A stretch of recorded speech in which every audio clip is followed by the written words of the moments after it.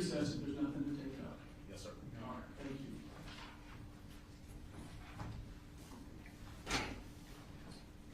Okay, well, let me address one thing. So I know the defense had said something to Danielle about a preliminary charge. I do give a preliminary jury charge. I wasn't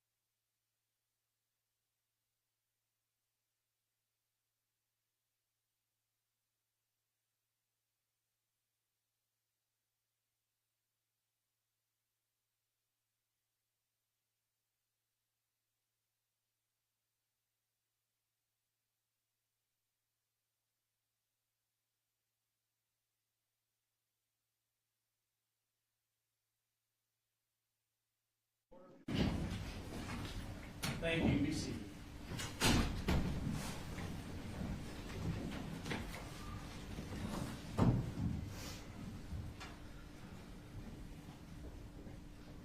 All right. We're all present. Summary okay? Yes, Your Honor. Defense? Yes, Your Honor. All right. The jurors are all here. They are making last minute restroom breaks. As soon as we get word that they're ready, bring them in. Judge, just before we start, with the exception of the two witnesses we've already agreed upon, we're going to go ahead and invoke the rule. Okay. And then also, our investigator, Ashley Gilliland, we involved that notice for as well. Yes, that's fine. Okay. All right. Thank you. Rules have been invoked. Both sides will attend to your witnesses, make sure that you are keeping them from talking to anybody about testimony that's taking place in the courtroom. Your Honor, for the record, also, for opening, I have a exhibit, which is a map of the school, and I've shown counsel some pictures I'll be showing during opening last week. Okay. That's great. We reviewed it and we're fine with what he presented. All right. Thank you.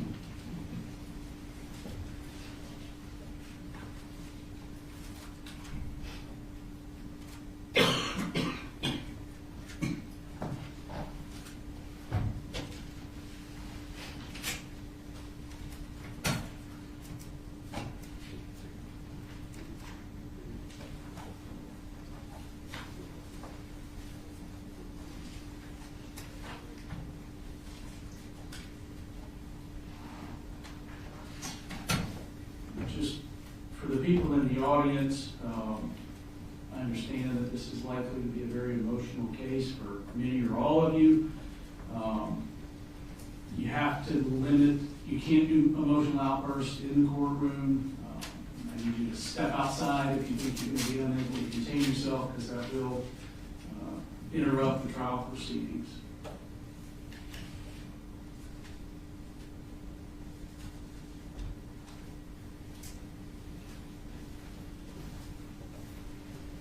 Pads and pens have been distributed, Brooke? Yes, sir.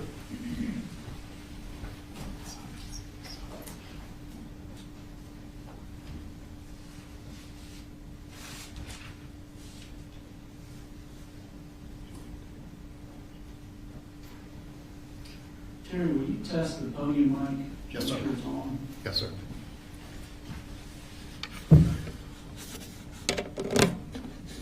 Test. 1, 2.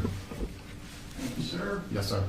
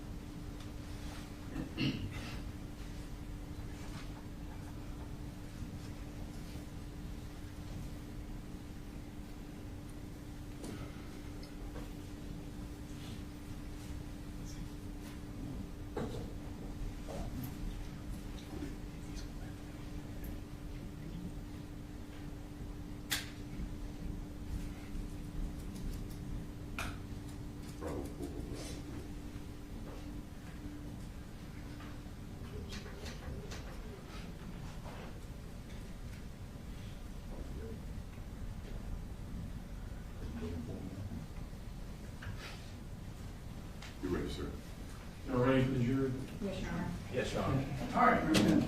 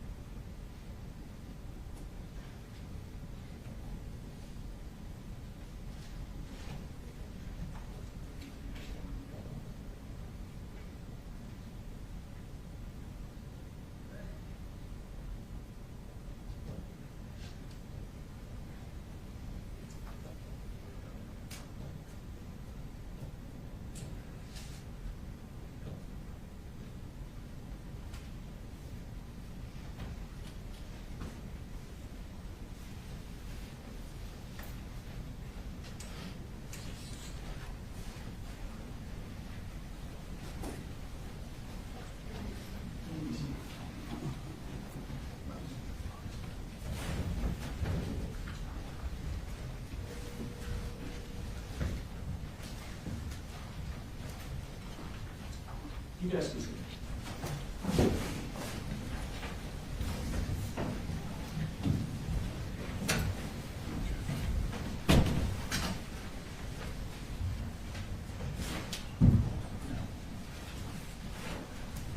All right, everybody be seated.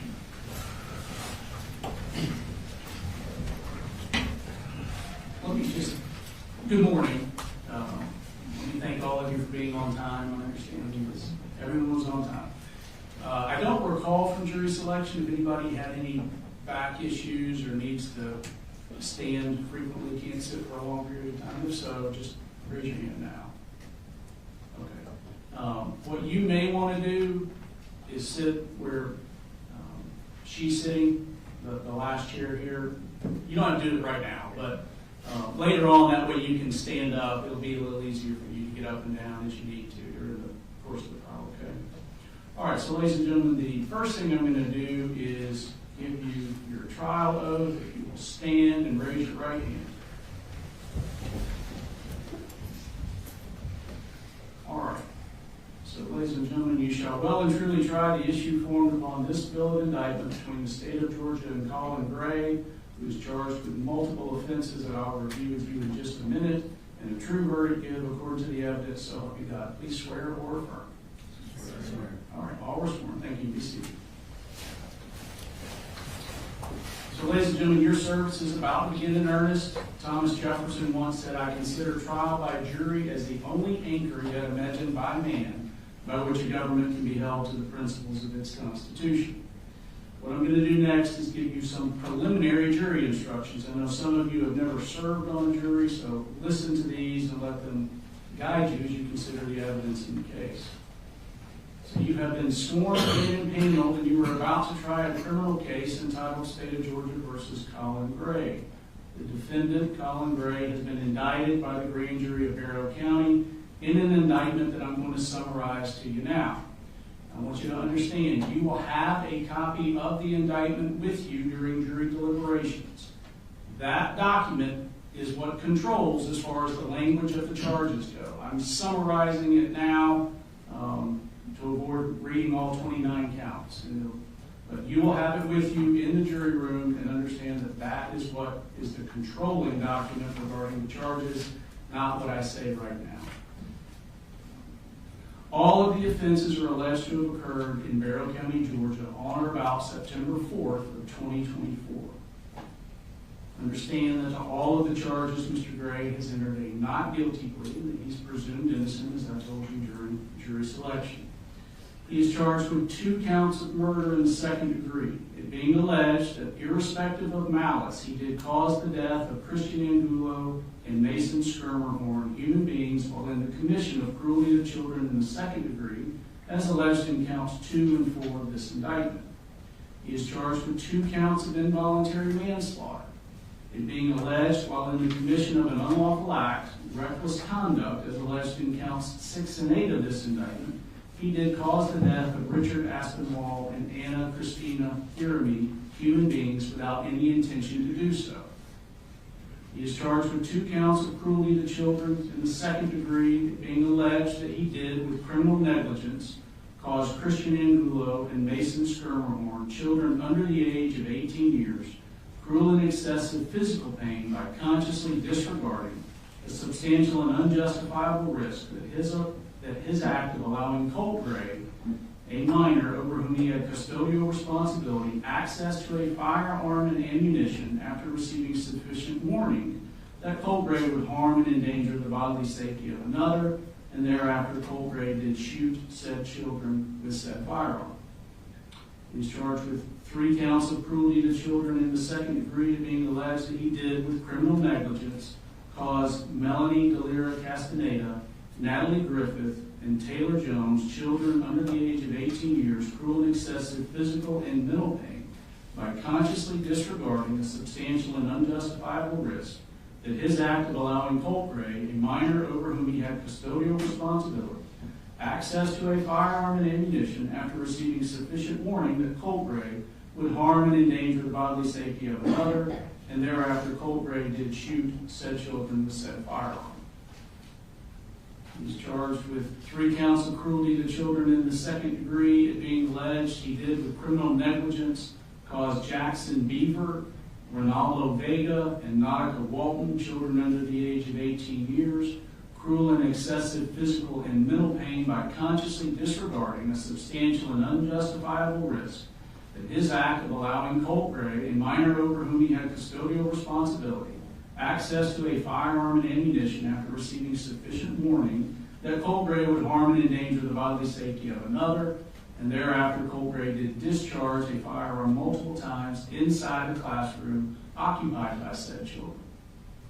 He is charged with 11 counts of cruelty to children in the second degree, it being alleged that he did, with criminal negligence, cause Landon Adams, Hayden Bowen, Jalen Brady, Michaela Brown, William Carricker, Marquez Colin, Kendez Lawrence, Martin Moreno Galdamez, Tyler Moon, Ariana Norman, and Brittany Rubio, children under the age of 18 years, cruel and excessive mental pain by consciously disregarding a substantial and unjustifiable risk that his act of allowing Colt Gray, a minor over whom he had custodial responsibility, access to a firearm and ammunition after receiving sufficient warning that Colt Gray would harm and endanger the bodily safety of another, and thereafter Colt Gray did discharge a firearm multiple times inside a classroom occupied by said children.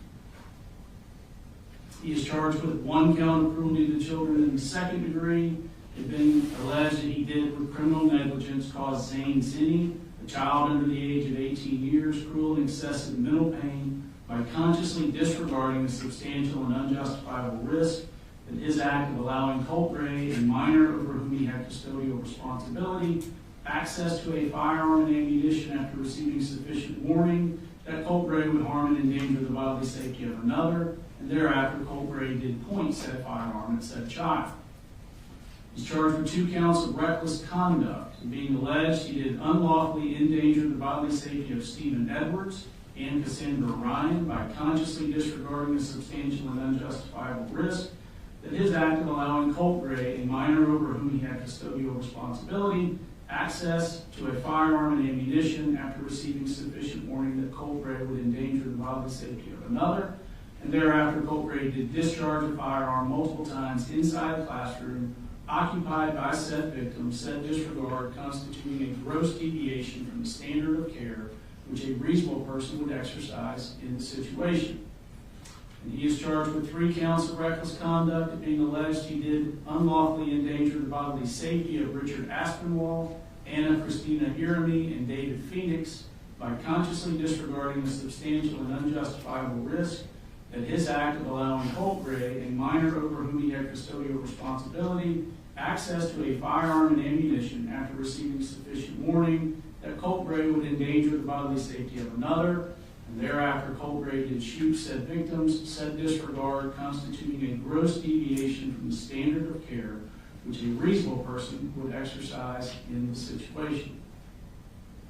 Now, to that indictment, the defendant has pled not guilty and he denies each and every allegation therein. This is what forms the issue that you've been selected, sworn, and impaneled to try. Before we begin the trial, I'm giving you these preliminary instructions on the fundamental principles of criminal law. I will also instruct you on the role of the judge, the jury, and the lawyers, and give you an overview of the trial procedure.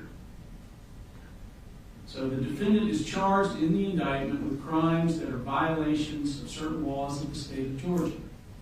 I want to emphasize to you that the indictment, including all of the counts therein, and the plea of not guilty are the legal procedures by which these criminal charges are brought against the defendant. The charges and plea of not guilty are not evidence of guilt, and you should not consider them as evidence or implication of guilt of any crime whatsoever. This defendant is presumed to be innocent. The defendant enters upon the trial of this case with a presumption of innocence in his favor, and this presumption remains with the defendant unless and until it is overcome by the state with evidence that is sufficient to convince you beyond a reasonable doubt that the defendant is guilty of a crime or crimes charged.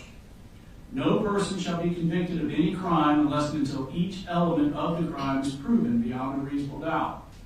The burden of proof rests upon the state to prove every material allegation of the indictment and every essential element of the crimes charged beyond a reasonable doubt.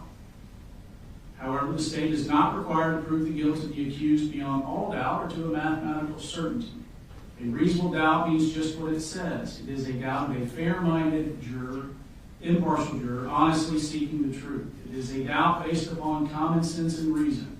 It does not mean a vague or arbitrary doubt, but it is a doubt for which a reason can be given, arising from a consideration of the evidence, or a lack of evidence, a conflict in the evidence, or any combination of these. There is no burden of proof upon the defendant whatsoever, and the burden never shifts to the defendant to prove his innocence. If, after giving consideration to all of the facts and circumstances of this case, your minds are wavering, unsettled, or unsatisfied, then that is a doubt of the law, and you must acquit the defendant. But if no doubt exists in your minds about the guilt of the accused, then you would be authorized to convict the defendant. If the state fails to prove the defendant's guilt beyond a reasonable doubt, it would be your duty to acquit the defendant. Under our system, it is my duty as a trial judge to determine the law that applies to this case and to instruct you, the jury, on the specific rules of law that you must apply to the facts in arriving at a verdict. I'm giving you some of these instructions now. I will give you more detailed instructions after the evidence has been presented and the lawyers have made their closing arguments. During the trial, I may be called upon to rule on motions or objections to evidence. Nothing I say in making these rulings or at any time during the trial is evidence and should not be considered as an indication that I have any leaning in this case whatsoever. My only interest in this case is to see that it is fairly tried according to the laws and the Constitution of the state of Georgia and the Constitution of the United States. As expected, the lawyers serve as advocates for their clients and are duty-bound to represent their clients to the best of their ability. The lawyers also serve as officers of this court, and as such, they are bound to follow applicable laws, trial procedure, and rules of evidence during the trial. If at any time the lawyers believe that any law, procedure, or rule of evidence is being violated, they may make motions regarding the conduct of the trial or objections to the admission of the evidence. In making these motions or objections, the lawyers are simply seeking to fulfill their duties to their clients and to the court. Sometimes these motions or objections may require the court to consider outside your presence the questions raised, and you will be excused to the jury room. We'll try to minimize the number and length of these interruptions and ask for your patience in that regard. Ladies and gentlemen, trial procedure in a criminal trial is generally as follows. First, the attorneys for both sides have the opportunity to make what's called an opening statement. This opening statement is not evidence. Remember that what the lawyers say is not evidence, but it is a preview or an outline of what they expect the evidence to be. Following the opening statements, the evidence will be presented. Evidence can be in the form of testimony given by witnesses or physical evidence that will be labeled with exhibit numbers for identification. After the presentation of all the evidence, the attorneys have the opportunity to make what's called a closing argument or summation. At that time, the attorneys may suggest which laws are applicable and how they should be considered in light of the evidence, and point out to you certain parts of the evidence that they think are favorable to their position. The goal of a closing argument is to persuade you to decide the case in their favor. Following the closing arguments, I'll charge you more specifically on the law that applies to this case. I'll then ask you to retire to the jury room to deliberate and reach a verdict. You, the jury, have a very important role. It is your duty to determine the facts of the case and to apply the law to those facts. I'll instruct you on the laws that apply to this case, but you must determine the facts from the evidence. Evidence, by definition, is the means by which any fact and issue is established or disproved. Evidence consists of two things, testimony and exhibits. Testimony is the testimony that you will hear under oath from those who take the witness stand.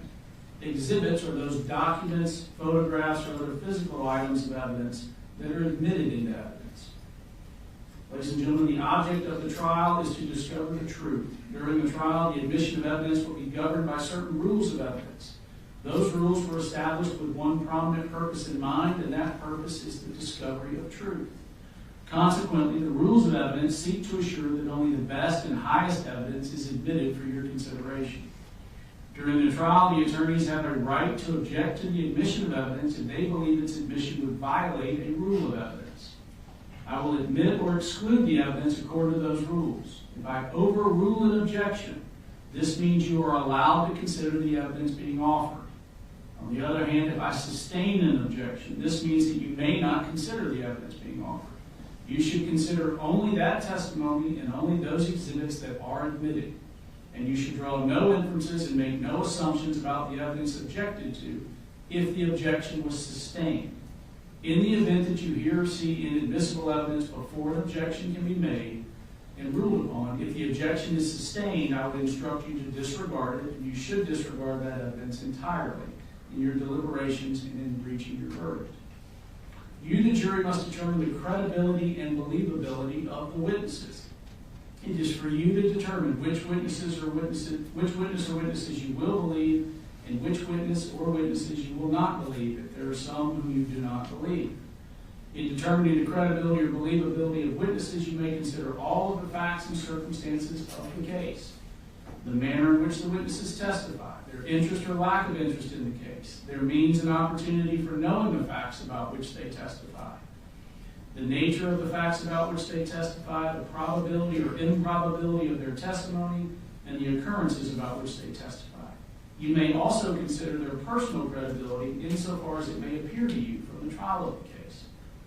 As the fact finder, it is for you alone to determine what testimony you will believe and what testimony you do not believe. Now, it's important that you pay close attention to the evidence as it is presented during the trial. If at any time you are unable to hear or see evidence being presented, or if you're suffering from any discomfort that diverts your attention, please feel free to inform me and we'll do whatever is necessary to assure that you're able to hear and see the evidence being presented and to give it your undivided attention.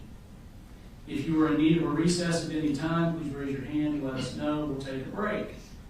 It is vitally important that you're as comfortable as possible so that you can focus on the evidence as it's being presented. It's important that you view this evidence with an open mind at all times and reach no final conclusions until the trial is over. Do not jump to conclusions before all of the evidence is presented. Also remember that during the course of the trial, it would be improper for you to discuss this case with anyone or to allow anyone to discuss the case with you or in your presence or hearing. This applies even to discussions amongst yourself in the jury room or elsewhere before actual deliberations begin at the end of the trial. Now, the bailiffs have been asked to provide you with pencils and notepads for your use during trial. You may take notes, but you are not required to do so. If you decide to take notes, please remember that note-taking should not divert you from paying full attention to the evidence and evaluating witness credibility. Your observation of the witnesses during their testimony can be vital to your determination of the believability of their testimony. The notes that you take are for your use only and are not to be shared with anyone until you begin deliberations with your fellow jurors. Notes are not evidence, they are only memory aids and should not take precedence over your recollection. It's the duty of each juror to recall the evidence, and while you may consider another juror's notes to refresh your memory, you should rely on your own recollection of the proceedings. Do not be influenced by the notes of other jurors unless their notes help you in determining your own independent recollection. Notes are not entitled to any greater weight than the recollection or impression of each juror as to what the evidence may have been. After the trial is over, the notes will be collected and destroyed. I instruct you, ladies and gentlemen, that you must decide this case for yourself solely on the testimony you hear from the witness stand and the exhibits that are admitted into evidence. So understand you are not to visit any scenes that may be depicted by the evidence. You're not to use the internet or the books for any reason, to do any research for your deliberations. I've implored you during jury selection, I'm going to say it again, pretend like it's 1980 to the best that you can. Stay off the internet, stay off of social media. Do not discuss this case with anyone other than your fellow jurors during deliberations. Now, the last thing I want to say is go with the flow. And I say that so that you'll be less frustrated. There will be times during the trial where the attorneys want to talk about something outside of your presence, and sometimes that requires me sending you to the jury room. Sometimes we'll take a break, and I'll say it's a 10-minute break, and you're still sitting in the jury room 20 minutes later wondering what's going on. Something's come up that we need to discuss outside your presence. You may be at your lunch break, and I tell you it's going to be an hour, and it turns into an hour and 20 minutes. We're not wasting time. We're talking about things that we can't do in front of. You may be on a recess, come into the courtroom, and something comes up, and I've got to send you right back out. I just tell you this to set an expectation that trials are fluid, and I want you to just, to the best of your ability, go with the flow. Understand that things are going to come up that I have not heard before. I have not heard all the evidence in this case. I've heard very little of it. And sometimes I'm going to need to inquire with the lawyers just so I can speak freely with y'all outside the court. Okay? Now with that, I'm going to turn it over to the attorneys for opening statements, starting with the state. Thank you.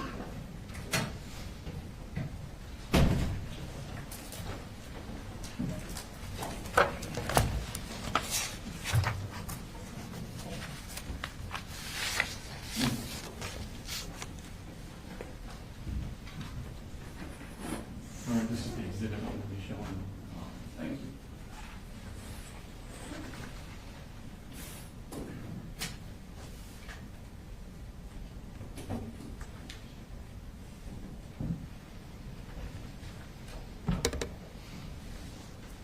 Morning.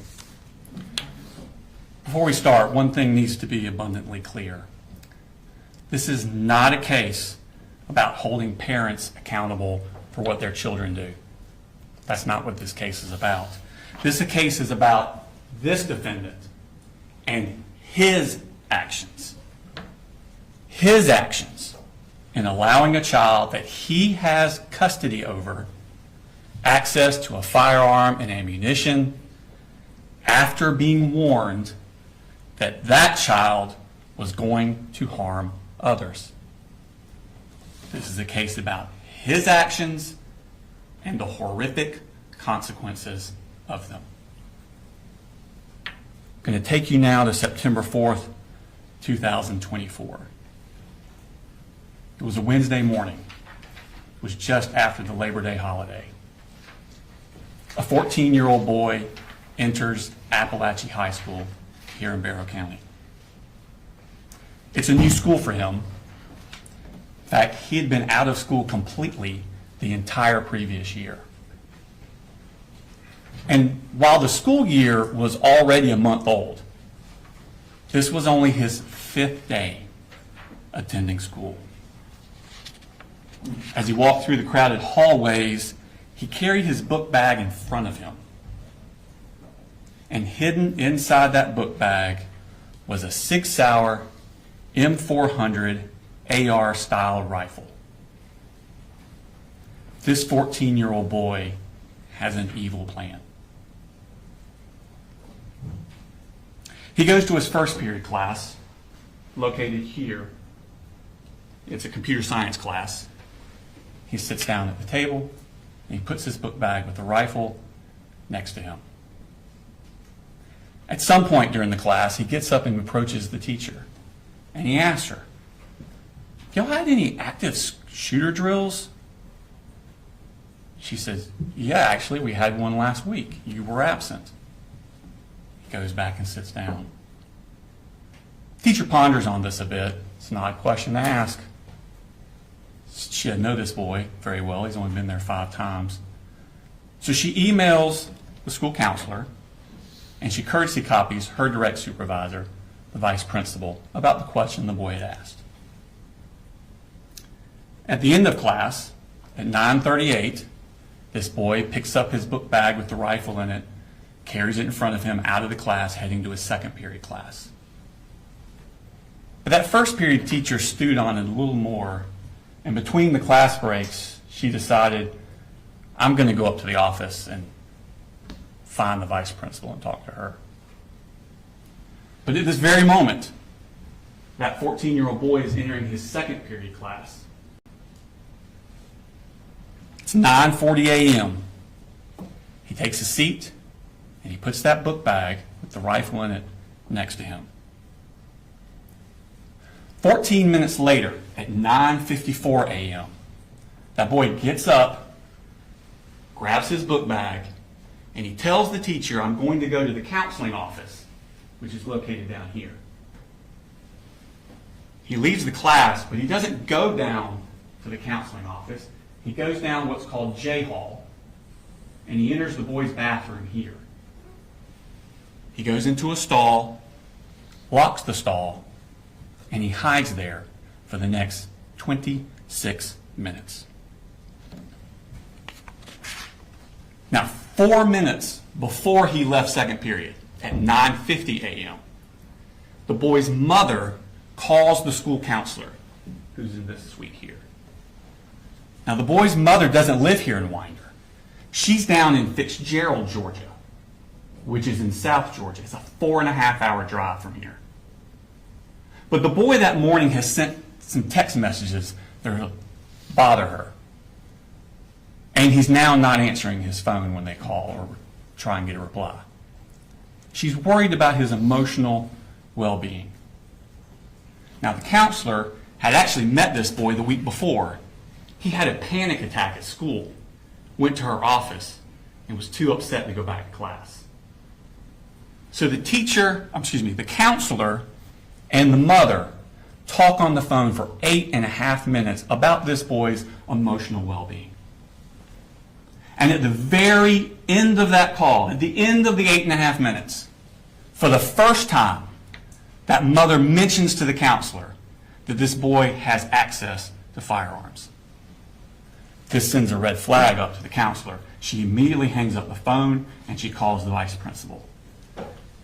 This phone call was ended at 9:59 a.m. But remember, the boy had already left the classroom 5 minutes before that phone call ended. 5 minutes before the mother said anything about firearms. And he's hiding in this bathroom where no one knows where he is. 7 minutes after the call ends, at 10:06, the vice principal and the school resource officers arrive at a second period class. Now remember, this boy that the vice principal and the SROs are looking for has only been to that class 5 times. And there's another child in that class who has an almost identical name. And that boy has also left the classroom to actually go to the bathroom. He signed out to go to the bathroom. Second period teacher thinks that's who they're asking for and says he just went to the bathroom. Gives the vice principal that boy's backpack. And the vice principal and the school resource officers head down to the bathroom to find that boy. That boy's just up at the sinks. He comes out with them, they talk to him, they search his book bag, and they realize this isn't the right kid. He doesn't have computer science for first period. They go back to the class. They arrive there at 10:11, back to the second period class. The teacher then tells them, oh, that child has gone to the counseling office, located here, because that's where he said he was going. Vice principal, school resource officers go to the counselor's office. Of course, they haven't seen him. He never made it there. At this point, they decide they're going to go look on the security cameras, see if they can locate this boy. They go down this hall, and it's not on this map. You'll see a more full map later. So around this area is where the vice principal's office is that has access to the security cameras. So they're about right here. At 10:18, the vice principal emails the second period teacher. When did he leave your class? They're trying to locate when exactly he left because remember, this boy's only been there 5 days. They don't really know what he looks like. So they're trying to find him on the video surveillance equipment. So she emails at 10:18, when did he leave your class? 2 minutes later at 10:20, second period teacher responds, he left towards the beginning of class. That's 10:20 a.m. when that email was sent. 1 minute later, at 10:21 a.m., that boy exits the bathroom he'd been hiding in. He's now wearing yellow work gloves. He's carrying that Sig Sauer M400 AR style rifle concealed with a poster board. And he walks back down J Hall towards his second period class.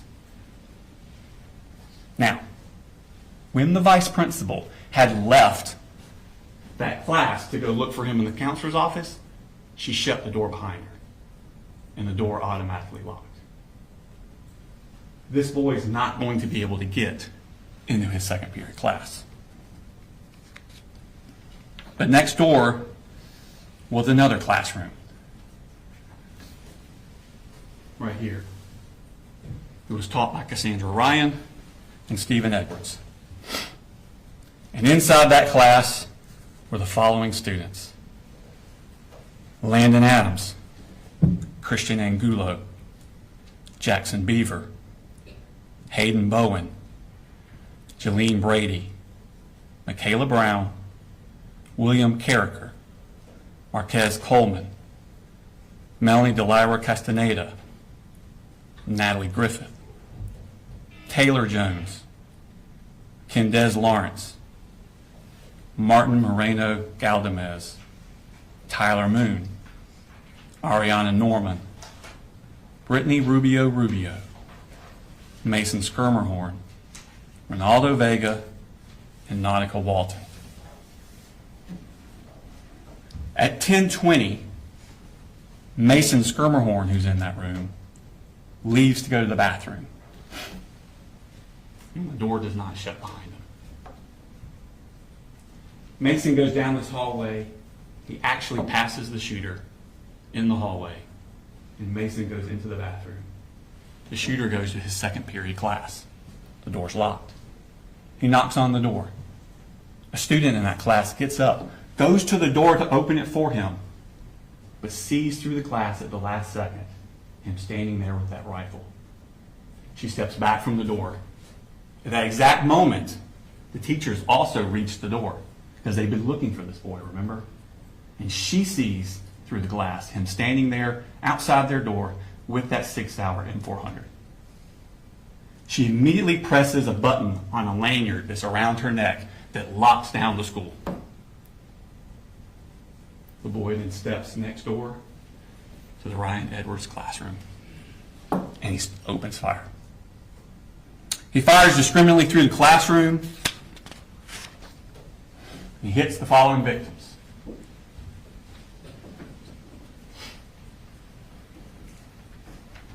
Melanie Delira Castaneda, seated here. This is the door he comes into. She's seated here. He strikes her in the left arm with a bullet. Natalie Griffith, seated here, strikes her in the shoulder, the upper arm, and the forearm. Taylor Jones, seated here, struck through the leg. Christian Angulo, seated here by the door.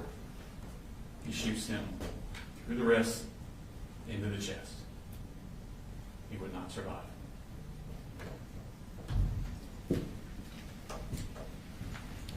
Jackson Beaver, Ronaldo Vega, and Nautica Walton were also in that room. They were struck by shrapnel from the bullets ricocheting around the room. When he finishes shooting, the shooter then leaves. He runs down J Hall. He's looking for more victims. Christina Irmy is a teacher in this classroom. She hears the commotion.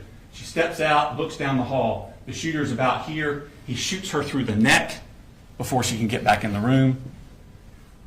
She would not survive. Richard Aspinwall is coming out of this room on I Hall. He hears the commotion. Joining him is David Phoenix coming out of this room. The two of them start coming down the hall here. They don't get very far because the shooter has now reached this point. He turns his gun down this hallway and sends a hail of bullets towards them. As they dive towards their room, David Phoenix is shot in the hip and in the foot. Richard Aspinwall is shot in the side and the upper chest. He would not survive. The shooter continues down the hallway. He gets to here, tries to get in this door, it won't open. He turns back and heads this way. At this point, Mason Skirmerhorn is still in that bathroom. He doesn't know what's happening. He comes out of the bathroom and he turns away from the shooter, doesn't even see him, heading back toward his second period class. The shooter takes aim from behind, shoots at him but misses, hits the wall above and in front of Mason. This startles Mason and he turns and runs the other way directly at the shooter. He shot point blank range. He would not survive. Shooter's here. He then aims his gun down K Hall. And Zane Zinni is locked out of his classroom here. He's in the shooter's sights. Now, before the shooting started, two school resource officers, Donovan Boyd and Brandon King, were in the vestibule area, an atrium, I think they call it, in this area, right outside the vice principal's office. They're waiting for the vice principal to find this boy and go get him. They're waiting out there in the atrium, and they hear the gunshots coming from this side. And those two deputies ran towards the gunshots. They come down this hallway here, and they turn the corner, and they see the shooter here with his rifle aimed towards Zane Zinni. And they yell for him to drop the gun and get on the ground. And he complies before he gets a shot off at Zane Zinni. The officers rush down here, they secure him, and they secure that 6-hour M400 AR-style rifle. And out of his pockets, they find 3 more magazines loaded.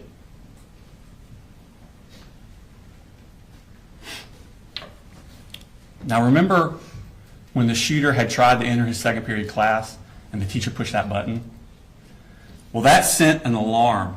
It immediately notified law enforcement all over the county.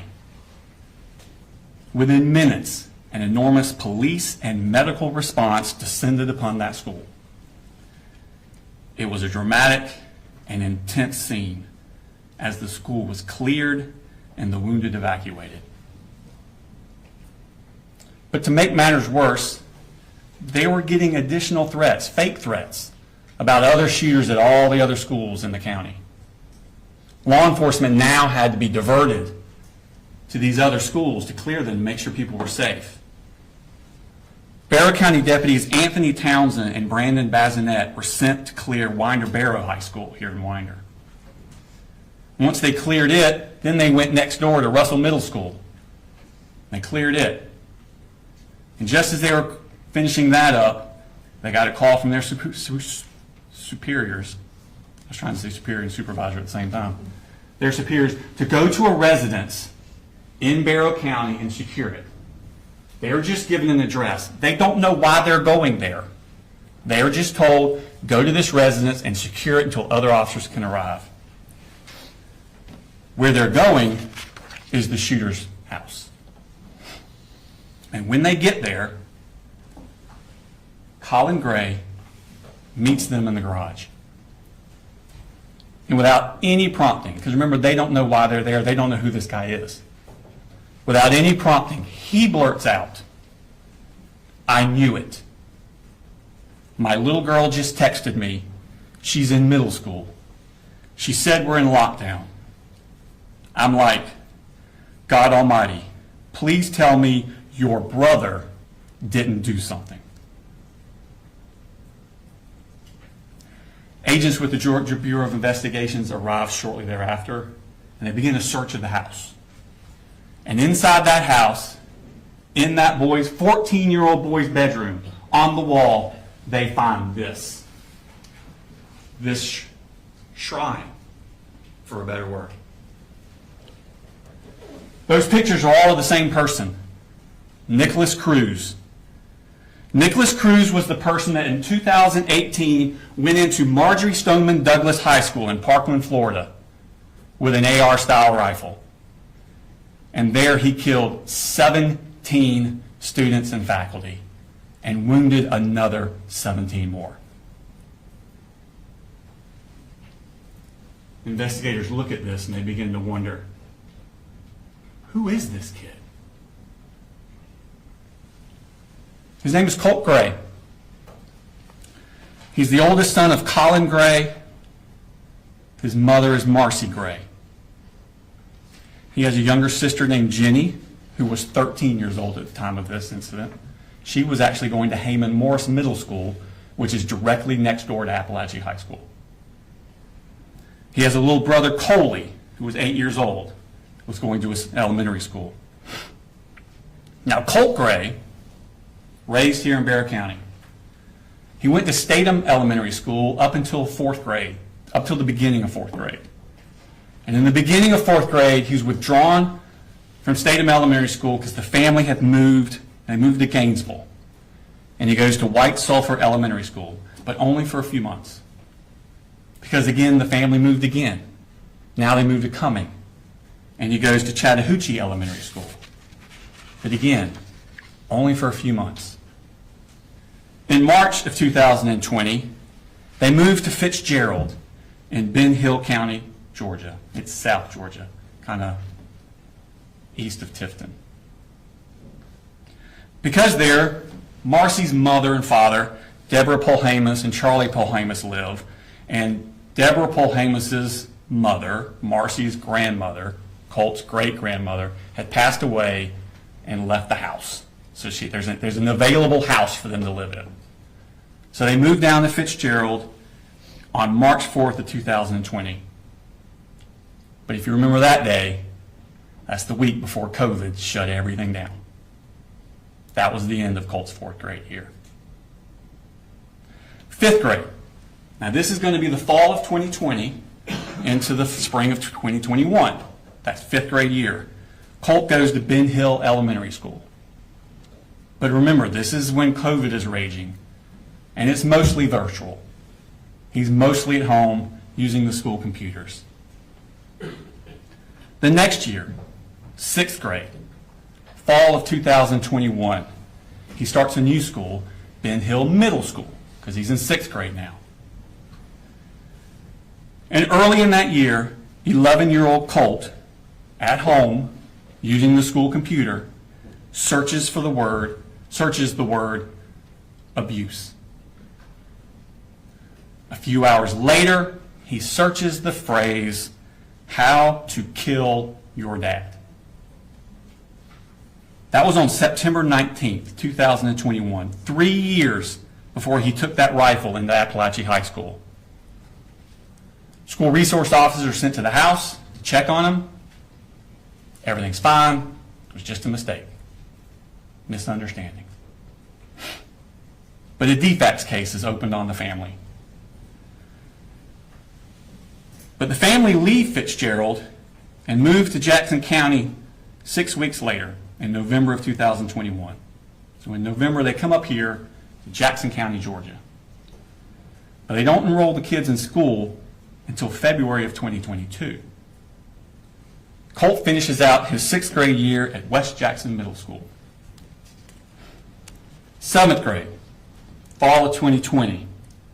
1 year after he searched How to Kill Your Dad, and 2 years before Apalachee, 12-year-old Colt starts Jefferson Middle School.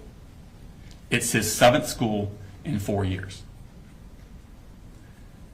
That Halloween, halfway through the semester, Marcy, his mother, gets drunk, passes out in the car in the driveway of the house. Jenny and little Coley are trick-or-treating, and they get separated. Coley gets lost. Authorities are called. Another defects case is opened on the family. Marcy and the 2 siblings, little Coley and Jenny, they moved back down to Fitzgerald in November of 2022. But Colt stays up in Jackson County with the defendant. Defects caseworker Tamika Mitchum is monitoring Marcy and the 2 siblings down in Fitzgerald, and defects caseworker Michaela Anderson is monitoring Colt and the defendant up here in Jackson County. And starting in March of 2023, during his 7th grade year, Michaela Anderson visits his residence monthly. Every month, she shows up to check on Colt, see how he's doing, check on his well-being. And the defendant always says the same thing. Colt's doing well in school. He doesn't need any counseling. But that's not really true. Colt is full of intense anger and he's having a hard time dealing with it. On Sunday, May 21st, 2023, this is the end of Colt's 7th grade year at Jefferson Middle School. In fact, classes had ended that Friday, and this is that Sunday. And on that Sunday, the Jackson County Sheriff's Office gets a tip from the FBI. There's an app that you can get on your computer called Discord. And this app is popular with video game enthusiasts, but it allows people from all over the world to talk to each other on the computer. And users in a chat room on this app, a true crime chat room, report to the FBI that another user is threatening to shoot up an elementary school. This user is threatening to do this. It says they have access to guns. It says they plan to do it within the next 2 years. The FBI passes this tip on to Jackson County because when you look at the IP address of that user, it comes back to a Colin Gray and an address in Jackson County. Deputy Justin Elliott and investigator Dan Miller go to that address. Now, the current resident of that address has 2 daughters, and they don't use Discord. But they're new to that address, and they keep getting the mail of the previous tenant, Colin Gray. Deputy Elliott and investigator Miller then go to his new address. They speak with the defendant at his house, and they tell him about this threat on Discord. And they ask him, does Colt have access to guns? Which he does. But the defendant says that he and Colt, they take this school shooting stuff very seriously. And Colt denies to these officers that it was him on Discord. He says his Discord account got hacked. The defendant makes no mention to these officers that less than 2 years before, Ben Hill officers had also been to his house when Colt searched how to kill your dad, also on a computer. But before they left, investigator Miller asked the defendant to please restrict Colt's access to guns. Less than 3 weeks later, when DFACS agent Michaela Anderson goes back out to the house like she's been doing monthly to meet with the defendant, and again, she asks, how's Colt doing? He makes no mention to her of this visit from the sheriff's office. 2 weeks after that, on June 23rd, the defendant signs a lease to move out of Jackson County into Winder. But he doesn't tell Michaela Anderson he was planning on doing that, and he never tells DFACS that he did do that. She just keeps going to an empty house. 2 months later, in August, it's time for another school year. Colt's not at Jefferson Middle School anymore. 13-year-old Colt is enrolled at Heyman Morris Middle School. This is the middle school in Winder that's directly next door to Apalachee High School. This is supposed to be his 8th grade year. But he's withdrawn from that school 3 days later. He never attends it. Instead, Colt goes back down to Fitzgerald to live with his mother, Marcy. And while he's in Fitzgerald, Colt is still filled with anger. He's still having trouble dealing with it. He's becoming violent. He breaks windows. He cuts up things with a knife. He even starts cutting on himself with that knife. These are the scars from after he was arrested after the shooting a year later.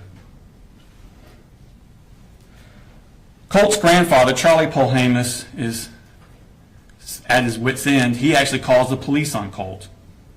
And at the beginning of October 2023, just a few weeks after being in Fitzgerald, Colt comes back up here to Winder to live with the defendant. But he does not attend school. 2 weeks later, on October 13th, down in Fitzgerald, Marcy, who you remember is still being checked on by DFACS, tests positive for drugs. She's going to lose the kids. DFACS worker Tamika Mitchum, who's been monitoring Marcy, calls the defendant, tells him to come down to Fitzgerald to pick up the other two kids, Jenny and Coley, and bring them back up. He now has sole custody of the three kids. Marcy's to have no unsupervised contact. But Tamika Mitchum also stresses to the defendant to get the kids in school and counseling as soon as possible. He does neither of these things. 3 weeks after the kids are brought up here, on November 6th, 2023, back down in Fitzgerald, Marcy basically goes crazy. She wants to come up to Winder. She wants her mother, Deborah Polhamus, to bring her to Winder. And Deborah Polhamus says, "You ain't going to Winder." So Marcy duct tapes her mother to the chair, steals her car, drives up to Winder, goes to the defendant's house, keys his truck, and gets arrested. She spends some time in the Barrow County Jail before she's transferred to the Ben Hill County Jail for the charges down there. And while she's down there, she's released on bond to an inpatient drug treatment facility in South Georgia. She has no supervision during this time over Colt. Now back up here in Barrow County, it's been a chaotic few months for Colt. But that Christmas, after the cuttings and the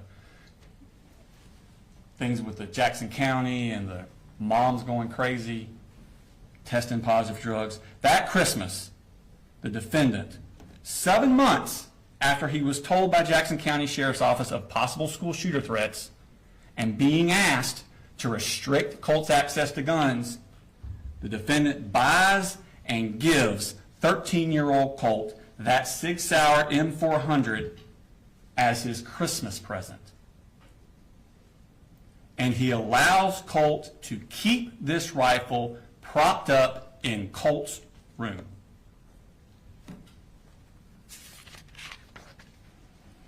Now in February of 2024, 2 months after this Christmas, in February, Colt's siblings, Jenny and Coley, are finally enrolled in school. They've already missed 4 months of school, but they're finally enrolled. Colt does not attend. He misses the entirety of his 8th grade year. But during that spring, when Colt's not in school, the defendant continues to buy accessories for his Christmas present rifle. He buys a sight-marked ultra-shot sight to go on the rifle. He buys a bungee sling to go for the rifle. He buys an accessory rail set. He buys a 45-degree offset iron sights. And he buys a lot of ammunition. That summer, 2024, Colt is now 14. It's just a few months before he takes his Christmas present rifle into Apalachee High School. July 6th of that summer, Marcy gets out of rehab in Fitzgerald, and the defendant picks her up and brings her back up to Winder. It's her first contact with Colt in 9 months. Now Colt, who had always been quick to violence and suffered from severe anxiety, begins to spiral out of control. He's fighting with his father. He's throwing things at people. He's putting holes in his sister Jenny's door. But the rifle stays in his room. On July 20th, Colt has a panic attack at the house. He comes in the living room and he actually asks his parents to call 911 for him. But they don't call anyone. His mental health becomes so bad that the defendant and Marcy together begin giving Colt Marcy's prescription for Zoloft. They're just giving it to him themselves. They worry he's suffering from depression, but they don't take him to see a doctor. It's around this time that Colt puts those pictures of Nicholas Cruz, the Parkland shooter, up in his room. And the rifle stays in his room. August 14th, 2024, 3 weeks before the shooting. It's Colt's first day of Apalachee. School had started 2 weeks earlier, but this was Colt's first day. He missed the first 2 weeks. He had not been inside of school for 15 months. Not since the sheriff's office came to his door about the threats to shoot up a school. And that morning, Colt again is spiraling out of control. He sends a text message to the defendant at 6:49 a.m. He writes, "I'm sick of your shit. This is the fucking end for you. You fucking caused this." 2 minutes later, at 6:51 a.m., he sends this text message to the defendant. "Whenever something happens, just know the blood is on your hands." His first day of school. And the rifle stays in his room. The very next day, August 15th, Colt skips school. He gets into a fight with his mother, Marcy, when she goes into his room to try and get the rifle away from him. With rifle in hand, he shoves his mother to the ground and she hits her head on the wall. She then asks the defendant to please take Colt's rifle and lock it up. He never does. Marcy then has had enough. She goes back to Fitzgerald, once again leaving Colt into the care of the defendant. And the rifle stays in his room. The next day, after this altercation with his mother, Colt asked the defendant to get him 150 rounds of ammunition. The defendant responds to him, well, he needs to pay for everything first, but he will. He will. Now, Marcy's down in Fitzgerald, the defendant's up here, but they're still communicating with each other by phone and text. And they begin to worry that Colt needs to be institutionalized. He needs to go to an inpatient facility. He's so bad. They search for places and resources, but the defendant never follows through. He never takes Colt to see any professional, and the rifle stays in his room. August 26th, 9 days before the shooting, Colt has another panic attack, this time at school. It's the one I referred to earlier in the opening.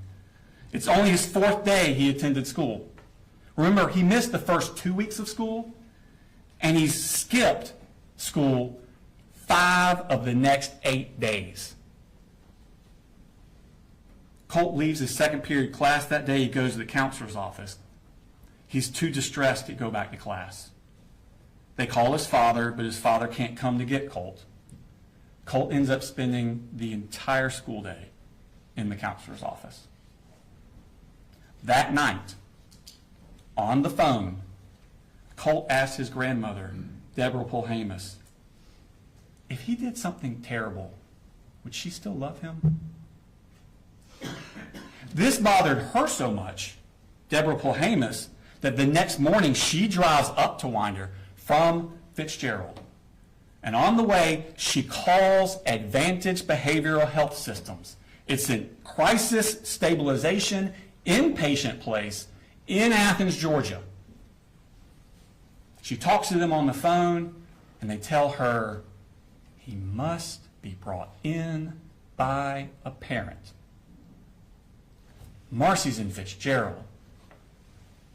The defendant is here. They tell her that Saturday is a great day to come in because most people don't realize they're actually open on Saturdays, and you can just walk right in. But he needs to be brought by a parent. Deborah asked the defendant to take Colt on that Saturday, which would have been August 31st. He doesn't. Wednesday, August the 28th, Colt skips school. This is 2 days after that panic attack, the day after Deborah Polhamus is called crisis advantage behavioral. Colt tells the defendant that he hears voices telling him what to do. This is 3 days before the defendant is supposed to take Colt to advantage behavioral, and 1 week before the shooting. At 7:44 a.m. that morning, Colt texts the defendant, "I have to kind of dance around the inconvenient truth at times. I have no control over what these things say and tell me to do." And the rifle stays in his room. Colt skips school again the next day, which is a Thursday. That Friday and Monday, school is closed for the Labor Day holiday. And that Tuesday, September 3rd, Colt skips school again. That brings us back around to that Wednesday morning, September 4th, 2024. Those pictures of Nicholas Cruz are still on his wall, and that rifle is still in his room. The defendant leaves to take little Coley to school. Jenny leaves on her bus for Heyman Morris Middle School, which again is directly next door to Apalachee High School. Colt gets his rifle, gets extra magazines, puts them in his book bag. He wraps a poster board around the part of the rifle that sticks out of the bag, and he takes a hat with a Fender guitar logo on it, a stocking hat, and puts it over the top so you can't see it. And then he heads out to meet the bus. A few hours later, just like he'd been warning he was going to do, Colt murders 4 people. Now, after the shooting, which I will remind you happened at 10:22 a.m., so after that, at 11:01 a.m., Jenny, the daughter, texts her father, 3 people are dead at the high school. The defendant texts back a minute later, "How do you know? How do you know?" She responds, "People are saying, and there was an email. Please, I'm scared." She then texts the defendant, "I can't call you. I'm in a lockdown." At 12:19, the defendant texts Jenny, "Jenny, have you talked to your brother?" Jenny replies, "No. But I think we're thinking the same thing, and I don't want to talk about it over text." 1 minute later, the defendant replies, "Yep, 10-4. I'll be here in just a few. Let me know when you get back in the building and when I can come get you." A few minutes later, the defendant arrives at his home, not Jenny's school, not Apalachee. He goes home, and he runs straight to Colt's room. He has to confirm what he already knows. He goes straight to Colt's room to see if that gun is missing. And it is. Moments later, Anthony Townsend and Brandon Bazinet arrive at his house, and he utters those words, "I knew it." Now, ladies and gentlemen, the charges in this case, it's the same acts that he did. The charges are divided up between whether or not the victim of those acts was a child or an adult. If they're a child, the charges that stem from their victimization would be cruelty to children. because you have to be under 18 for cruelty to children to apply. But through his negligence of allowing Colt to have this gun, knowing what Colt was going to do, he caused cruel and excessive physical pain to the children. That's cruelty to children in the second degree. If that cruelty to children in the second degree results in death, like with Mason Skirmerhorn and Christian Angulo, that is murder in the second degree. So the cruelty and the murder in the second go together. They apply to the children. Two adult deceased, Christina Irmy and Richard Aspinwall. They're above the age of 18. The defendant is charged with reckless conduct, same act, recklessly allowing his child, that he knew this was going to happen, to harm someone else. And because they died during the commission of reckless conduct, that is involuntary manslaughter. So for the adults, it's involuntary manslaughter based on reckless conduct. All the other children who were either struck by a bullet or in that Ryan Edwards classroom when the bullet started flying, they're the victims of charges for cruelty to children in the second degree, either by the physical pain it caused or the emotional anguish it caused. And the adults that were injured or put in harm's way, David Phoenix, Stephen Edwards, and Cassandra Ryan, excuse me, those three adults, they're the victims of the reckless conduct. Now, at the end of the case, we'll come back before you and ask you to render a verdict of guilty. Thank you. Mr. Hobbs? Thank you, Judge. Good morning, ladies and gentlemen. Before we talk about evidence, before we talk about the law, we have to begin with what every person in this courtroom already knows. What happened at Apalachee High School was tragic. It was horrific, it was terrifying, and it was heartbreaking. Nothing said in this courtroom can change that. Nothing that I'm going to say is meant to diminish that. You're going to hear emotional testimony, you'll see photographs, you'll see videos, you'll hear about the fear, the chaos, and the terror that Colt Gray inflicted on that school and this community.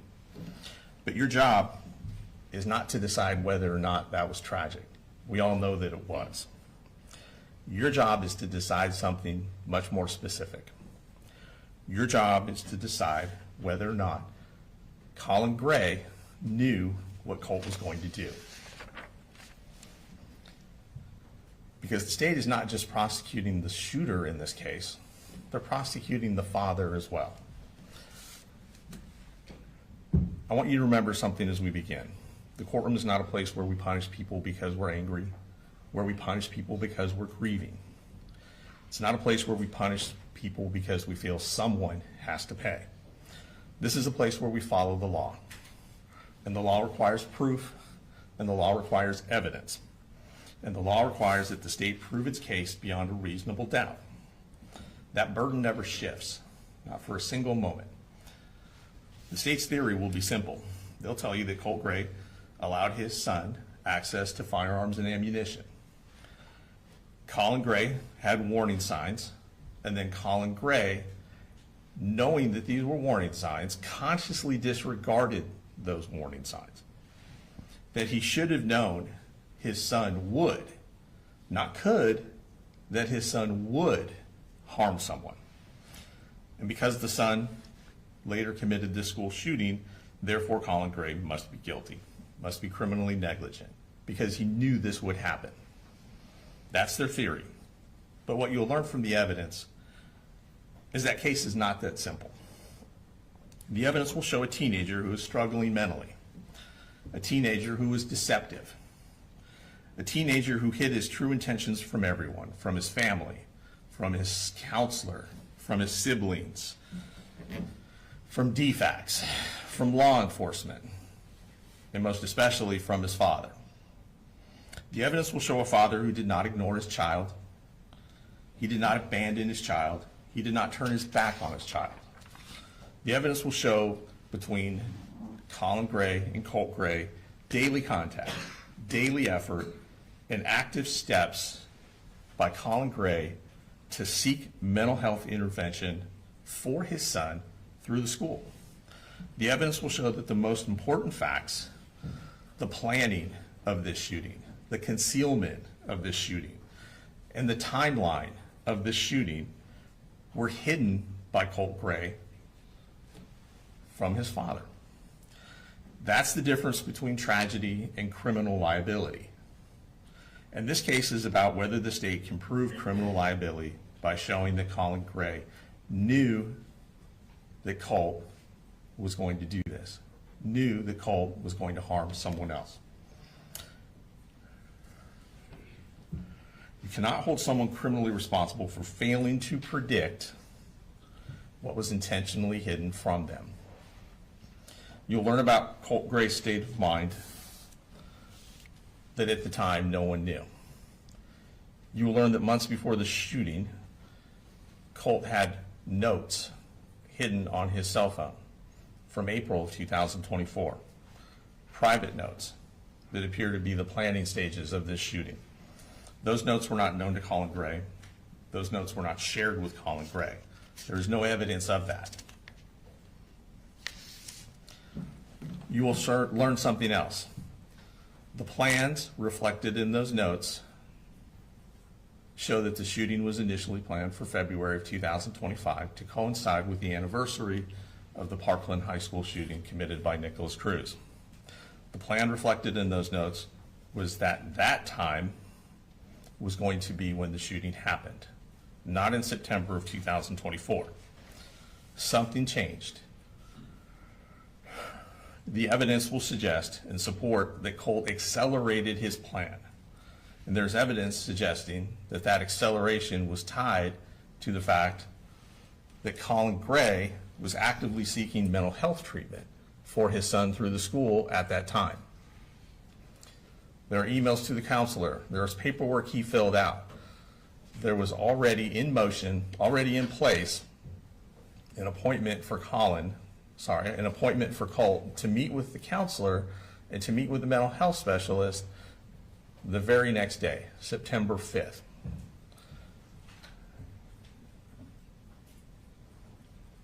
Colin Gray did not know about the plans. Colin Gray did not know that Colt was planning to do this and that he would in fact go harm someone else. The behavior that Colt exhibits, the behavior that you'll find from his notes in his cell phone, from his text messages, show that he was actively keeping this information from others, from law enforcement, from DFACs, from counselors, from professionals who know to look for these signs, and most especially from his dad.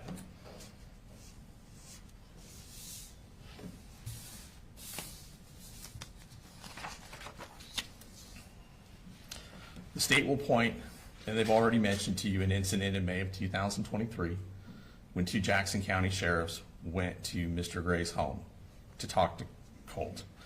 Fortunately, this interaction is on body-worn camera video, so you'll get to see the whole episode. You will see that Colin Gray is cooperative. You'll see that he brings his son out. He tells the officers that he takes this kind of thing seriously. He tells the officers, you tell me that he did it and those guns are gone today. That is on video. That is undeniable. But the officers don't tell him that. The officers say that they're not sure that it was him that made the threat. He tells the officers that he has a gun in the home. He says that he has a son who is somewhat isolated, who's on the computer a lot. He says that when he was young, he used to enjoy hunting with his father, that they would go deer hunting. And so he was introducing Colt to deer hunting, that they had gone out a year before. Colt had killed his first deer, that the gun that they had was for deer hunting.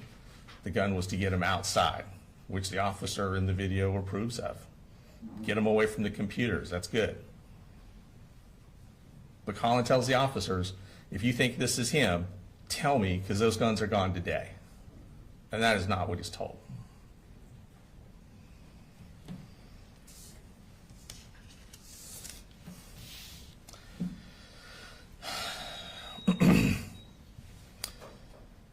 It shows that Colin, had he known, would have removed those guns, but he didn't. Let's talk about what Colin actually did, because this case is being framed as if Colin Gray didn't do anything. The evidence will show the opposite. You will hear that when the family transitioned schools, it was Colin Gray who registered Colt. You will hear that Colin Gray worked full-time, was raising 3 kids on his own due to his the kids' mother's addiction problems, due to DFAC saying that she was not allowed to have unsupervised contact with him, due to the courts in Barrow County saying she was not even allowed in the same county where these kids lived. Colin was doing everything. Colin is the one that filled out the counseling referral forms. Colin is the one that communicated with the school counselor. Colin's the one who discussed the evaluation. Colin was the one who was coordinating mental health services through the school. Colin is the one that filled out the paperwork to get the assessment done on September the 5th. You'll hear that the school had arranged, and it had already been taken care of, that Colin had completed everything he needed to for the assessment. You're going to hear from the grandmother who says that they wanted to take him to Advantage Behavioral in Athens, that it was urgent. This comes out after the shooting. The grandmother will also tell you she had absolutely no idea that Colt had any interest in Nicholas Cruz or school shootings in general until after the shooting happened and they were making the 4.5-hour trip from Fitzgerald, her and her daughter Marcy, at which point Marcy said, well, Colt does like this school shooter named Nicholas Cruz. That's the first time that you hear Debbie learns any of that.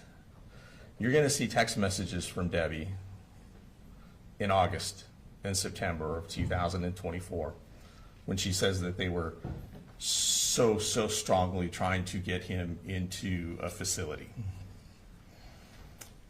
What you're not going to see in those text messages is any urgency on Debbie's part. You're not going to see anything from Debbie saying, get the guns out of the house. You're not going to say anything from Debbie saying, I'm worried about Colt, we need to get him there today. Nothing. They don't talk about it at all. Debbie doesn't mention it one bit. Now, she mentions it in hindsight after the fact, and Marcy does the same thing. Who is Colin Gray? He's a working father raising 3 kids by himself. He had responsibilities, he had a job, he had a family to keep afloat. He had 2 other kids besides Colt. He was involved. You'll see his text messages to his children. You'll see his text messages to Colt. This is not a parent who's turning his back on what's going on right in front of him. Let's talk about what you're not going to hear. Because sometimes what you don't hear in a case like this is just important as what you do. Sometimes the absence of evidence tells you more than the evidence itself. You will not hear a text message where Colt says to his dad, I'm going to shoot a school. I'm bringing a gun tomorrow. I have a plan. I'm going to hurt someone. You won't see a single message like that. You will not hear that Colt ever told his father about the notes on his iPhone. You will not hear that Colt ever showed his father a plan. You will not hear that Colt told his father he was accelerating the plan. You will not hear that anyone called Colin Gray and said, your son is about to commit a shooting. You will not hear that law enforcement told him, your son made a credible threat. You will not hear a school official warn him his mental health treatment is imminent. He needs to see someone today. You will not hear anyone from DFACS told him, we have serious concerns that he's violent, that he's going to hurt someone else. You will not hear anyone say that they contacted the police on September 3rd and said there's a school shooting about to happen. You will not hear that Colin Gray encouraged violence. You will not hear that he glorified violence. You will not hear that he dismissed a specific credible threat. In fact, you'll hear something entirely different. You'll hear that Colt suffered from anxiety. You'll hear that Colt suffered from depression. You'll hear about his panic attacks. You'll hear that he didn't like going to school. These are serious issues, but these are not the same as homicidal ideations. These are not the same as suicidal ideations. These are not the same thing as proof of a probable school shooting. The state will ask you to connect dots after the fact, using hindsight. Dots that became visible only after the shooting itself. But what you will not hear is evidence that at the time, Colin had sufficient warning that this outcome was probable. Not imaginable, not possible, but probable. That Colin knew that his son would harm someone else. You'll hear testimony from Colt Gray's counselor. And that's important because it gives you a professional's perspective on what was going on with Colt in the weeks leading up to the shooting. You will hear that Colt presented as a student suffering from anxiety and emotional instability, panic symptoms, an inability to function in class. And you'll hear something very important. You will hear that even the school counselor, a professional trained, did not perceive Colt as a threat. She described him as nice, respectful. That matters, because if a trained counselor did not perceive the imminent violence, then it's unreasonable to claim that the father should have seen it himself. You'll also hear testimony from her about how the father did in fact take steps to get him mental health treatment. The father was in communication with the counselor. The father submitted the paperwork. The father completed the referral, and the father was pursuing intervention. You'll hear the therapist was essentially scheduled to meet with Colt the very next day. The father was not ignoring the problem. Colin Gray was acting. They want you to hold him responsible because they don't think he was acting fast enough. You'll hear from his daughter, Colt's sister, Jenny Gray. Her testimony will corroborate the concealment that Colt was perpetrating on his family, on his dad. She'll testify that Colt was secretive, that he was constantly deleting and opening new accounts on Discord to avoid detection, that he was using usernames that were combinations of alphanumeric combinations. You'll find that he would not discuss, based on the statement that Jenny gave on September 4th of 2024, that he would not discuss school shootings or school shooters in front of his father. You will hear on the morning of the shooting, Colin Gray had already left home. You will hear that Colt, when he did discuss school shooters with Jenny, made her promise not to tell his dad. You'll hear that that morning on September the 4th, Colin Gray got up and took his youngest son, Coley Jr., to school, that he left before Jenny and Colt did to catch the bus. You will hear that Colt had to go and find the gun because it wasn't in his room, that he had to find the ammunition that wasn't in his room, and that he had to put them in his backpack, and that he had to conceal the rifle that stuck out of his backpack 18 to 24 inches with a poster board. And he put a hat on top of it. It proves concealment, it proves independent action, and that matters because it's consistent with what Colt had done the whole time, which was conceal this plan from his father. Remember, the state says that he knew. They said that he knew this was going to happen. That he knew, not that it was possible, that he knew Colt was going to go and harm someone else. But you can't consciously disregard a risk that you're not aware of. And you can't say something is probable when it's being hidden from you. You're going to see text message. They've already discussed some of the messages. We're going to discuss some of the other ones. And we're going to talk about why they matter. There are hundreds of text messages between Colin Gray and his son. These texts matter because they show the reality in real time of what was happening and what Colin would have thought and what Colin would have known at that time. Not now, but at that time. They also show what Colt chose not to disclose. You'll see a father checking on his son on a daily basis, checking on school attendance. Did you make it to school? How's your day going? How was your day? What are you doing after class? You'll see encouragement. I'm proud of you. I love you. You're a good young man. This is not an absent father. This is not a father not paying attention to his child. You'll see daily involvement. You'll see a father trying to keep a teenager engaged and connected to school. You'll see a father trying to build the confidence and self-esteem of his son. You will see this all in the text messages. You'll see their discussions about mental health, about depression, which is not homicidal ideation, about anxiety, which is not homicidal ideation, about anxiety, panic attacks, which are not homicidal ideation. You'll see a father trying to stabilize a situation at home. You will not see threats to harm other folks. You will not see threats to harm other people. You will not see, I'm going to shoot up the school, I'm bringing a gun, I have a plan, I'm going to harm someone.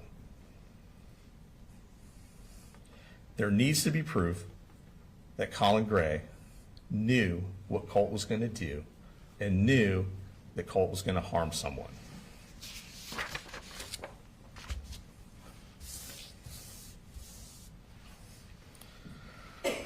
The text messages show something else as well. They show that Colt was capable of living a double life. He could text his father, love you, and have a good day, while simultaneously writing plans on his phone about shooting up the school. He could talk about liking school. School was good. The kids here are mature, referring to the Apalachee High School. They gave me a nickname. The teacher said I'm the tech guy. And you'll see Colin respond happily that his son seems to be finding his way for the first time in a while in school. He could talk, Colt, about school being good, about having a good day, and what they're going to have for dinner, while also planning on how to sneak a rifle into the school. That's not something a father can foresee. He asked about ammunition. You'll hear evidence that they went to the gun range. You'll hear evidence that he taught his son safety. You will not hear evidence that Colt requested ammunition because he was getting ready to do a school shooting. That conversation is not a threat. There's no mention of harming anyone else. There's no talk of a timeline. The state's going to ask you to interpret these ordinary messages with extraordinary hindsight. But the law does not allow hindsight convictions. You're tasked with determining what Colin Gray knew in the months leading up to the shooting. It requires proof of what he specifically knew at that time. You'll hear from the mother, Marcy Gray. She'll try to convince you that she warned everyone and no one listened. The evidence will show that she did not share the most important information she knew about Colt with Colin. You've already heard their relationship was not smooth.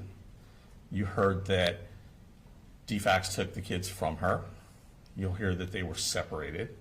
You'll hear that the kids had to come up here per the DFACS order. You'll hear that she drove up here. After telling her mother she was going to murder Colin, came up here, keyed his cars, got arrested, and then was told by the judge, you can't come back to Barrow County. You'll see evidence in text messages between Colt and his mom. You will see in these text messages Colt telling his mom prior to the shooting that he had created a securus online profile that he was using by making up a fake age to try and get in contact with Nicholas Cruz in prison down in Florida.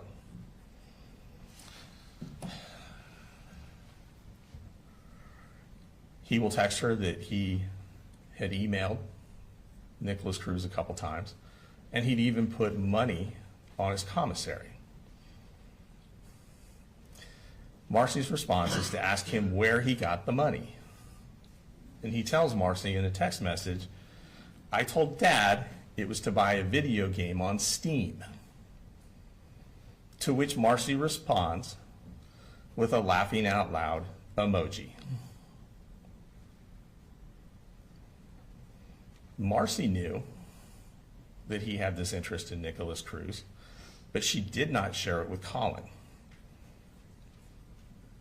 Immediately after this conversation, you will not see a text message from Marcy to Colin say, hey, did you know he's been emailing a mass murderer in Florida? Did you know that he put money on this mass murderer's commissary account that he told you was for a video game? She doesn't share any of that with Colin. She keeps that to herself.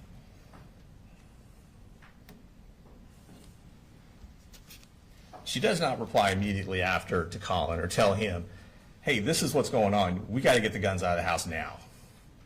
No, she responds with a laughing out loud emoji. That's how serious she took it. She didn't think anything was going to happen. Remember, the evidence will show that even she, with the information that he did not have, did not believe there was an imminent threat and did not believe that Colt would harm anyone else. She didn't call law enforcement. She didn't seek an emergency mental health evaluation. And you'll hear evidence that after the shooting, her conduct is inconsistent with what she tells the police.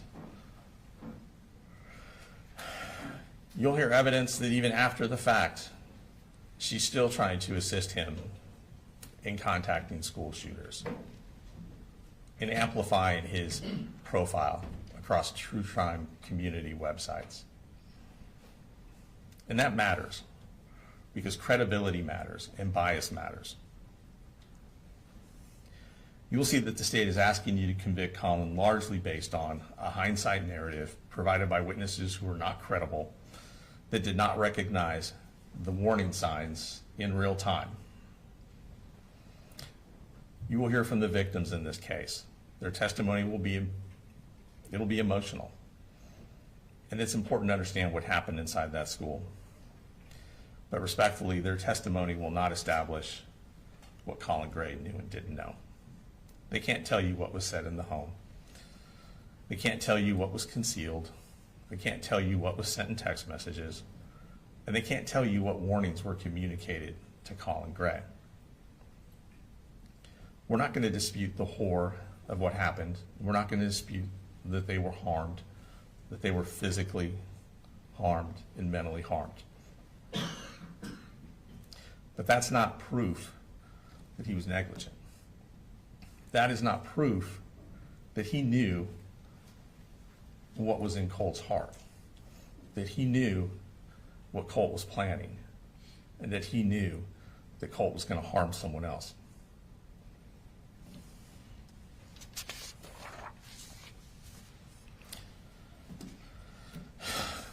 The law doesn't punish what is possible. The law does not punish what is conceivable. He is charged with knowing what would happen. He is charged with knowing his son would harm someone else. In life, almost anything is possible. It's possible that a teenager who's angry might get into a fight. It's possible that a teenager who's depressed might run away or make up excuses not to go to school. It's possible that a teenager who's anxious might break something or act out. But this is not a case about whether something bad is possible. This is a case about whether or not Colin Gray knew Colt was going to take a gun to that school and harm other people. That matters, because if the standard becomes it could have happened, then the law becomes limitless. If the standard becomes you should have imagined the worst, then every parent becomes criminally liable for what a teenager might do. But that's not the standard. The standard is proof. Proof that Colin Gray knew, that he consciously disregarded, not a vague fear, not a general worry, but a risk that made this tragedy. That he knew Colt was going to go to that school. That he knew what the counselor didn't, what the DFACS professionals who had met with Colt didn't. The state will ask you to look at the outcome and then work backward to say because this happened, it must have been foreseeable. But the law doesn't allow hindsight to substitute for evidence. That's why you're going to hear about what was actually known at that time, and most importantly, what was actually hidden from Colin Gray at that time. Because when someone conceals a plan, deceives the people around them, acts independently, the law does not allow us to pretend that the people left behind should have seen through all of it.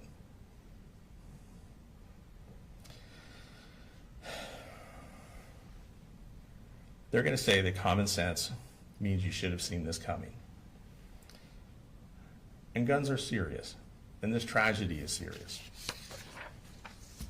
But the law is serious too. This case is not about whether or not firearms are dangerous in the abstract. It's about whether Colin Gray, based upon what he actually knew, failed to act because he knew that his son was going to go to that school and commit these acts.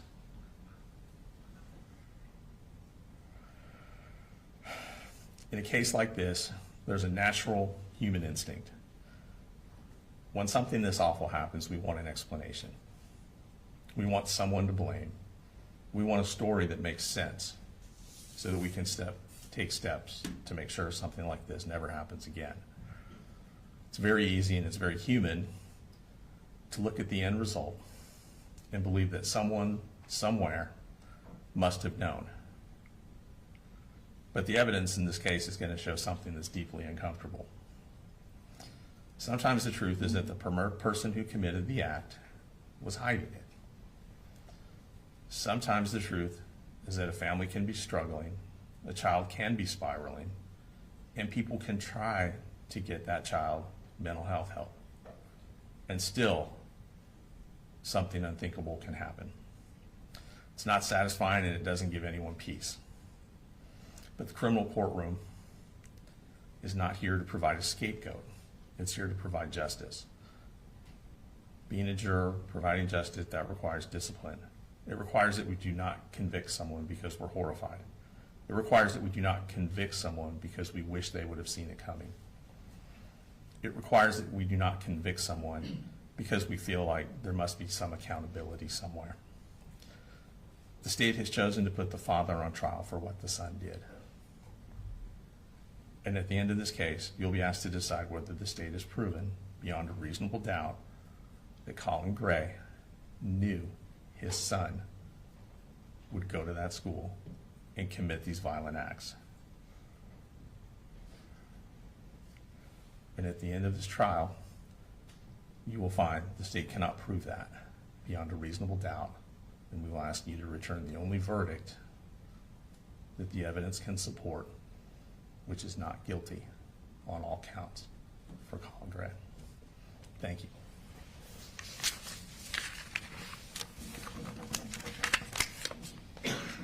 Ladies and gentlemen, before the first witness is called, I'm going to go ahead and take a 10 to 15 minute restroom break. Just recall the prior instructions, do not to discuss the case, save that for deliberations. All right, we'll be in recess for 10 to 15 minutes.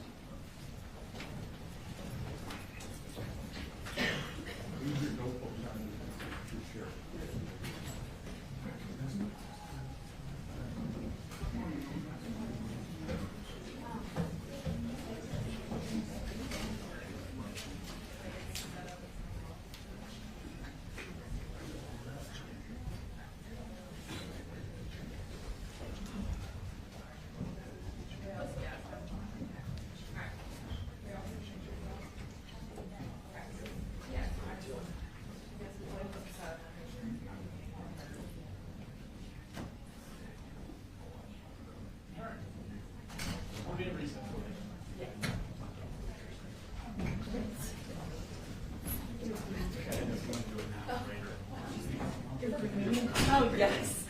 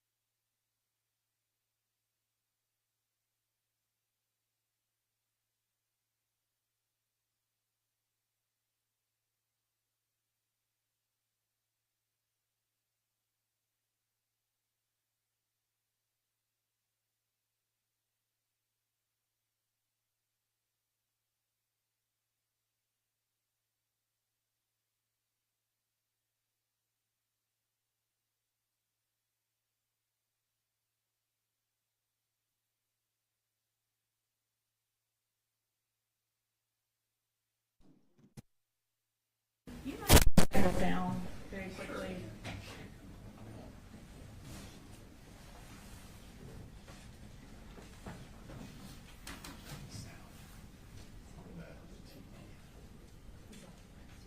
I think it's on. It says please wait. Oh, it's on your team.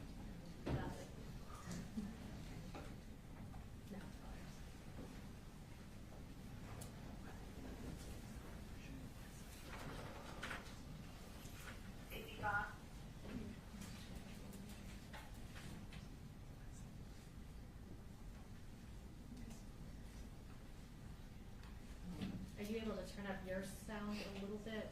Not drastically.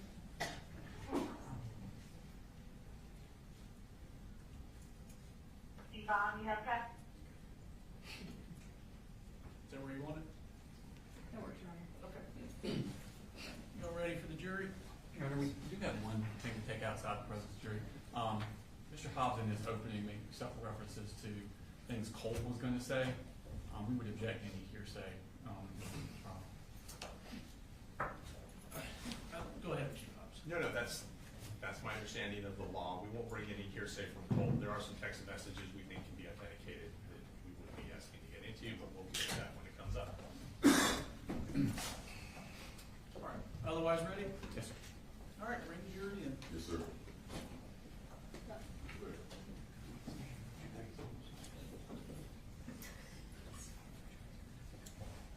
All right, I'm gonna black out the TV until you tell me. Okay.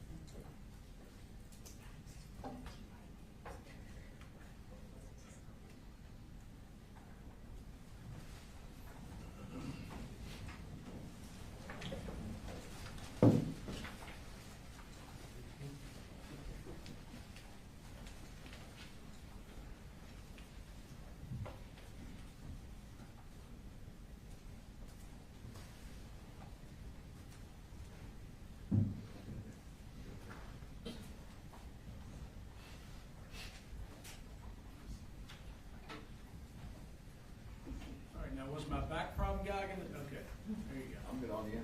You don't wanna sit down there?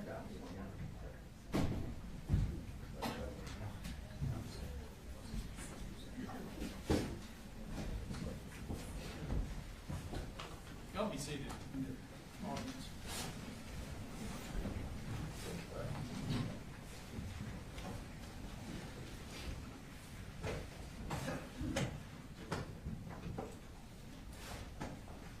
All right, state call, first witness. The state calls Lieutenant Barry Chandler.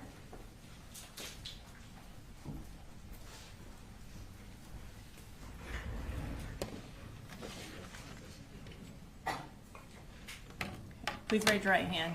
Do you swear to tell the truth, the whole truth, and nothing but the truth, so help you God? I do. Okay, you can have a seat. Will you go ahead and introduce yourself to the jury? My name is Barry Chandler. Okay, and what do you do? I'm a lieutenant with the Barrow County Sheriff's Office. And what role do you currently have with the Barrow County Sheriff's Office? Currently, I'm assigned as the supervisor over the training unit. Were you in that same role in September of 2024? Yes, ma'am. Prior to becoming lieutenant over training, can you just briefly describe what roles you've had at the Sheriff's Office? Yes, ma'am. So I started my career in the jail in 2003. I was a court services deputy, patrol deputy, answering calls for service and things like that. I was a school resource officer for about 6 years, and then prior to being promoted to lieutenant, I was an investigator for 7 years. I worked 6 years in crimes against persons. So in your capacity as a school resource officer, did you become familiar with the various schools in Barrow County? Yes, ma'am. And what different high schools are there in Barrow County? We have Winder Barrow High School, Apalachee High School, and the Barrow Arts and Science Academy, BASA. And where is Apalachee High School located? Off of Heyman Morris Road. And obviously, is that in Bear County? Yes, ma'am, in Barrow County. And approximately how many students go to Apalachee High School? Around 2,000. In your capacity as the lieutenant over training, did you coordinate any trainings related to active shooters in 2024? Yes, ma'am. And when and where did you do that? We did several in 2024. We started off at Old County Line Elementary School. We worked at CFIT, which is the Center for Innovative Teaching. And it all sort of culminated at Russell Middle School on March 14th of 2024. And can you tell us about the training that you did on March 14th at Russell Middle School? Yes, ma'am. So generally, active shooter training is designed for us to teach our deputies and law enforcement to rapidly enter a structure, to immediately find the person that is shooting and then stop them from shooting. So the training that we did prior to the March 14th drill at Russell was very focused on that. We also included implementing what are called rescue task forces. So rescue task forces are members from fire and EMS who can get into the school quickly, and with security provided by law enforcement, they can start rendering aid to victims. So that was our big push, and the March 14th drill specifically was designed to do it was what we refer to as a full-scale exercise, meaning we had many representatives from almost every public safety agency in the county. The Sheriff's Office participated, the Winder Police Department, Barrow County Fire and EMS, Winder Fire Department, the school systems, our 911 Center, GEMA had a representative, the Georgia Emergency Management Agency. So we had a lot of folks that came together because our goal with the full-scale exercise was to make something as realistic as we could, to give our deputies the ability to respond to the most real-life environment they could. The school system was great. They included, they had teachers that were there that volunteered. The administrators were there. We used cadets, explorers from the Sheriff's Office and the Fire Department as role players. But we tried to make it real, essentially, was what we tried to do. And what was the purpose of having a training that included fire and EMS as well as law enforcement? The purpose ended up being sort of our motto over the course of that training and honestly since. And the purpose was to stop the killing and stop the dying. That's the two goals that we have when we respond to active shooters. Stop the killing, meaning stop the shooter from actively killing people, and then stop the dying. We have to render aid and help people that have been injured. Now I'm going to draw your attention to September 4th of 2024. What were you doing that day? That morning, I was at our gun range. I was helping an independent film crew set up some things out there. As part of your role as lieutenant over training, are you also in charge of the gun range? Yes, ma'am. Okay. While you were at the gun range, did you receive any notification that there was an emergency at Apalachee High School?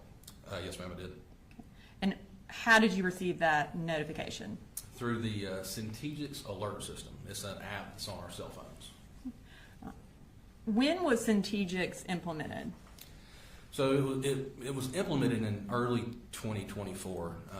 The school system had it implemented in the schools, in the buildings, because it's software, but it also, there are connections that had to be made inside the building to give like alerts, red flashing lights, connections to the intercoms, things like that. So the school system had Centegix in April. Centegix was connected to our 911 center over the summer, and then by August, we at the Sheriff's Office all had access to the app. Can you just kind of describe for the jury how that system works? Sure.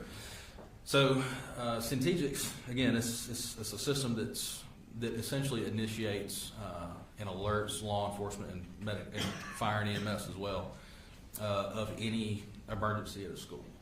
So, for example, when the Centegix button is pressed, it puts the school into hard lockdown. So exterior doors are locked. That lets the teachers know that they need to get into their classrooms, make sure the doors are locked, and that their lights are turned off and the kids are hidden out of sight. So that's essentially what it does. it does that, and then it lets the teachers know, hey, you need to go into hard lockdown. All of the smart screens that are in the classrooms, whatever they're doing on those, they're taking over, and then the warning flashes on the screen that they're in hard lockdown, and there's an audible tone that goes throughout the school, and like I said, red flashing lights. As far as strategics, how many times does someone have to push the button for it to go into hard lockdown? 8 presses, 8 rapid presses in order for strategics to go into hard lockdown. So does that ensure there aren't any accidental presses that ultimately end in? Generally, yeah. It is a heavier number. We still have the occasional, accidental activation, but having a number like 8 presses makes it a little less common, I guess. And Your Honor, may I approach the witness? Yes, ma'am. I'm going to show you. Seen it, I assume. Yes, sir. I'm going to show you what State's Exhibit 1. Do you recognize that? Yes, ma'am. And what do you recognize that as? This is it's basically a screenshot of Apalachee High School. It's an overview, but it's from the Centegix app. Okay. And is it a fair and accurate copy of the overview of Apalachee from the Centegix app? Yes, ma'am. You're right. This time I'd like to introduce an evidence, State's Exhibit 1. Mr. Hobbs or Mr. Berry? No objection, I assume they're demonstrative, Your Honor, and won't go back to the jury. I think that's something we can discuss later. All right. Well, I'll admit it into evidence as one, and we'll decide later whether it goes out. Okay. We could display that. Can we have access, Your Honor? Sorry. It's okay.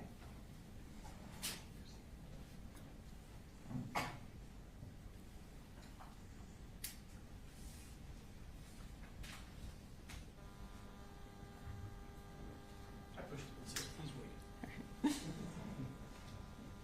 Okay. So does this show on your phone when there's an emergency?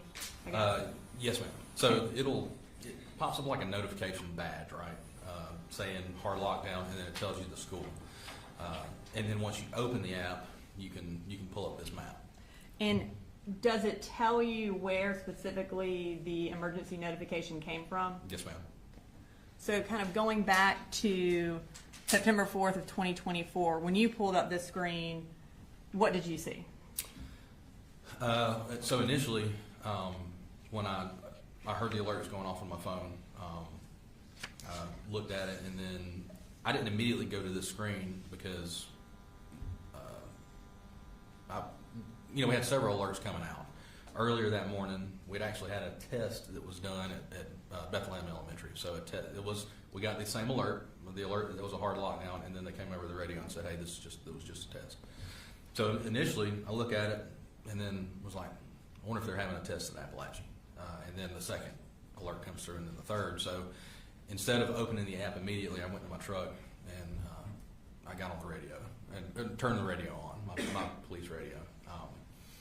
I don't recall if I ever opened up the map. I do recall seeing Miss Lancaster's room. I just saw the alert from Miss Lancaster's room. And so at the initial time that you received this emergency notification, did you know what was going on at Apalachee? No, ma'am, not initially. Okay. So you indicated that you got in your truck and turned on the radio. And what happened when you turned on your radio? Just seconds after I turned my radio on, I heard Deputy Sergeant Chase Boyd say active shooter across the radio.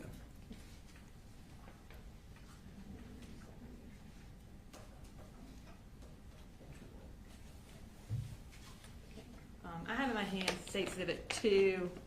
It's on a hard drive, and it's the radio traffic from September 4th. Have you had an opportunity to review that radio traffic? Yes, ma'am. Is it a fair and accurate recording of what you heard on September 4th? It is. Okay. At this time, I'm going to introduce into evidence State's Exhibit 2 and publish for the jury, Your Honor. Defense? No objection. All right, two's admitted, and you can publish it.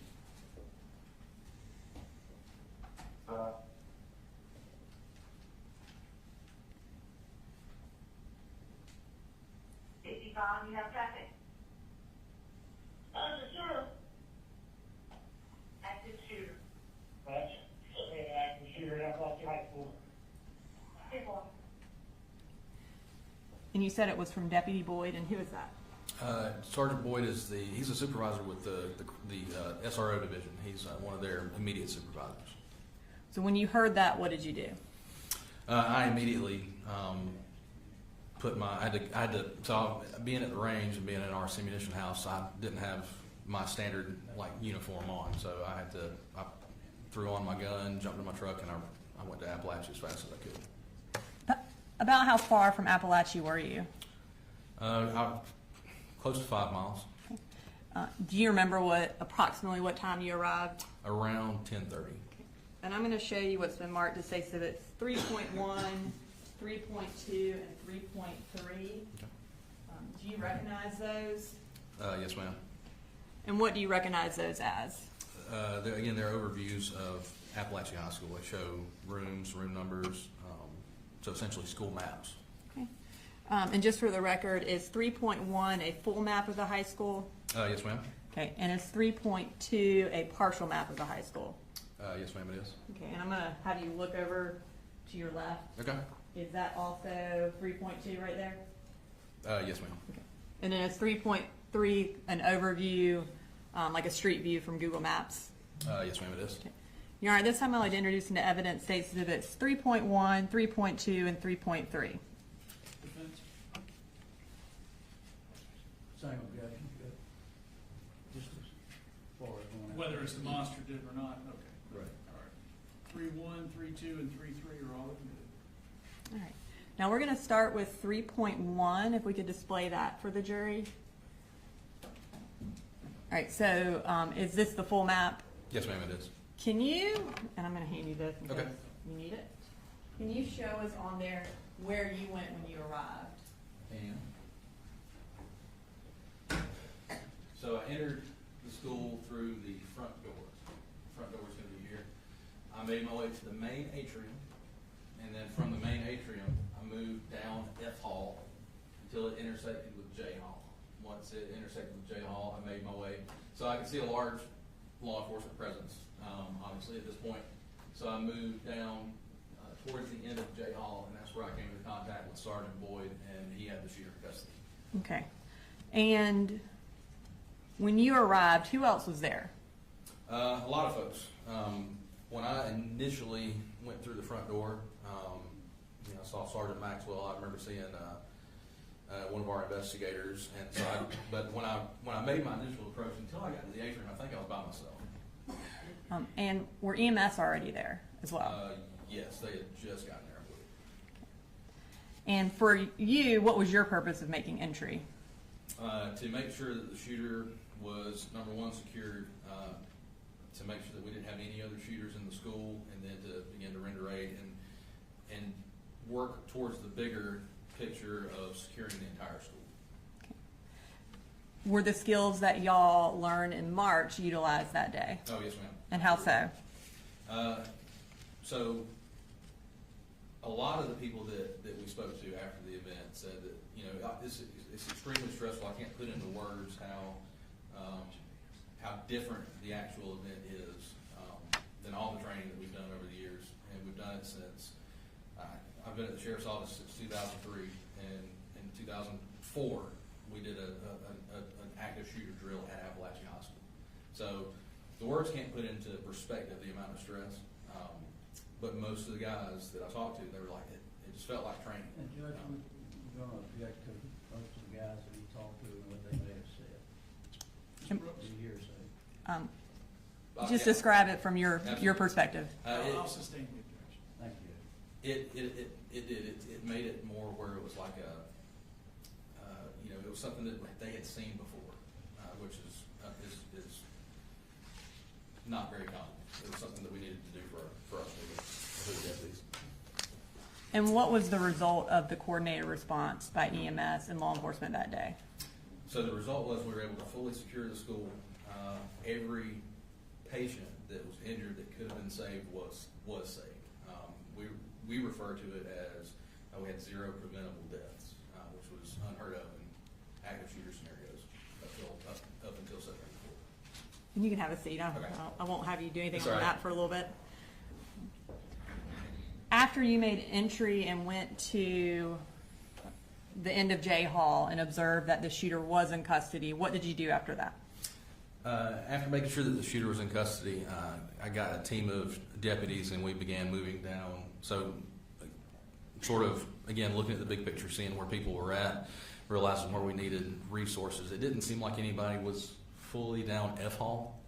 So I took a team of deputies down F Hall and we began making sure that the classrooms that there weren't any other injured people in the classrooms, again, that there wasn't another shooter, and then just securing those areas.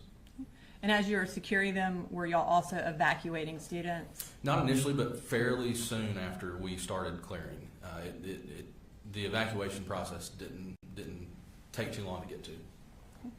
And I'm going to go ahead and bring up State Exhibit 3.3 behind you, which is the Google overview. So can you, and I think I lied, you are going to look at the map real quick. That's fine, yeah. Can you show us on there where the school is and just kind of orient the jury to what we're looking at? Yes, ma'am. So, Heyman Morris Road, this is Apalachee High School. The front door is right here, and then you have the rear parking lot where the buses go, and then the football field. And the football field is surrounded by a chain link fence. And when y'all evacuated the students, where did y'all ultimately evacuate them to?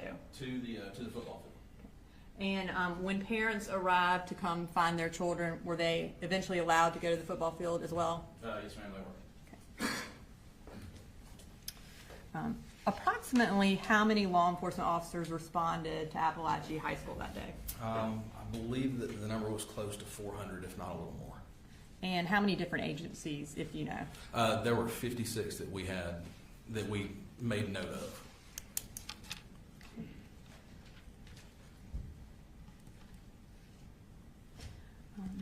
I'm going to go back to when you were in the school.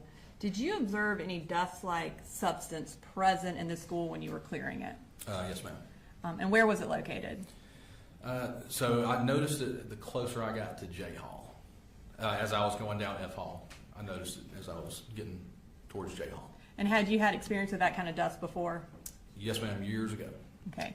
And based on that, your training and experience, where did that dust originate from? I almost immediately recognized that it was from the ceiling tiles.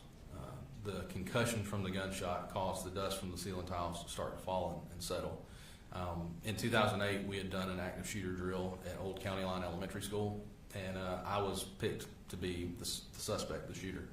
I was given a blank gun, so it doesn't fire real projectiles, just really loud and puts out the flash. And they put me in a bathroom, and when they gave me the signal, I shot, and the dust fell down from the ceiling tiles, and it created something very similar to what I saw at Apalachee. And in your capacity as lieutenant over training, have you had an opportunity to review the surveillance videos from September 4th? Yes, ma'am. Okay. In reviewing it, did you see the dust come from the ceiling tiles like you just described? Yes, ma'am. What was your purpose in reviewing that surveillance video? Just to review the actions of our first responders, of the deputies, of fire and EMS, and to learn if what we did well, what we could have done differently, and then to implement that into training. After watching that video, did you become aware of the path that the shooter took on September 4th? Yes, ma'am. Okay. At this time, I'd like you to go through that path for the jury, Okay. and if you could use the large map over there. Yeah. And I'd like to start with the shooter's first period class. What class was he in? So for first period, he was in Miss Harris's class, and that was 1.515. It's going to be located right here. And are you familiar with what time first period class is? Yes, ma'am. So he got to class around 8:01, and the class starts at 8:15. Okay. And are you familiar with what time it ends approximately? Oh, yes, yeah, it ends at 9:38. After he left first period class, where did he go for second period? So he leaves first period, and then he goes to Miss Catherine Greer's room on J Hall, room 2.151, and that was second period. That's where he went next. And what time does that class start? 9:45. At some point, did he leave Miss Greer's class? He didn't. He left her class at around 9:54. And where did he go? He went to the restroom. Can you show which restroom he went to? Yes, ma'am. Men's restroom, J Hall, just a short distance from Miss Greer's class. And approximately when did he leave the restroom? At 10:21. After he left the restroom, where did he go? He went back towards Miss Greer's class. So he had left Miss Greer's class. He had his book bag with him that we ultimately learned had a gun in it. So when he exits the men's bathroom, he's got the book bag. At some point, he drops the book bag, so he just has his gun, and he goes back to Miss Greer's classroom. And was he able to get into that room? No, ma'am. Where did he go after that? He went immediately next door. He went to Miss Ryan and Coach Edwards' classroom, which is 2.152. And what happened in that classroom? The door to that classroom was open, slightly open, just a little bit, and he began firing numerous rounds into that classroom. And was anyone injured or killed in that classroom? Yes, ma'am. Several students were injured. Christian Angulo was killed in that classroom. After he left Miss Ryan's classroom, where did he go? So, after he shot here, thankfully, as unfortunately as Christian was, after Christian had been shot, he used his foot to close the door. So he restricted access to the shooter after that. The shooter moved back down the hall towards the restrooms that he had come from. And he ultimately got to this intersection, as he's moving down the hall, in room 2.145, Miss Irmy, she was in that room, Christina Irmy. She opened the door to see what was going on. She looked out briefly, and he shot her. And did she survive? No, ma'am, she didn't. After he shot Miss Irmy, what did he do? So after he shot Miss Irmy, he kept moving. He was continuing to move. He got to the intersection here of K Hall and J Hall. And while he was here, he saw Coach Aspinwall and Coach Phoenix, Ricky Aspinwall and David Phoenix, left their classrooms, which are two doors side by side, so they leave pretty much at the same time. And as soon as the shooter sees them coming out of those classrooms, as they're in the hall, he shoots them numerous times. Coach Aspinwall was killed, and Mr. Phoenix was hurt pretty bad. And then after that, where does he go? Continues moving down J Hall. The shooter gets to this area here, Jay and I, about the time that Mason Tremormore comes out of the bathroom. He sees Mason, he aims his rifle, he shoots several times, and he ultimately kills Mason. And then what happened? After he shoots Mason, he turns and aims down K Hall at a student that was quickly trying to run away from him. He was trying to run so fast that he was falling over himself. As soon as he aims this way, Deputy Brandon King and Sergeant Boyd made their way down F Hall. They actually came out at the intersection on J Hall, so they could tell that there was, through the haze of the dust that had fallen, they could tell that somebody was down there. They heard the shots when he shot Mason, and then they immediately started giving loud verbal commands for him to drop his gun, and he immediately surrendered.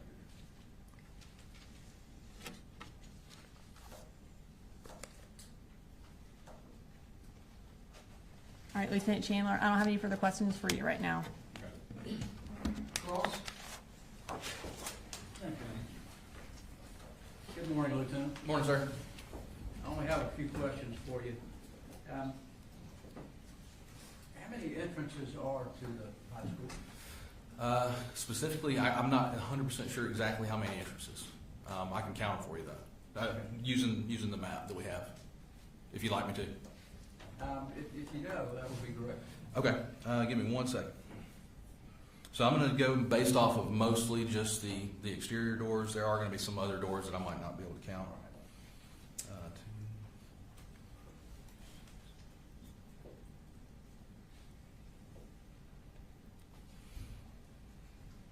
I would say upwards of, I'd say a little more than 15 exterior doors. Okay. And are all of those doors secured when the kids first come in? Yes, sir. So other people can't get in from other places? Correct, they're supposed to be, yes, sir.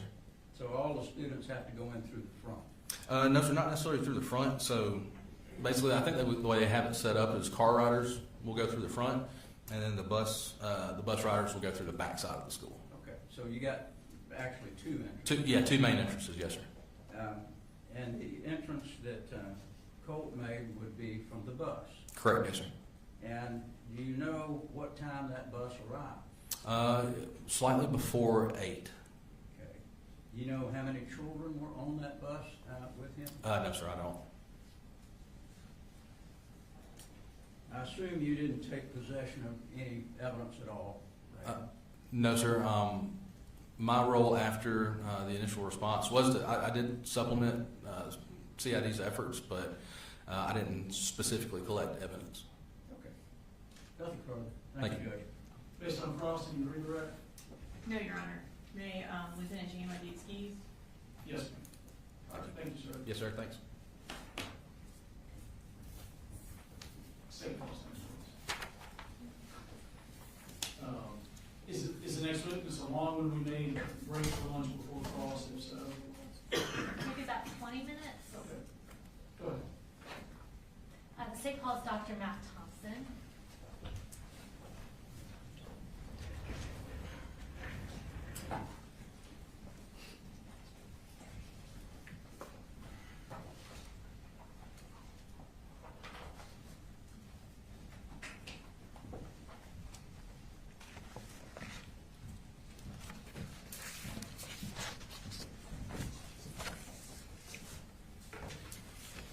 If you want to go ahead and raise your right hand, do you swear or affirm any testimony you're about to give in the matter now pending before the court is the truth, the whole truth, and nothing but the truth, so help you God?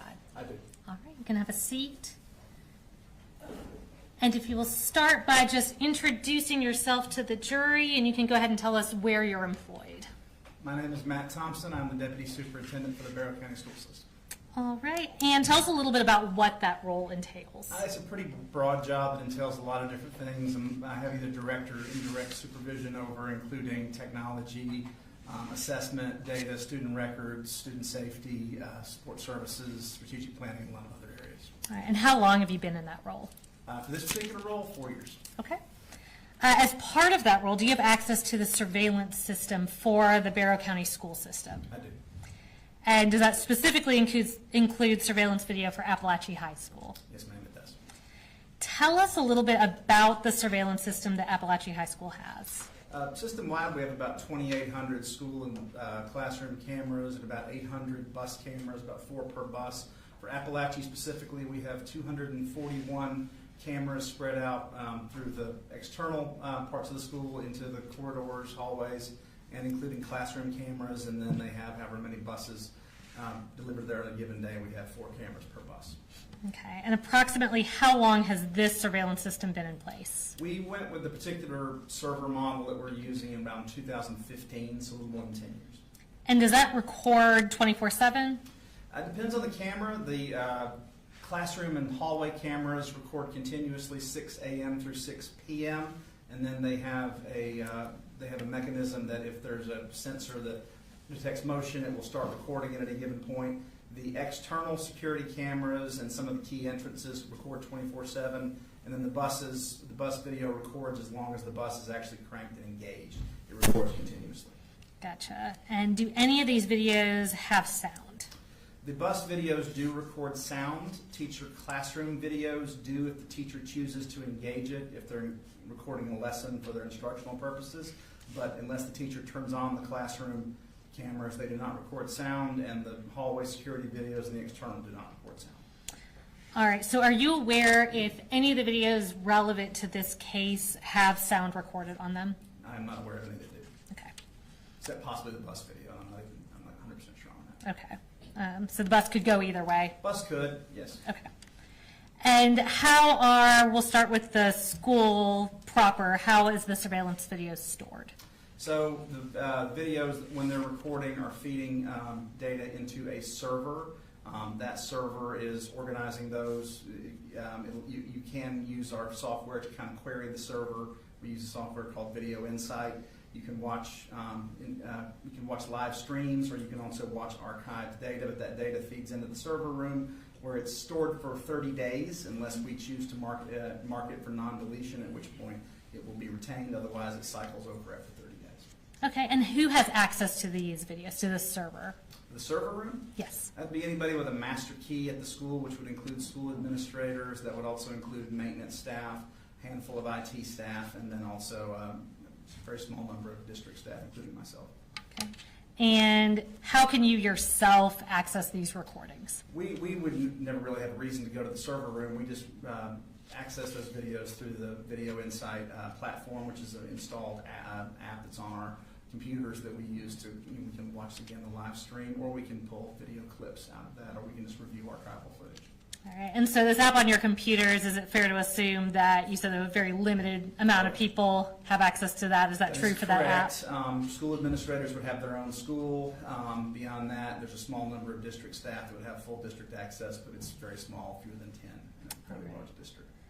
And is this the same system that's used for the buses in addition to the school system? Buses are slightly different. They don't feed data live into a server. Theirs are recorded on a hard drive on the actual camera. So when we ask to review bus footage, we have to ask that the hard drive be actually pulled out of the camera and delivered.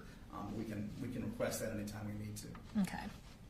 So on this hard drive, we have what have been marked as States Exhibits 4 through 28, showing the bus that Colt Gray took to the school on September 4th of 2024, and relevant video from Apalachee High School. Have you had the opportunity to review all these videos? I have. And are they accurate copies of what was captured from the surveillance video that day? If there is anything, yes. Were all these videos obtained directly either from the server at the school or the local servers on the bus? That's correct. And have they been materially changed or altered in any way? They have not. Judge, at this time we attend our States Exhibits 4 through 28, and I would note that States 22 is in 2 parts, so we've just marked that as 22.1 and 22.2. All right, defense and your objection. No objection. All right, 4 through 28, inclusive of 22.1 and 22.2 are all good. All right, so we're going to be playing relevant portions of these videos at a later point in the trial, but what we're going to do with you right now is go through some clips from the exhibits just to orient the jury to the different views that these different cameras provide. We'll start with a clip from States Exhibit 4, which is the exterior of the school bus.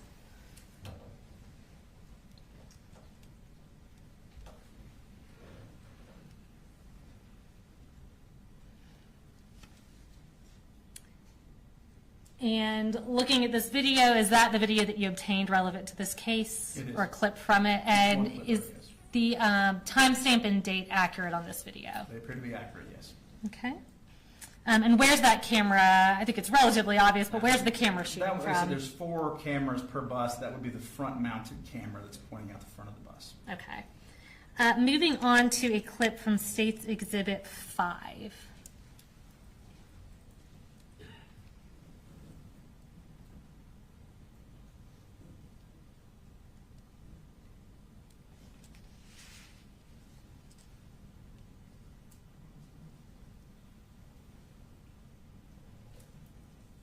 And is that the interior of the same school bus that we previously saw the exterior of? That would be the camera that's pretty standard mounted behind the driver. Okay, and once again, is the date and timestamp accurate on that video? It appears to be, yes. All right, now shifting to cameras at the school, we're next going to show a clip from States Exhibit 6.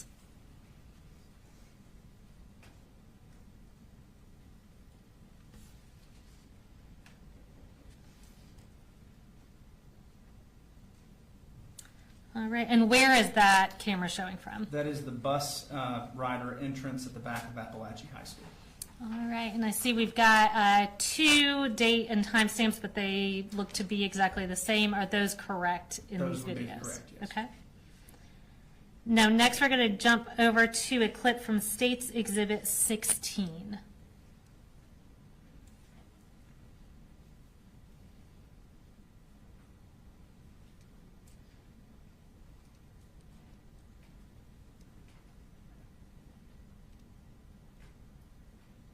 All right, so this one obviously looks a little different or significantly different from the other videos we're looking at. Can you just kind of explain what we're looking at here? This is one of the classroom cameras. This is actually, I believe, in Miss Suzanne Harris's classroom.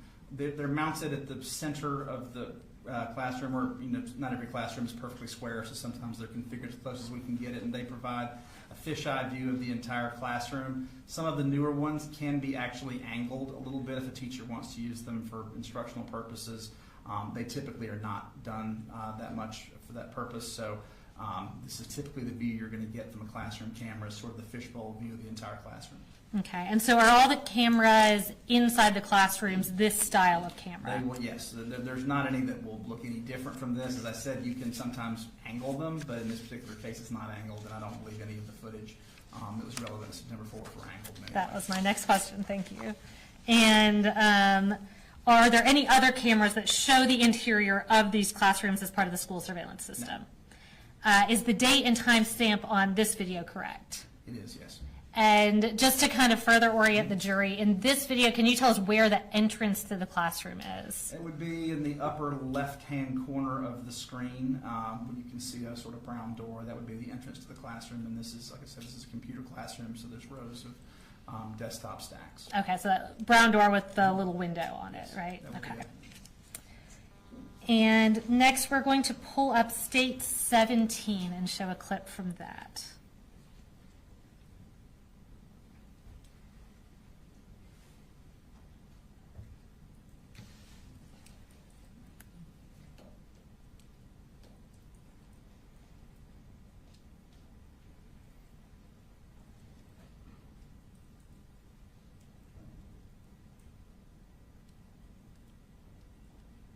All right, and tell us what we're looking at here. This is just a pretty standard example of one of the hallway surveillance cameras that's looking down a hallway. Actually, I'm not 100% sure which hallway that is. Likely K Hall would be my guess, but it's one of the. I recognize enough of the names to know that's one of the ones that feeds onto J Hall. Okay.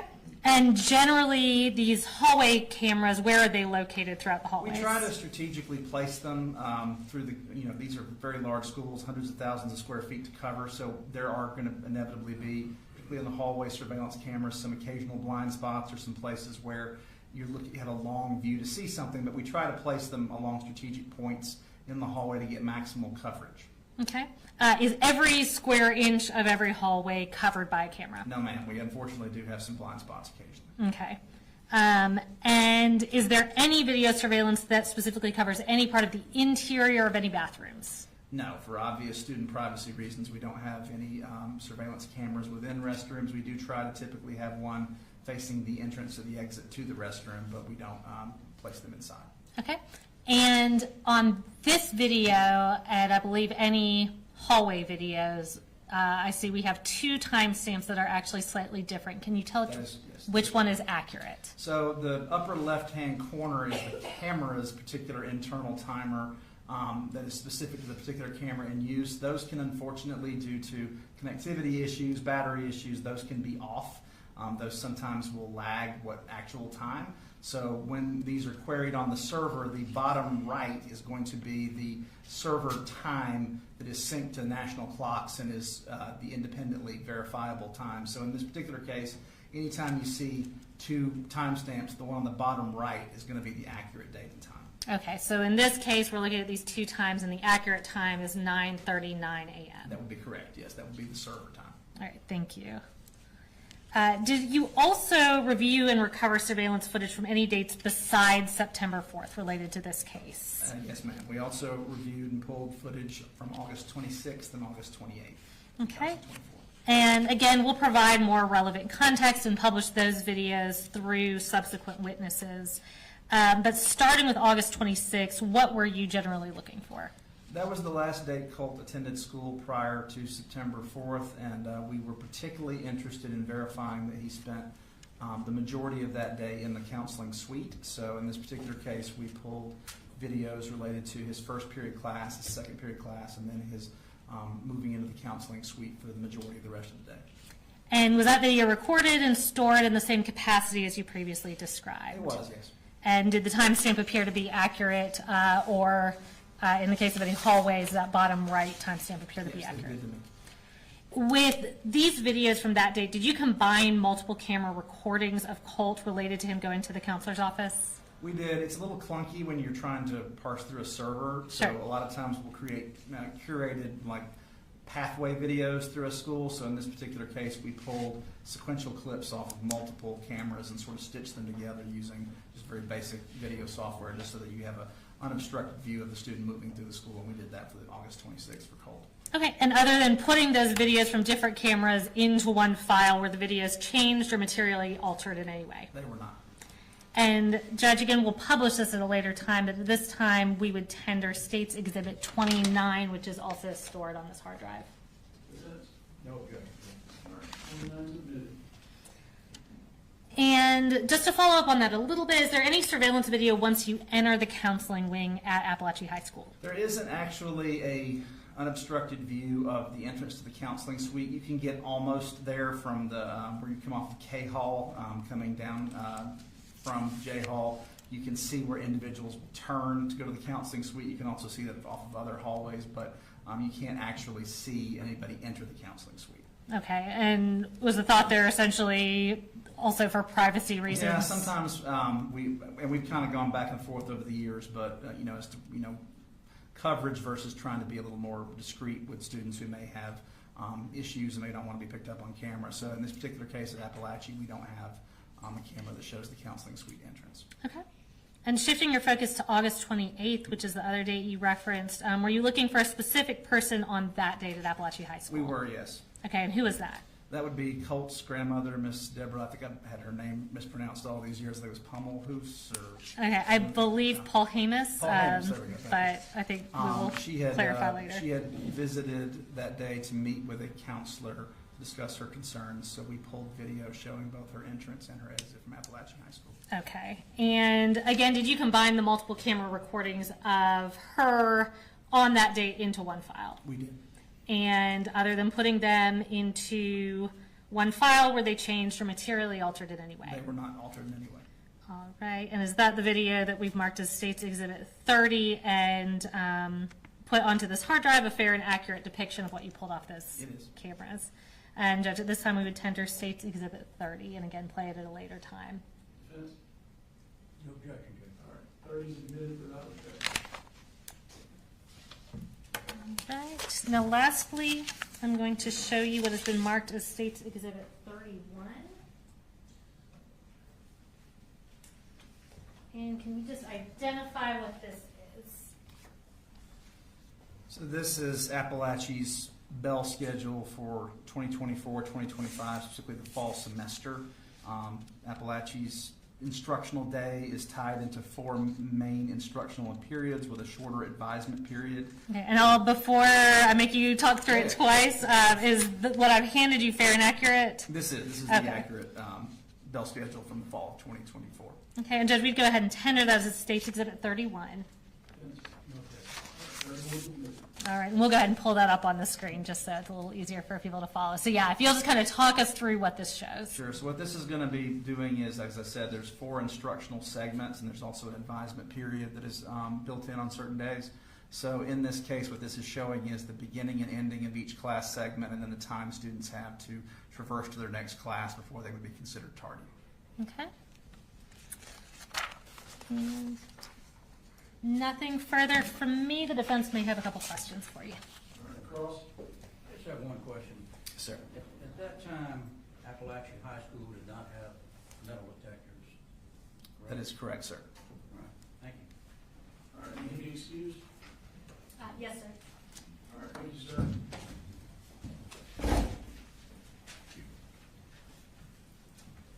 All right. We're going to go ahead and take our lunch break. 12:10, break until 1:10. And here's we point out to you as you go to enter the jury room, before you turn in, there is a microwave and a sink right at the end, and of course you have the fridge and whatnot.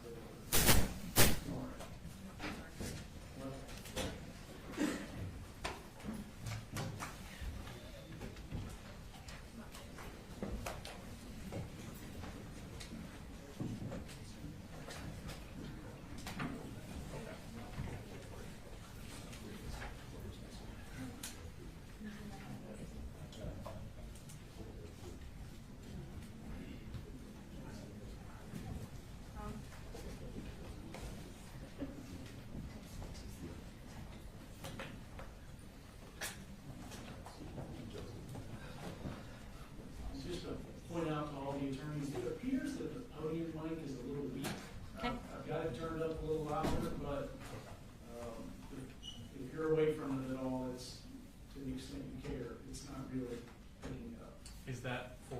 jury's benefit or the court reporter's benefit?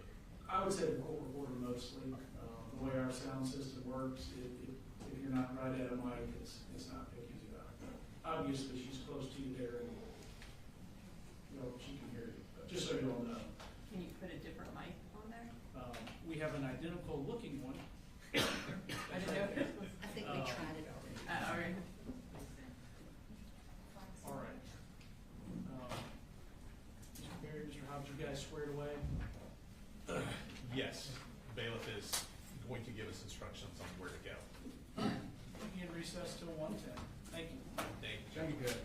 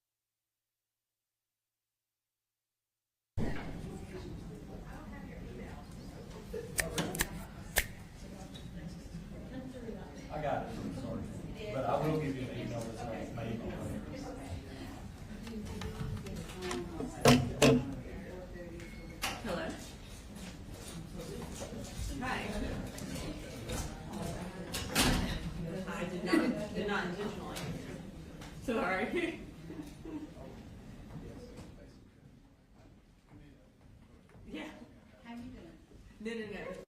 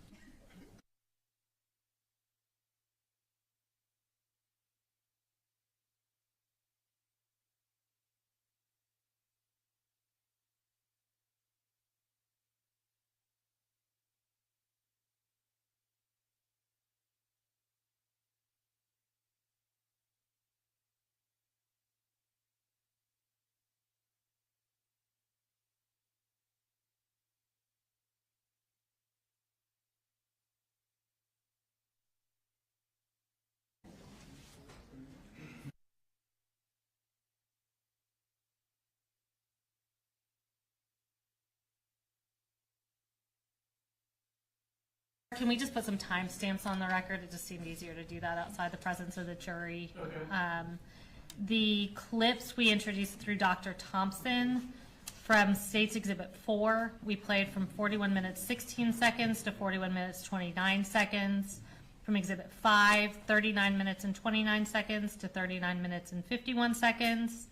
From State's Exhibit 6, we played the first 10 seconds. State's Exhibit 16, we played 20 minutes and 3 seconds to 20 minutes and 13 seconds. And from State's Exhibit 17, we played the first 10 seconds. We'll also provide that in writing to the court reporter once we get through evidence. You all ready for the jury? Yes, sir. Okay. All right, you bring him in.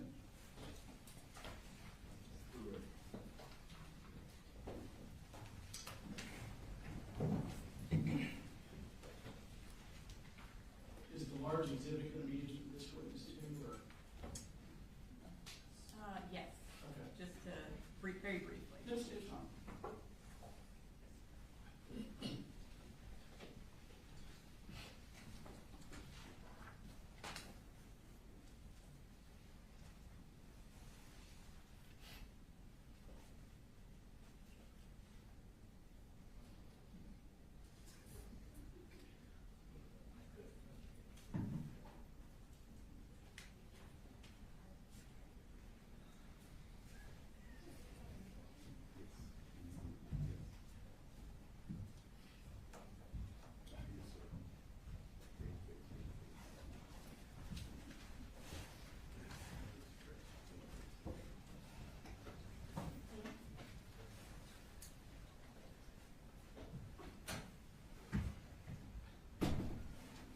Everyone can be seated.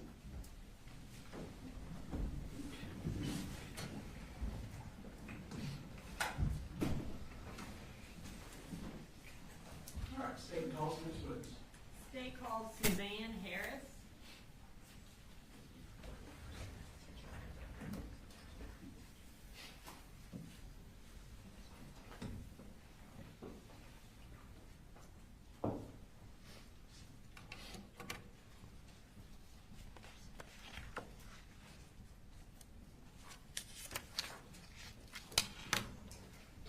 Please raise your right hand. Do you swear to tell the truth, the whole truth, and nothing but the truth to help you God? I do. Okay, you can have a seat.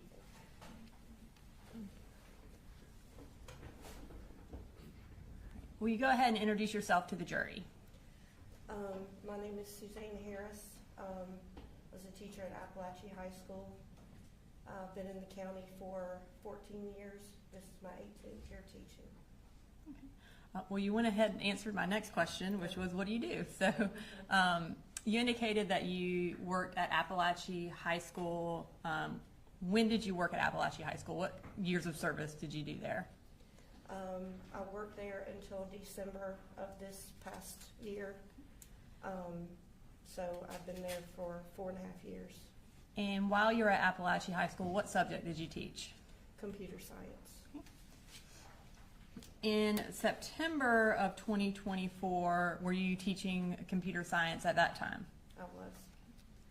And I'm going to ask you if you could show me on that map right next to you, which was your classroom?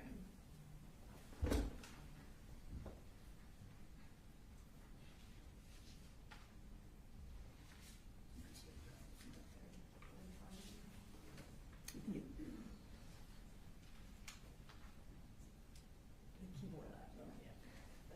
I'm right here on G Hall, and my classroom is right here, 1.515.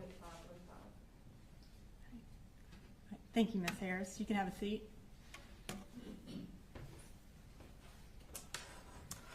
I am going to draw your attention to September 4th of 2024. Were you working at Apalachee that day? I was. And was Colt Gray in one of your classes? He was. What period was he in? He was in first period. And what time is that class? Or generally, what time does first period start? The bell rang at like 8:15. Okay. And what time does it end? Best I recall, like 9:38, somewhere around there. And On September 4th, I guess, had you seen him in your class before? I think he'd been in class one time prior to that day. And on September 4th, did he talk to you? He did. When did he first talk to you? Early on in the classroom session, I think around 8:30, he asked to go to the restroom. And then after that, did he come and talk to you again? He did. And what did he talk to you about? At this point, we had been talking about missing assignments and different things because he had only been there for 2 days, but he asked whether or not we'd ever had an active shooter drill before. And what did you tell him? I told him that we had had one. Judge, we're gonna object any hearsay. Mr. Brooks, what's your response? Your Honor, doesn't go to the truth of the matter asserted. It goes to sort of present sense impression, what they're discussing at that time, and then what action she took afterwards. Yeah, I would think this falls into a category of non-hearsay. They're not offering it to prove that they did or didn't have active school shooter trainings in the past. It's just, did he ask the question? So I'm going to overrule the objection. Thank you, Your Honor. And so, kind of getting back to the question, he asked you if there was an active shooter drill, and then your response was what? Yeah, we actually had one last week, but he wasn't there for the drill. Okay. And was there any further discussion about that? At that moment, I did ask him what school he went to because I was concerned, like, why would you, had you worked in, or been in a school that it would have made you nervous about school shooting? And he told me that that he had been at Jefferson Middle School, in the 8th grade. And I asked him if he knew Elaine Murphy, who's one of the teachers at Jefferson. Judge, I'm gonna again object any hearsay. And Ms. Brooks, do you have a response? Or? I think we'll just move on from what she said back to him and go on to the next topic. All right, so I'll sustain the objections to his last remarks. Go ahead. Okay. So after y'all had the discussion, did he go back and sit down? He did. Okay. And this time, I'm going to publish a clip from State's Exhibit 16. It's been previously introduced into evidence, and the clip is from 38 minutes and 23 seconds to 39 minutes and 12 seconds.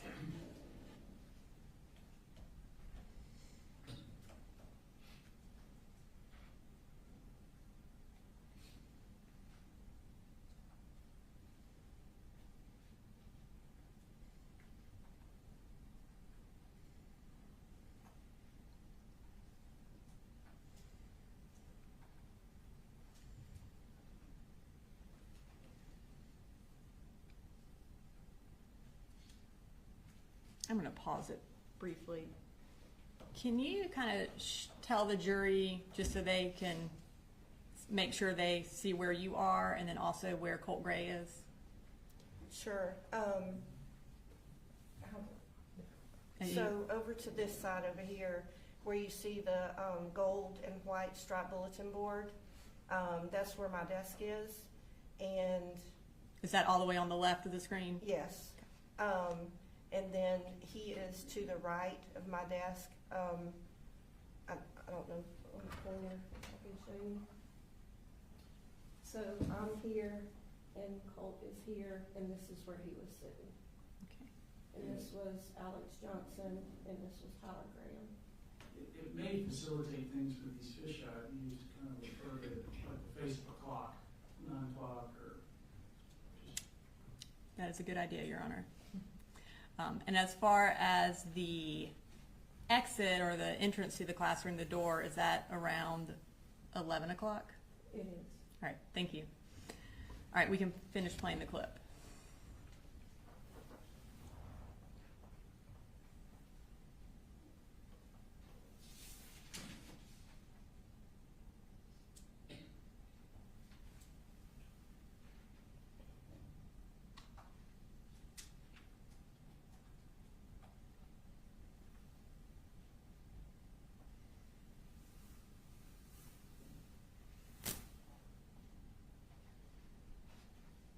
Okay. And does that clip show where he asked you about the active shooter drill? Yes. Okay. When he asked you that, did that concern you? I mean, you don't expect to hear that in the classroom. I mean, we hear about school shootings, but you don't think it's going to happen to you. So it was a little bit alarming. And I did send an email to the counselor in regards to that, in regards to my concern.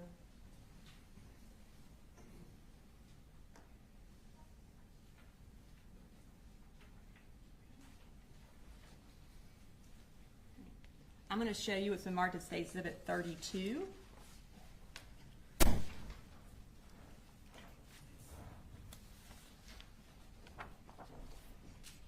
Do you recognize that? I do. And what do you recognize that as? It's the email that I sent to Miss Butler. Okay. And is it a fair and accurate copy of that email that you sent to Miss Butler on September 4th?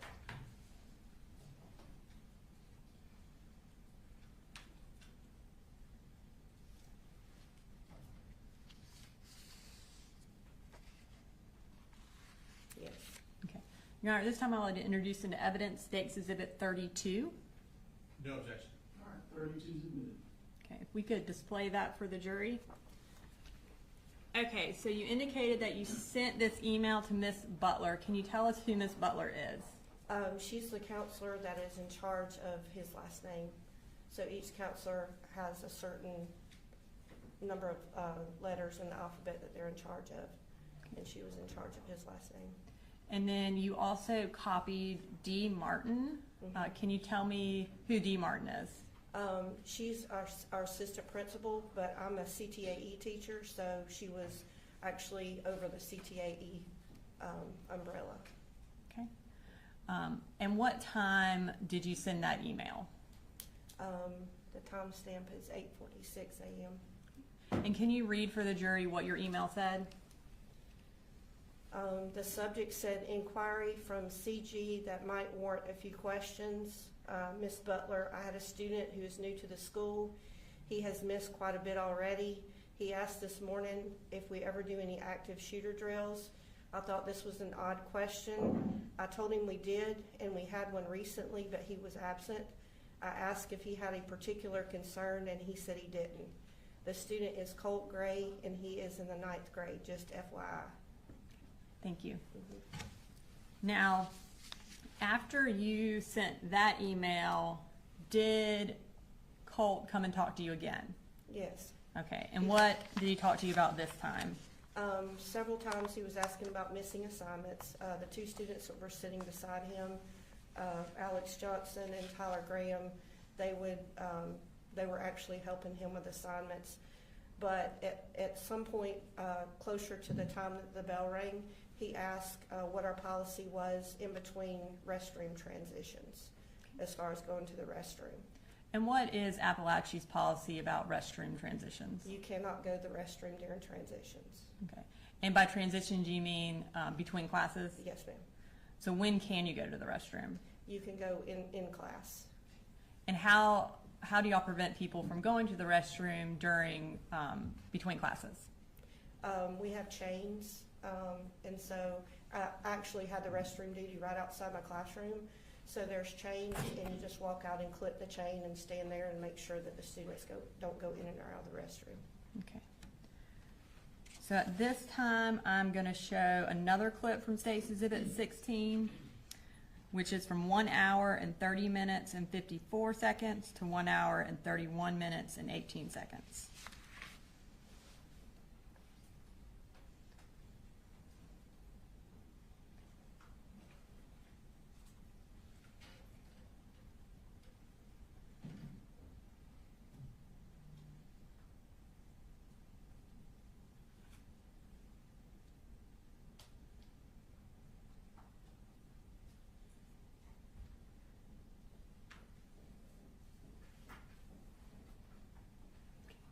Is that when he asked you about going to the bathroom, or what the bathroom policy is? He did, and I reached over to grab the bathroom pass. That's what the thing I was reaching for.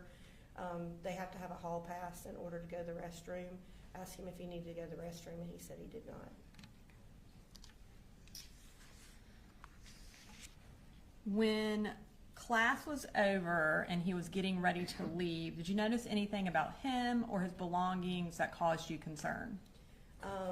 Very close to the end of class, I noticed that there was like a poster or some kind of project or something that was sticking out of his book bag. And I asked him what his project was about, and he didn't really have much to say about the project, but he did tell me that he would show it to me later if I wanted to see it. And I couldn't tell what the project was, but he had only been there for a couple of days, so I was looking at it kind of odd. It was taller than the book bag, and it had like clothing that was kind of wrapped around it. And we're in September, but there was like a sock cap that appeared to be like stuck on the top, and I thought it was kind of odd. How did he carry the bag when he left your classroom? It was very difficult for him to carry. It was like really super heavy. And so when he went to pick it up, you could tell, and I said, "Do you need help with that?" And he seemed a little agitated or a little nervous. And so he just like scurried out of the classroom with his book bag. Now, as a teacher, as an educator, do you have the authority to search a child's backpack or a student's backpack? No, I do not. Okay. And so based on what you observed with his backpack and with the questions that he asked you about the active shooter and about the bathroom, what did you do? Initially, I went straight out the door and went to the restrooms to put up the chain because the class is in transition and that's where my restroom duty is. But as I was standing there, I wasn't standing there very long, but I heard a voice that said, "He's got a gun." And that's just like a voice in your head, kind of? Voice in my head, yeah. And what did you do when you kind of felt that happen? I got cold chills from the top of my hair all the way down to the toes of my feet. And I stood there for a minute, and it quickly runs through your mind, like if you make an accusation and you tell somebody's got a gun, they're going to think you're crazy. But as I stood there for just a second, it just got louder. And so I just darted down the hallway and went straight to D. Martin's office. Okay. And what did you do when you got to D. Martin's office? I was going to attempt to tell her that I thought that he had a gun, but she was in there with another student, and so the door was closed. So I immediately came out. Mr. Broughton, who was our other AP, he was standing out in the atrium because we're in class transition, and I went up told him that I really needed to talk to somebody, and he said, "Well, have you already been talking to Dee about this?" And I said, "Yes." And about that time, somebody came on the radio and said that she was releasing that student to the media center. And he said, "Oh, well, she's done. So you go ahead and you go ahead and go in there and talk with her." And so that's what I did. So. And what was that discussion, or what did you tell her? When I went in, there was another teacher that was coming in behind me. It was Mandy Pugh and two of her students. And Dee was coming out of her office, and she thought we were together regarding another situation. And I told her no, and there was somebody in the office that was next door to hers. And so there was still a student that was in her office, and so we went into Mr. Neely's office, which is the third office. And we went straight back and we were trying to find some place private. But I told her, I said, "I don't know how I know, but, I think he's got a gun." After that, what did you do? She asked me at that point if I knew what class he was in, and I said, "No, I don't." But when I went back to my classroom, then I looked up who the classroom teacher was, and it was Captain Greer. Okay. Now I'm going to show you what's been marked as State's Exhibit 33.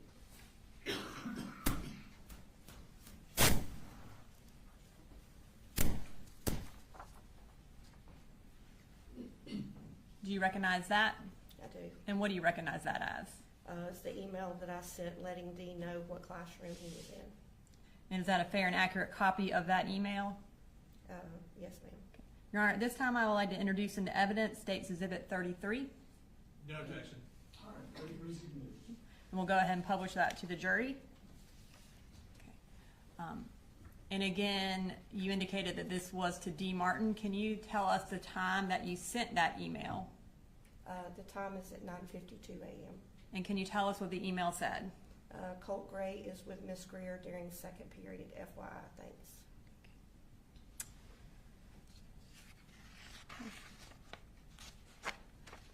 Your second period class, was it a planning period for you, or were you teaching a class? It was planning period. Okay. After that email, can you tell us what happened? So I have other students that share the classroom. They come in, we share the classroom together. And Alex English, which is another teacher, it's his first year teaching. He was teaching audio, video technology and film. And he came in with his students. And so at some point during the class, I was just really nervous, and I just stood up and kind of addressed the whole class without asking him first. I just was very stern, and what I said was, don't ask me how I know, don't ask me any questions, but do not leave this classroom unless it's an absolute emergency. Because I just felt in every fiber of my being that something was wrong. At some point, did you become aware that there was shooting going on in the high school? Yes. At one point, Alex kind of came towards the door, and we kind of stepped out in the hallway, and I told him what I was suspicious of, and he was like, "Oh gosh, that sounds, scary or whatever." And I said, "I don't know how I know, but I just felt like that something was going to happen." And so I came back in the classroom, and shortly thereafter, we saw the lockdown screen, and we went into lockdown. And eventually, were you able to hear the shooting, or did you just become aware that something had happened? No, I actually heard the shooting. It's our protocol to go out, like to open up the classroom door to kind of look to see who's in the hallway, if there's any kids in the bathroom. And I did that, and I could hear gunshots to the left, which is down towards the counseling office. After the shooting had ended, were y'all eventually able to leave your classroom? Yes. Okay. And where were y'all evacuated to? To the football field.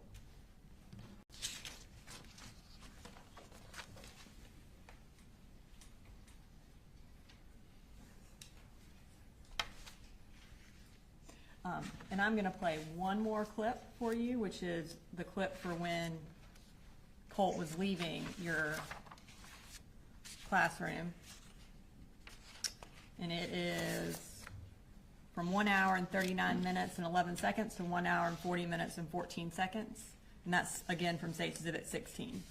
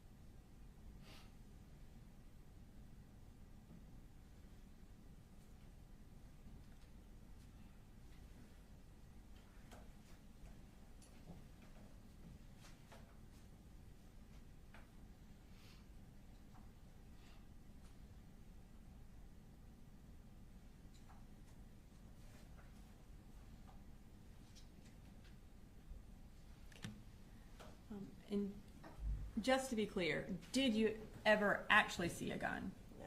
Okay. And so you had a feeling that there was a gun, but you never saw one? No. Okay. Nothing further. Yes, Sean. Good afternoon, Ms. Harris. I have a few questions. If I ask a question that doesn't make sense or you'd like me to clarify, please let me know, and I'll go ahead and take care of that. All right, so you were in class and you observed this backpack that Mr. Gray had, correct? Yes.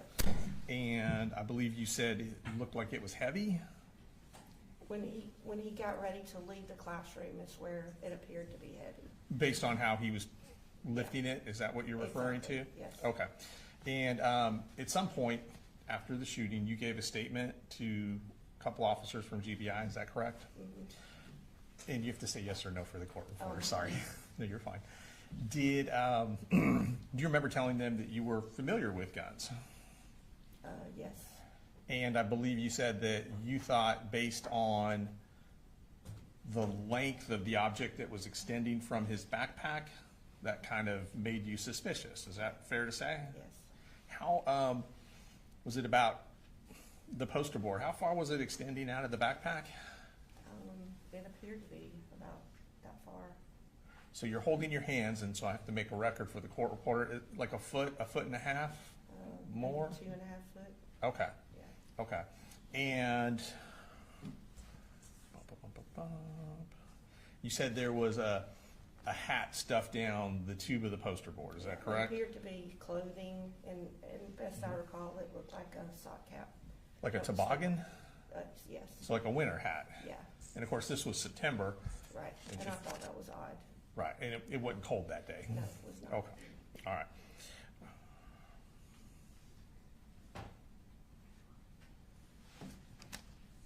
Okay, I think that's it. Let me check one other thing. And you said, we saw from where he was sitting in class on the video, he was sitting next to a couple other students. And without telling me what anybody said specifically, your memory is that they were engaging in conversations regarding missing assignments? Yes. Okay. Can I have 1 second, Judge? 1 second. Make a hold of that. Ms. Harris, that's all the questions I have. Thank you. Based on cross, any redirect? No, Your Honor. May Ms. Harris be excused? Yes. Thank you, ma'am. Yes,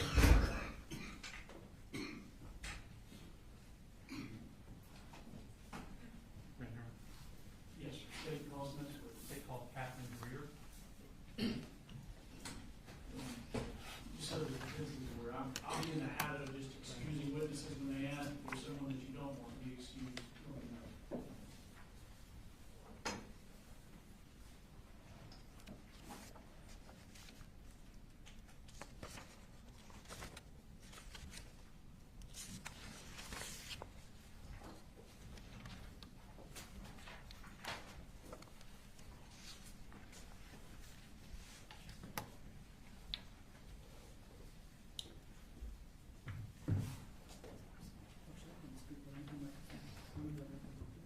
If you'd raise your right hand, please. Swear the testimony given in the matter now pending before this court will be the truth, the whole truth, nothing but the truth, so help you God. I do. Okay. If you could introduce yourself for the jury. My name is Catherine Greer. Okay. And where do you work, ma'am?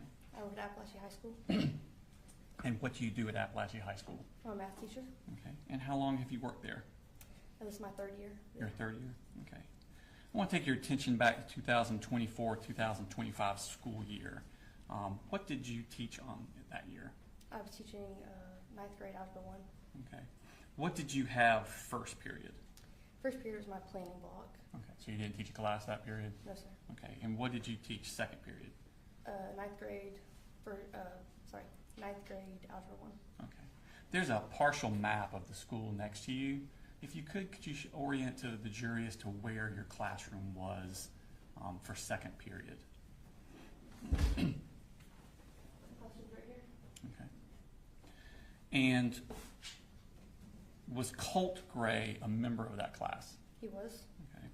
And what do you remember about Colt Gray prior to September 2024? Not too much. He started school not on the first day, maybe a week or so after.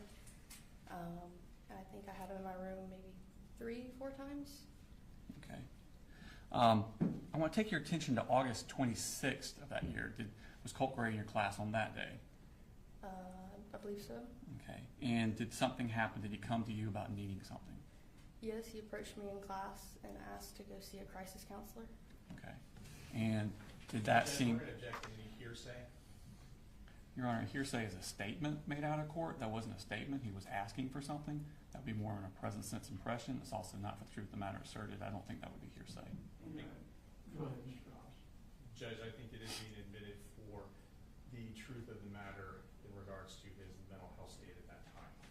Your Honor, it's not testimonial in nature. He's not asking, or he's not testifying anything. He's not an out-court statement. He's asking to go somewhere. That is not hearsay. Yeah, I believe him asking to see a counselor on that day is non-hearsay, so I'll overrule the objection. Okay. So he asked to see a crisis counselor. Was there anything about what he asked that stood out to you? Just the fact that he used crisis counselor. Usually my student just says, can I go see my counselor? So that stood out. How did he appear to you emotionally? I don't recall how he appeared when he asked. I just knew it was different from a typical ask to go to see a counselor, so I walked him there. Okay. So is it your normal practice to walk them to the counselor? If they just asked to go to a counselor, not typically, but since he said crisis counselor, I didn't know what was going on, so I did want to walk him. And so the class next to me has 2 teachers in Okay. it, And who were they? Miss Ryan and Coach Edwards. Okay. So what did you do when you decided to walk him to the counselor's office? I peeked my head over next door and just asked if one of them could watch my class so I could walk him to the counseling office. Okay. And did they do that? They did. Okay. Could you show, and did you walk him to the counselor's office? I did. Could you show on the map, we were just talking about where the counselor's office, did you walk him to? Counselor's office is over here. Okay. I walked him down that hall. Okay, thank you. Did Colt come back to your second period class that day? He never came back to my classroom. That day or any other day? He didn't come back that day, and I believe the next time he was there was September 4th. Okay. Let's go to September 4th. Approximately how many times on that day had Colt Gray been present in your classroom? 2 or 3, maybe. Okay. Did you have any problems with him before then? I did not. Okay. Did he have any issues with other students that you seem to notice? No, I never saw him interact with any student specifically. Okay. Did you notice anything out of the ordinary about him? No, sir. Okay. Is there another student in your class with a similar name? Yes, And who was that? Colton Gray. Colton Gray?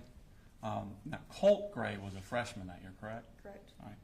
What year was Colton Gray? A senior. Okay. And what was his personality like? Very sweet, very respectful.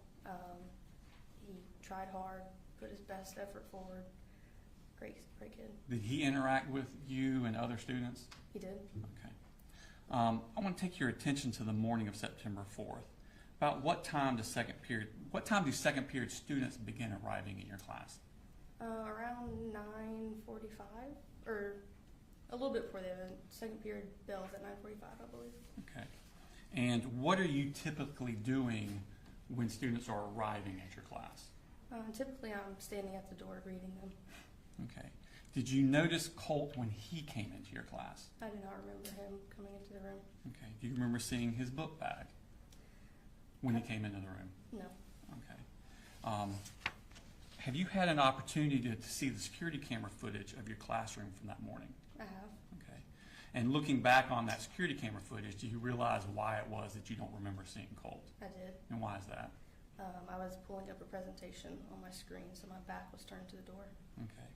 This security camera footage that you saw, does it accurately portray what happened on September 4th? It does. I'm going to show you a clip from what's already been tendered as State's Exhibit number 21. Your Honor, for the record, this is going to be from 1 minute 15 seconds to 6 minutes and 18 seconds. And it portrays Colt coming into the room.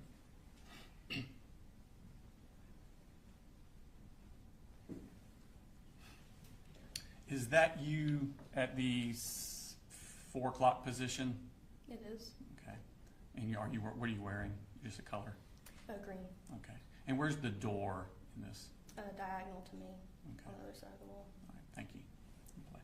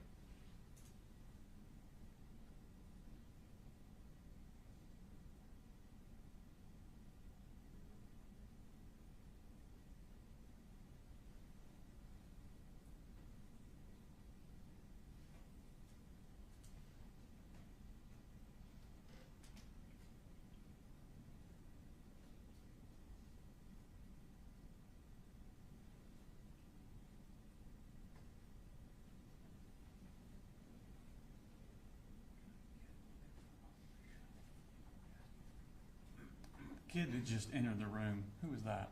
That's Colton Gray. The one with the black shirt and the tan pants? Yes, sir.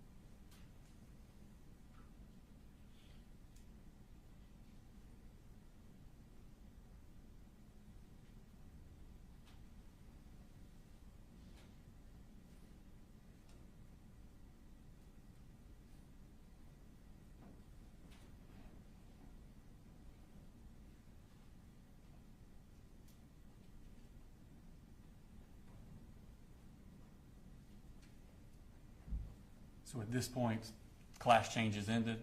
Yes, sir. At some point during class, does Colt ask to leave the classroom? He does. Okay.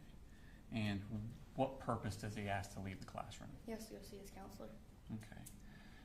At this point, do you take him, did you walk him this day? I did not. Okay. And did he take his stuff with him or did he leave it in the room? He took his book bag. Okay. And is this also shown in the security footage? It is. Okay. Your Honor, this time I'm going to show what's 13:22 to 14:22. It's close to 10 minutes. And this is another. It's also from the same, from States 21, Your Honor. And let me just clarify for a second my last ruling. So I overruled an objection previously about hearsay on he asked to see a crisis counselor. I think him asking the question is admissible for the fact that he asked it. It's not admitted for the purpose of establishing that he was in fact having a mental health crisis. All right.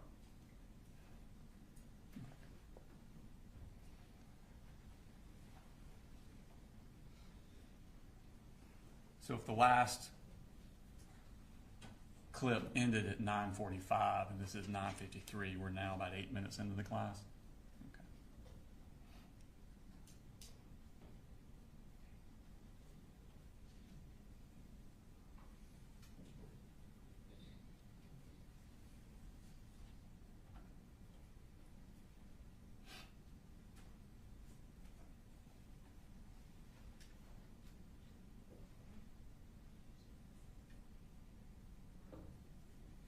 What's he doing there on the wall? He's grabbing the pass. Okay. office pass. So different passes have different destinations on them? There's a restroom pass and office pass. Okay.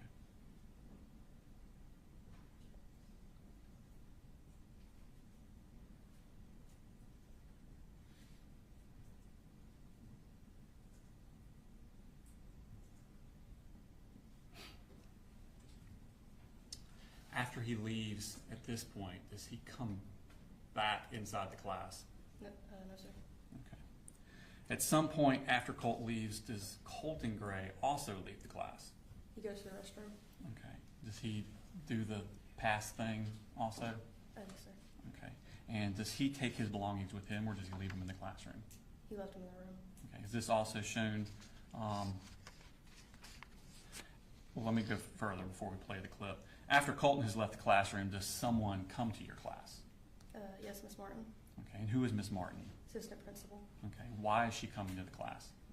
She came to class asking for a student. Okay. And what student did she ask for? I can't recall the name that she said.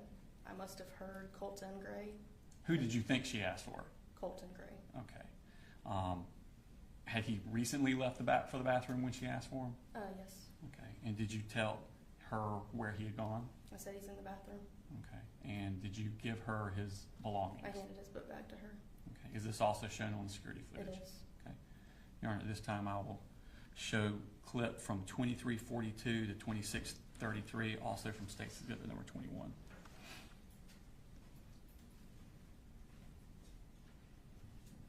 So now we're at 10:03, so this is about 9 minutes after Colt left.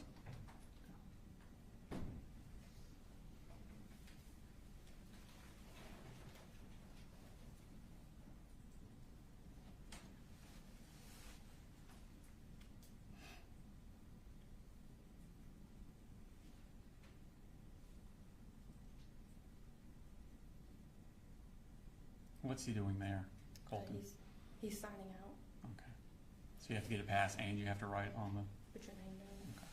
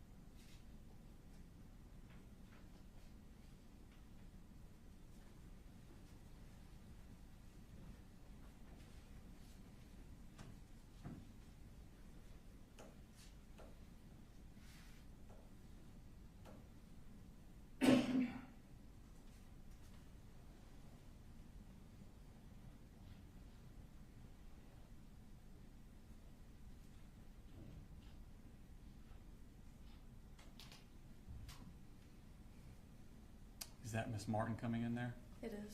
Okay.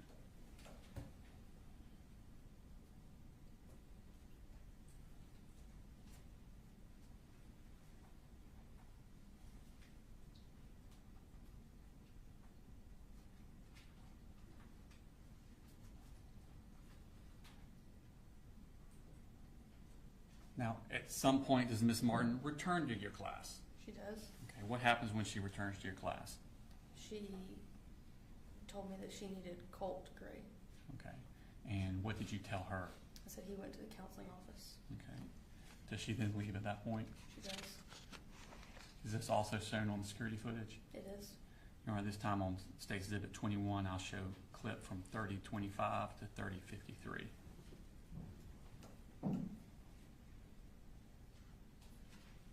So now we're at 10:11. This is what, about 5 minutes after she left the first time?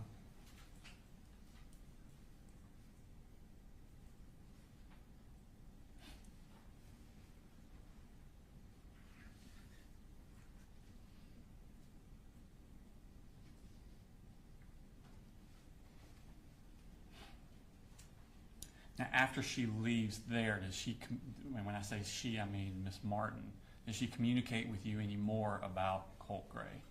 She does. And what does she do? She intercommed into my room. I'm sorry, she what? Intercommed Okay. into my room. So she got on the intercom? Yes. Okay. And she asked me to check my email. All right. And did you check your email? I did. She was asking around what time he left the room. Colt left the room. Okay. I'm going to show you Smart State Exhibit number 34.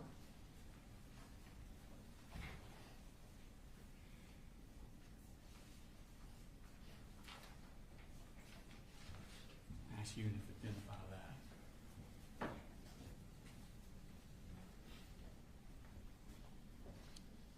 What is that?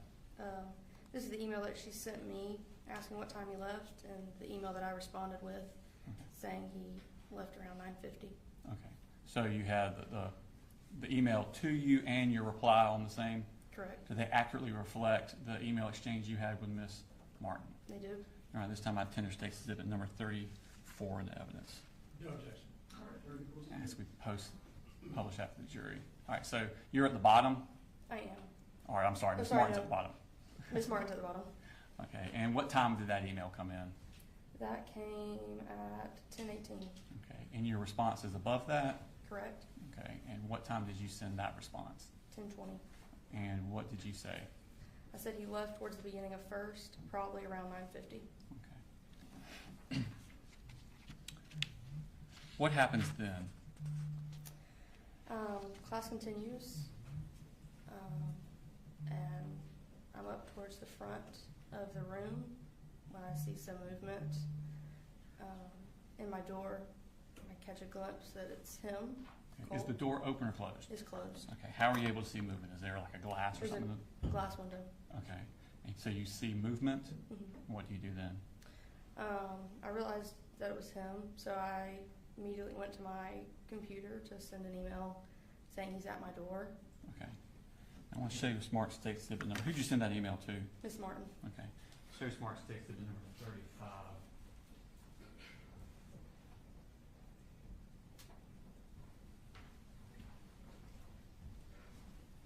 See if we recognize that. Yes. And what is that? That's the email that I sent to Miss Martin saying he just came back to class. Okay.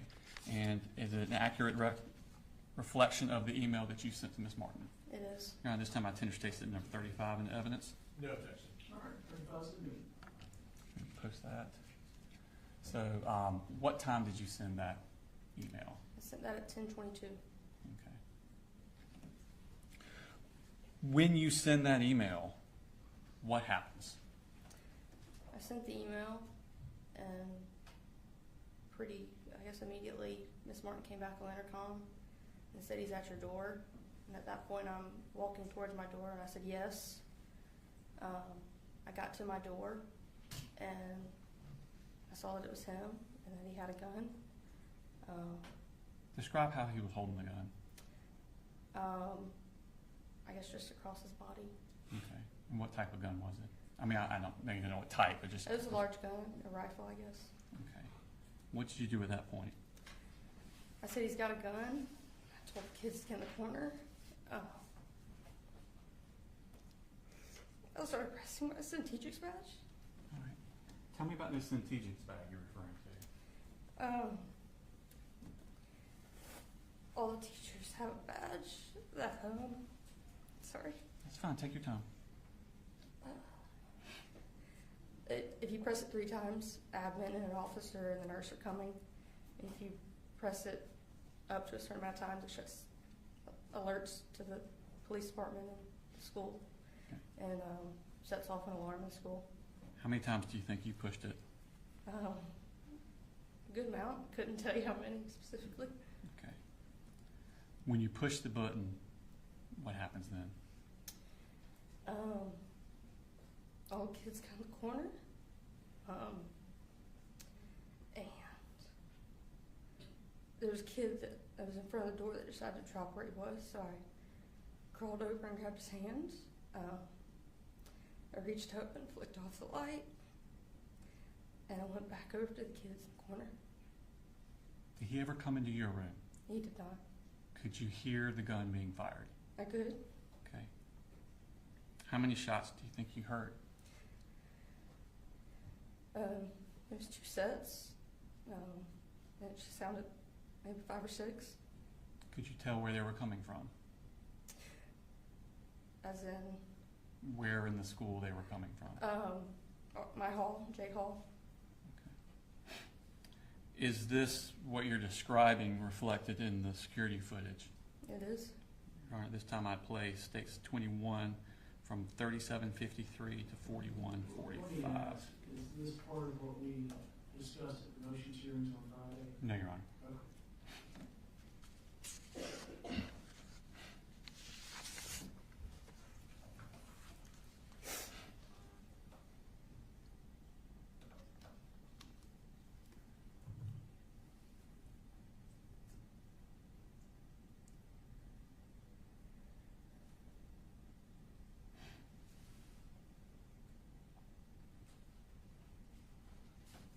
Is this when you're emailing with Miss Martin? Yes.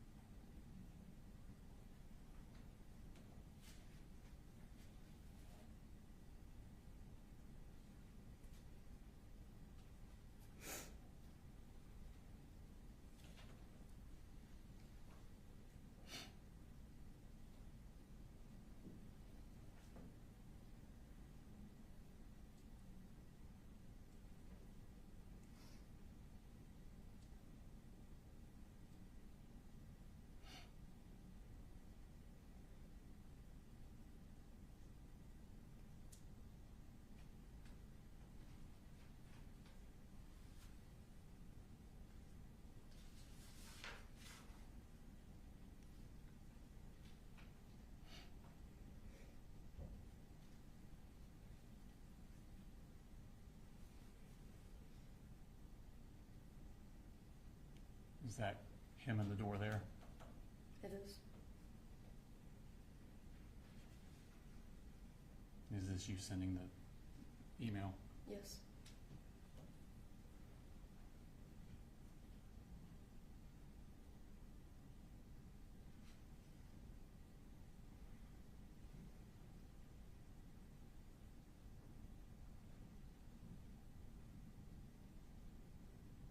Is that you pushing the button there? It is.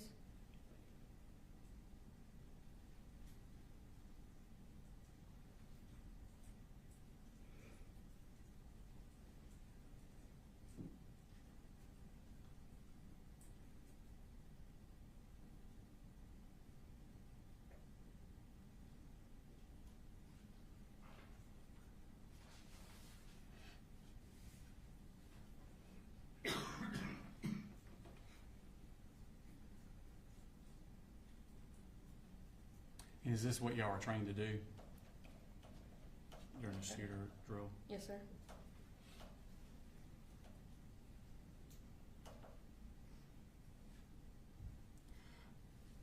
Did a student from your class call 911? They did. Okay. And who was that girl's name? Jaylene, Okay. Have you heard that 911 call? I have. And is that Jaylene's voice on the call? It is. All right, this time I'll tender state exhibit number 36. One go.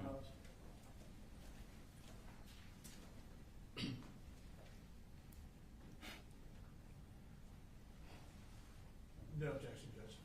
All right, 36 is in Your Honor, that this 36 is the business certification record, and 36, the call itself is on the hard drive. We're going to play a clip that is 5 minutes and 42 seconds long. 5 minutes 42 seconds long.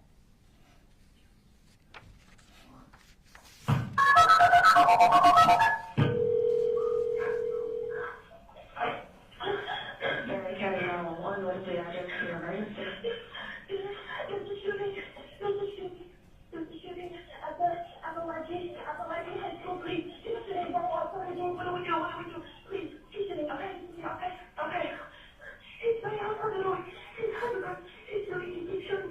Oh my God. Can you hear where they're coming from? What did you say? Where are you? Where are you in the school? We're at Apalachee High School. Okay, where in the school are you? Listen, what's your name? Okay, stay on the phone with me, okay? We're getting lots of help on the way, but I want you staying on the phone with me. Where in the school are you? I'm in K-Hole. K-Hole in the back. K-Hole in the back. Is anybody in your room shot? And everybody okay? Stay on the phone with me. If you have to put the phone down, put it down, but I want you on the phone with me. Do you understand? Yes, ma'am. It's okay. Okay, do you know what classroom number you're in? Classroom? What classroom number? What's this clear? I don't know the numbers. Do you know where the shooter is? I don't know if he was in front of the shooting board or the number. Who is the shooter? His name is Colt. I don't know his last name. Spell your name for me. J-A-R-L-Y-N. Okay, listen. I'm going to stay on the phone with you, okay? I'm staying on the phone with you and take a big deep breath with me. Okay, Jalen, my name is Terry, okay? I'm going to stay with you. Okay, I got you. Okay, how many people are in your room, Jalen? How many people are in the room?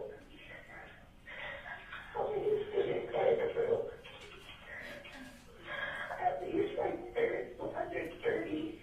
Okay, what's your last name, Jalen? Elira. Spell it for me. Delira. Okay. Alright, I'm going to stay on the phone with you, okay? Yes, ma'am. Do you hear anything? No, I don't know where he was. I don't know where he is. Okay. Is your door locked? I think so. Okay. Alright. Take a big deep breath for me. You're doing a great job. You're doing a great job, okay? Okay. You're doing great.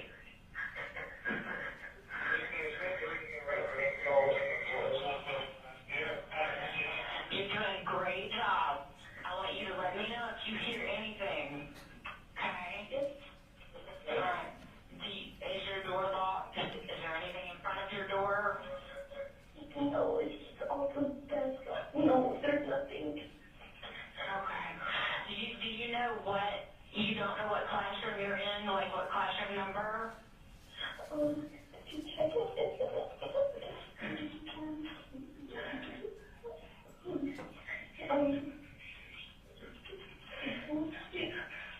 It is room 2.151. 2.151. Okay, is your teacher in there with you?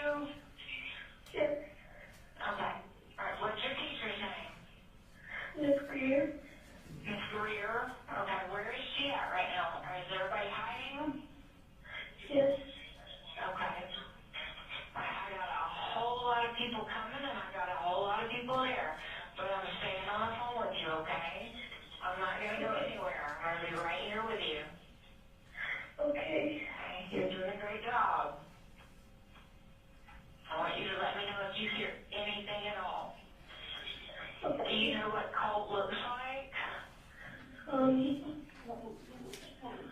was like dyed blonde hair. Dyed blonde hair? Glasses. You know what punishment you said? Did you see the gun or did you just hear the shots? I know a couple people around it and I heard the shots. You heard the shots? Yes. How many shots did you hear? More than 10? A lot. Okay. Alright. Take a big deep breath. Big deep breath. I know you are very scared, but you're doing great. Is that Stan? Okay, you're doing great. You're doing a really good job. How old are you? 14. You're 14? Okay.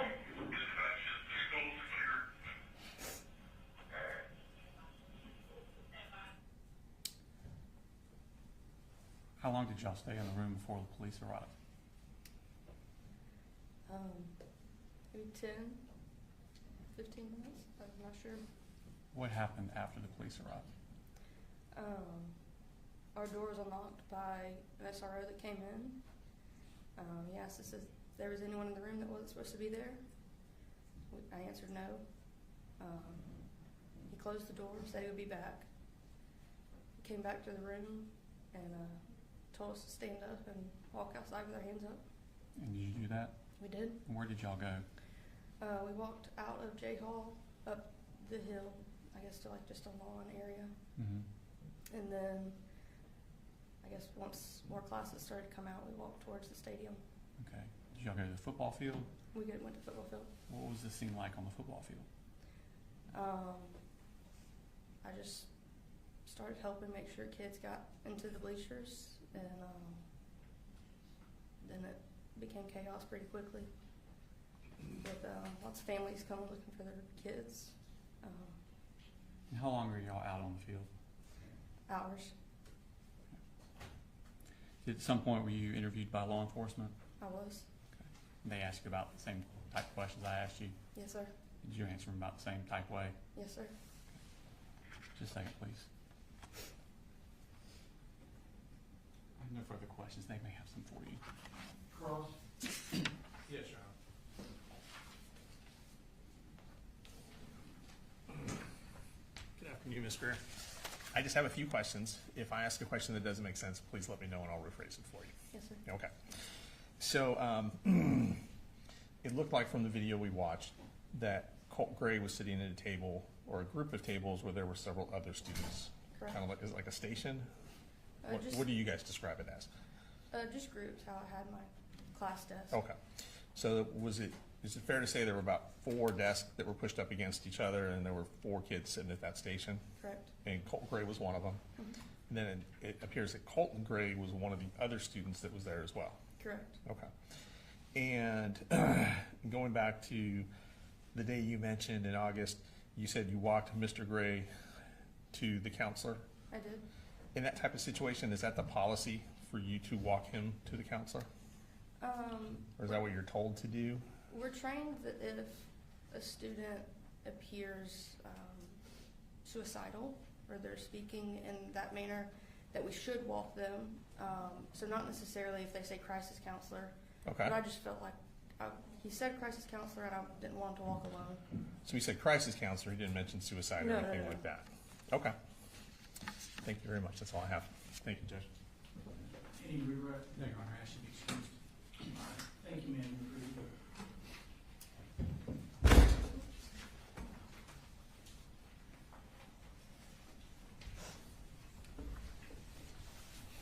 State calls, State calls Jason Wilkerson.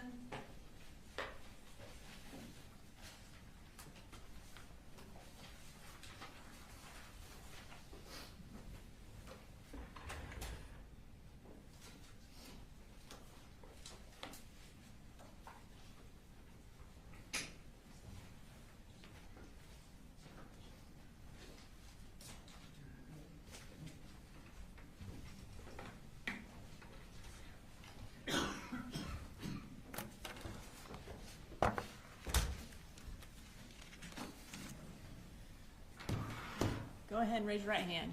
Do you swear to tell the truth, the whole truth, and nothing but the truth to help you God? Yes, ma'am, I do. Can you introduce yourself to the jury? My name is Jason Wilkerson. I'm a lieutenant with the Bexar County Sheriff's Office. And what are you the lieutenant over? Persons Crimes Unit, the ICAC Task Force, our Digital Forensics Lab, and K9. How long have you been employed by the Bexar County Sheriff's Office? About 18 years. And were you in that role as lieutenant over persons crimes in September of 2024? Yes, ma'am. I'm going to draw your attention to September 4th of 2024. Did you receive any notification that there was an active shooter at Apalachee High School? Yeah, I had turned my radio down. I was going to make a phone call, and Lieutenant Roberts come running in the hall saying there was an active shooter at Apalachee. And when you say Lieutenant Roberts came running down the hall, were you at the... I was at the Sheriff's Office, yes, ma'am, our main office. Okay. And is she the lieutenant over property crimes? Over property crimes, yes, ma'am. When she came running down the hall telling you that there was an active shooter, what did y'all do? We ran outside, got in our cars, and drove down there and got there as quick as we could. About how far away are y'all from Apalachee? I don't know how many miles. I mean, we were in excess of 100 most of the way. It took about 4 or 5 minutes to get there. Around what time did you arrive? Right around 10:30, I believe.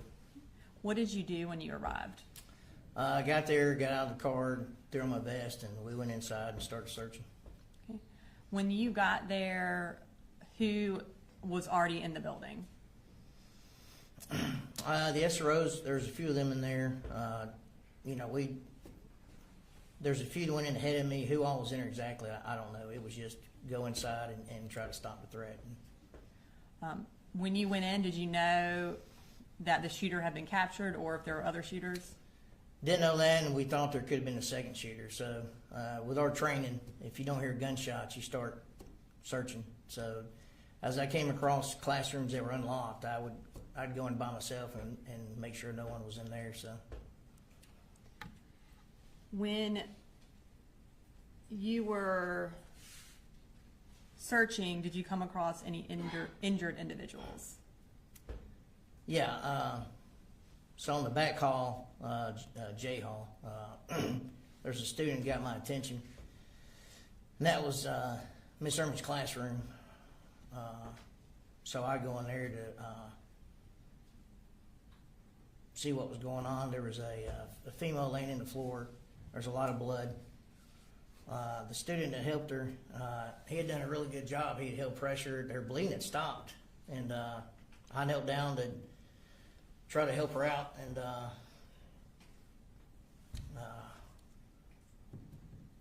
her skin was pretty pale. It just kept getting paler. Her lips kept getting bluer, and she just said, I can't breathe, I can't breathe. And, I'm not, I mean, it's outside the scope of my medical training. Her symptoms to me didn't make sense for what I've been trained in. And all I could really do, I had the tourniquet on me, but where her injury was at, you can't put a tourniquet there. The bleeding stopped. I mean, it was, but she said she couldn't breathe. That just didn't make any sense. I didn't know what to do, and I just kept yelling for medics. And a few minutes later, some medics came in, and I got out of their way and left the room and went back out in the hallway and tried to help out where I could. So with Miss Irma, you did everything you knew how to do and waited until EMS arrived? Yeah. I mean, like I say, she was talking, so her airway wasn't obstructed. She was breathing. She had difficult breathing. Said she couldn't breathe, but just for her symptoms, it was outside the scope of my training. I didn't know how to help her. When EMS arrived and you kind of got out of their way so they could help her, did you become aware that she died that day? No. I had thought they left with her. I thought she made it. I didn't know they put her in the room across the hall. Later, I did the walkthrough with the GBI crime scene, and we found this woman in this room. It was the break room. There's no bullet holes in her door. It didn't make any sense. Like, why is she in here? And I was under the impression Miss Irma had been transported. So I just couldn't put two and two together. And later I did help place her in a body bag, and I did help the coroner remove her from the scene. And then at night, couldn't stop thinking about it. And next morning, I called the fire chief, and that's when I found out that was actually Miss Irma.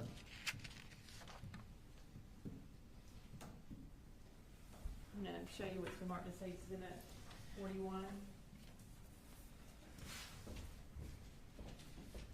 Do you recognize that? Yeah, that's Christine Irma.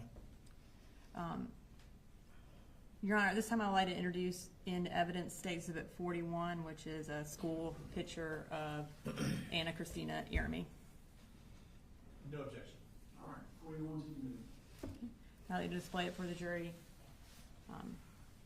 And you indicated that as Miss Irma? Yeah. And was she one of the deceased at Apalachee that day? Yes, ma'am. So you indicated that you then, I guess, started clearing the school more. Can you tell the jury what you did after you left Miss Irma's room? Went out in the hallway. There was a Hispanic juvenile female that had a gunshot wound to the shoulder. The injury was too high for a tourniquet, so another investigator held pressure and walked her out to the medics.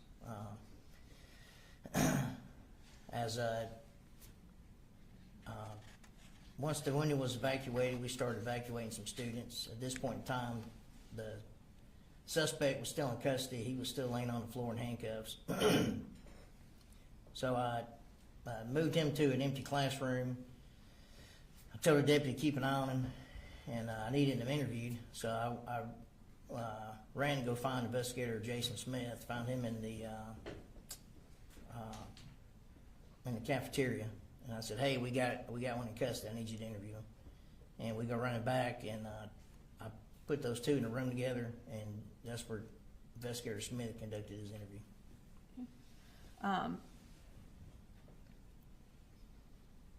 Did you eventually find out where Colt lived? Well, at the time, the deceased male in the floor of the hallway, I don't know if y'all have introduced everybody yet, but at the time it was unknown. Someone mentioned he was with the shooter and opened the door and asked the suspect if he was with him. He said no. Judge, we're going to object any hearsay. We'll move on, Your Honor. I'll sustain the objection. So I did ask the suspect where his address was, and then called over the radio to the media center to have deputies go to that address and secure it for a search warrant. And as lieutenant over persons, were you in control of the investigation at that point? Yeah, I supervised the Bexar County Sheriff's side of it. Yes, ma'am. Okay. And who did you assign as the lead investigator from the Bexar County Sheriff's Office? Jason Smith. Okay. And did y'all call in the Georgia Bureau of Investigation for help as well? Yes, ma'am. Yeah, they were a big part of it.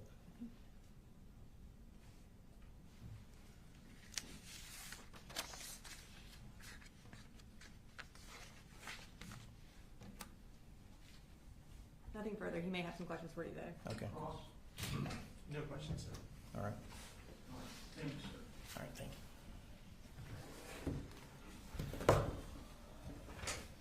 Jurors, I'm looking at you. Are you okay? Do you need a restroom break? Raise your hand if you do.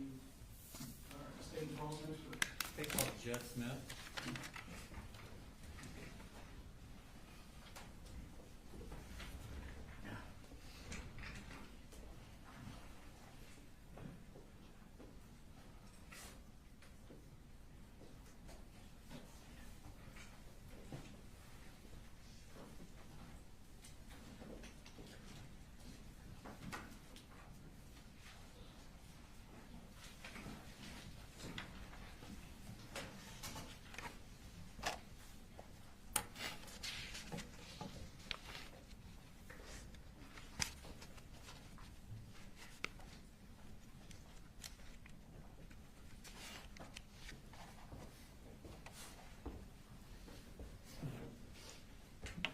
swear the testimony you give matter now pending before this court will be the truth, the whole truth, and nothing but the truth, so help you God. So help me God, yes. If you could have a seat, and if you could introduce yourself to the jury. Sheriff Judge Smith. And are you the sheriff of Barrow County, Georgia? I am. How long have you been the sheriff of Barrow County, Georgia? I got elected in 2009. Okay. And before that, what did you do? I was a police officer at the Winder Police Department. And how long have you been post-certified police officer? 25 years now. I want to take your attention to the morning of September 4th, 2024. Where were you that morning? I was at my headquarters at 233 East Broad Street, where the sheriff's office admin building's at. Yes. Had y'all had something that morning with the Centegix system? We did. So Centegix was implemented through the school system and through our public safety partners, the sheriff's office, the police department, and the fire department. A few months prior to that, and that morning at 7:30, we officially tested Centegix for its rollout, if you will, at 7:30 a.m. that morning. Okay. What school was it tested from? Bethlehem Elementary. Principal Mindy Reed is the one that tested it. Okay. Did it go off okay? It did. Okay. I want to take your attention to around 10 o'clock. What were you doing? I was in my office at East Broad Street. I was checking emails, normal stuff that I do in the morning times. At the time, there was a GBI agent, not in our region, that was there checking the files of a former employee of ours. And we were having a conversation, and they were trying to hire this former employee. And I jokingly told her, "You're wasting your time. I would clone this young lady if she would come back." We were talking and conversating back and forth, but just that was normal for me to be in and out of the office. Okay. And what happened at that point? I'm sitting at my desk.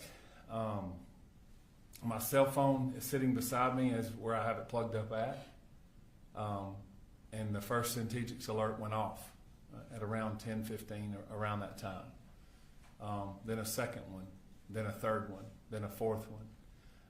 My first instinct was that it was malfunctioning. Didn't know what was going on. Didn't realize what the situation was, and I said to myself, something must be going off with it. Then I started realizing it was Apalachee High School. It does give us an alert and location. When y'all do the trainings, is it normally just one person pushes the button to start it? Normally. Y'all weren't ready for 20 people to push the button? That's correct. Okay. So you found out it's at Apalachee High School. What did you do at that point? I kind of thought it was odd to have that many at one time, that early. One of my majors, Major Todd Drews, whose office is right beside me, come running to my office and says there's an active shooter at Apalachee. And I kind of,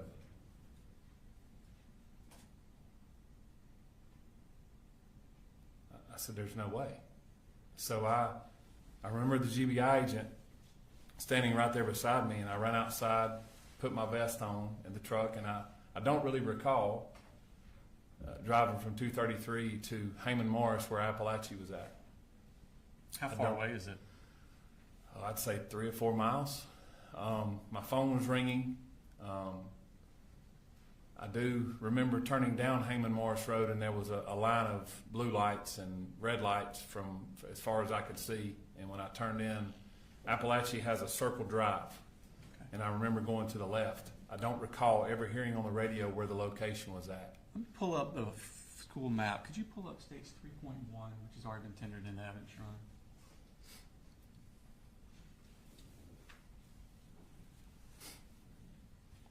Is that a map of the school?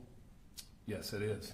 Now, where you were, just talk about what you're talking about. Okay, so where the Apalachee High School Barrow County logo is, I pulled here. I think you can touch the screen and it makes that like that. Okay. Players and stuff. So, I don't know if you're able to see me right here. I pulled right here behind a fire truck. And as I pulled up. Actually, the touching's not working for some reason. Sorry. It's fine. There's a, should be a, someone stole it. There it is. Oh, there you go. Okay, you can use that. Thank you, Your Honor. As I turned into the school, I parked right here, and there was a fire truck here, And at that point, there were several people pulling up. By the grace of God, when I pulled in there, I run across Tanner Good, who was the former SRO at that school, and I said, "Tanner, where are we going?" And he said, "J-Hall." Tanner had gotten his patrol rifle out, so he and I intercepted in the middle where the flagpole was at, and we started running that direction. And at that point, I couldn't hear anything. I don't remember or recall hearing anything of what the circumstances were. At that point in time, I intercepted Sergeant Schultz, and we had implemented what's called an RTF group, where our fire and EMS. Two of the firemen jumped off the fire truck, which was Jeremy Thayer, who's our captain at the time. He is still with the fire department, and Sergeant Mixon. They got their helmets on, their vests on, and they grabbed their bags, and they started going in the building with us. As we entered the building, we run down this side here, and J-Hall is here. That's where we entered. I remember specifically giving them orders because we didn't know if they start shooting out. Who were you giving orders to? To the deputies and the EMTs who were unarmed. They were with you? They were with me on our hip. Okay. I said, if they begin shooting out from inside the building out, do not shoot back in. Okay. That's how we're trained. Do you know how many shooters are in the school? We did not know at the time. Okay. So what did you do at that point? We entered the door, and when I entered the door, I observed who was later to be Colt Gray, handcuffed on the floor, and beside him was a rifle with several magazines laying beside him. Okay. What else did you see?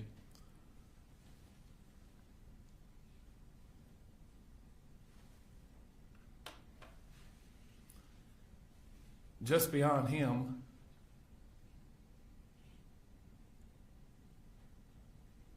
was a person laying face down that I could tell was not moving. And obviously had injuries to that person. Battalion Chief Thayer and Sergeant Mixon went to them first. We were together. That person was later identified as Mason Skirmahorn. I'm going to show you Smart State Exhibit number 42.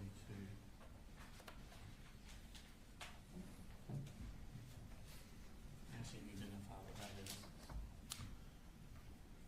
That is a picture of Mason Skirmahorn in the parking lot. On September 4th, 2024, was Mason Skirmahorn under the age of 18? Yes, he was.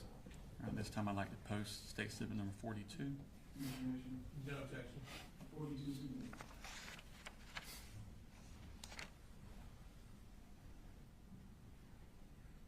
So, the medics tell you that Mason has passed away at that point? Okay. What do you do at this point? So myself and several others that were in the room or in the hallway, Tanner Good, Sergeant Schultz, Lieutenant Wilkerson, several others were starting to intercept that area. I heard someone say, Deputy King and Sergeant Boyd had already taken Colt into custody. I heard someone say there may be a secondary shooter. We weren't sure at the time. So we began clearing that particular area of J Hall, K Hall, I Hall, and those that intercepted that hallway. We have a map here, so you can show on that. Probably easier. It's kind of zoomed in. It's a portion of the map you were looking at already. And when you say clearing, what's your objective? Our objective is to stop the killing and render aid, whatever that may be. Our job is to go in and intercept whoever's doing the damage and whoever's doing the killing at this point.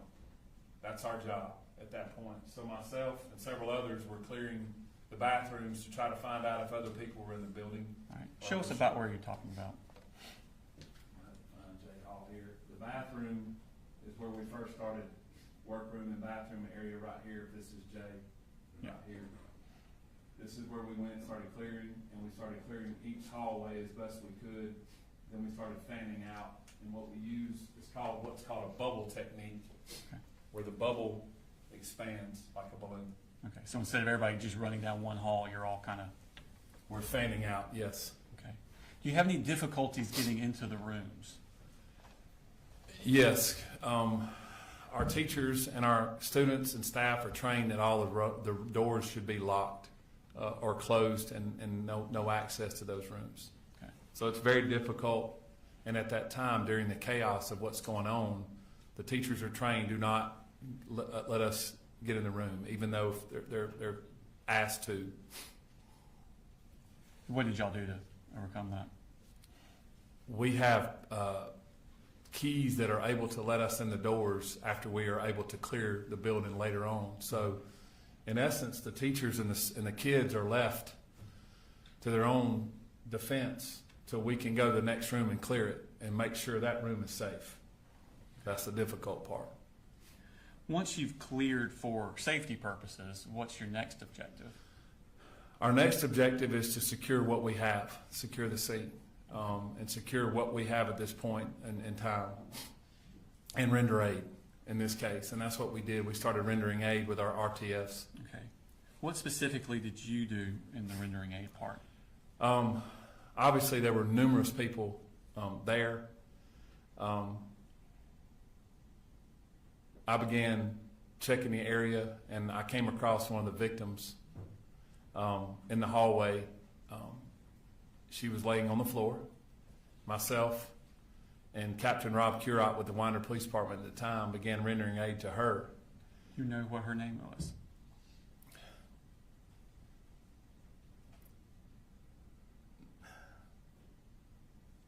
I'm drawing a blank. Tell me about her injuries. Did you see them? Yes, and I'll think of it in a minute. I'm so sorry. She had extensive injuries to her. She was bleeding in a lot of different locations that I could see.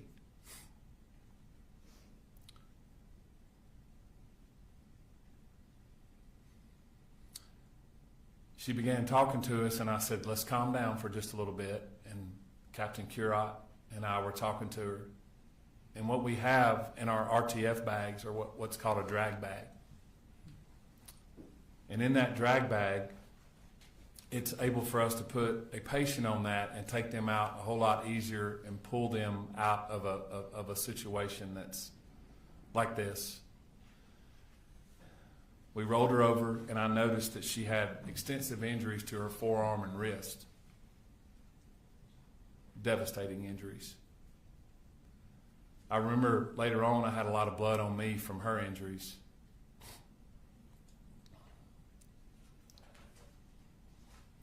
I was trying to calm her down, and we got her on the bag, and we started taking her out of the school, out of J Hall where we entered, myself, Captain Curott.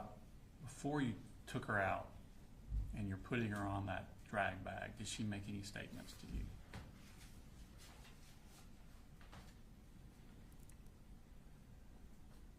She said, do not cover me with that sheet. Don't cover my face.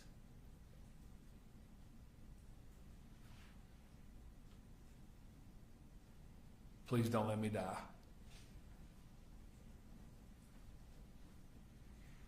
And I said, we're not going to let that happen.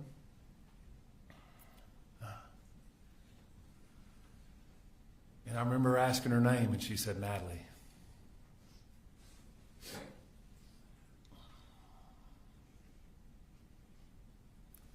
a beautiful girl. And she said, please, don't cover me. I said, we're not. Did you do any sort of medical type procedure with her? We did. So as we exited the building, Lieutenant Chad Norris had lined up about 4 or 5 ambulances right outside the door. And as we got her outside, I'm trying to calm her down. She's obviously very distraught. She's losing a lot of blood.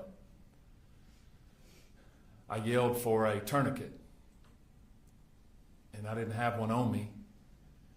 And as we were lining up behind one of the ambulances, I yelled for a tourniquet, and Colonel Ham grabbed a tourniquet from one of the ambulances, and it was pink. I'll never forget it being pink. And I leaned down and I said, Natalie, this is not going to feel good. She said, what do you mean? I said, we have to put a tourniquet on you. You're bleeding pretty bad.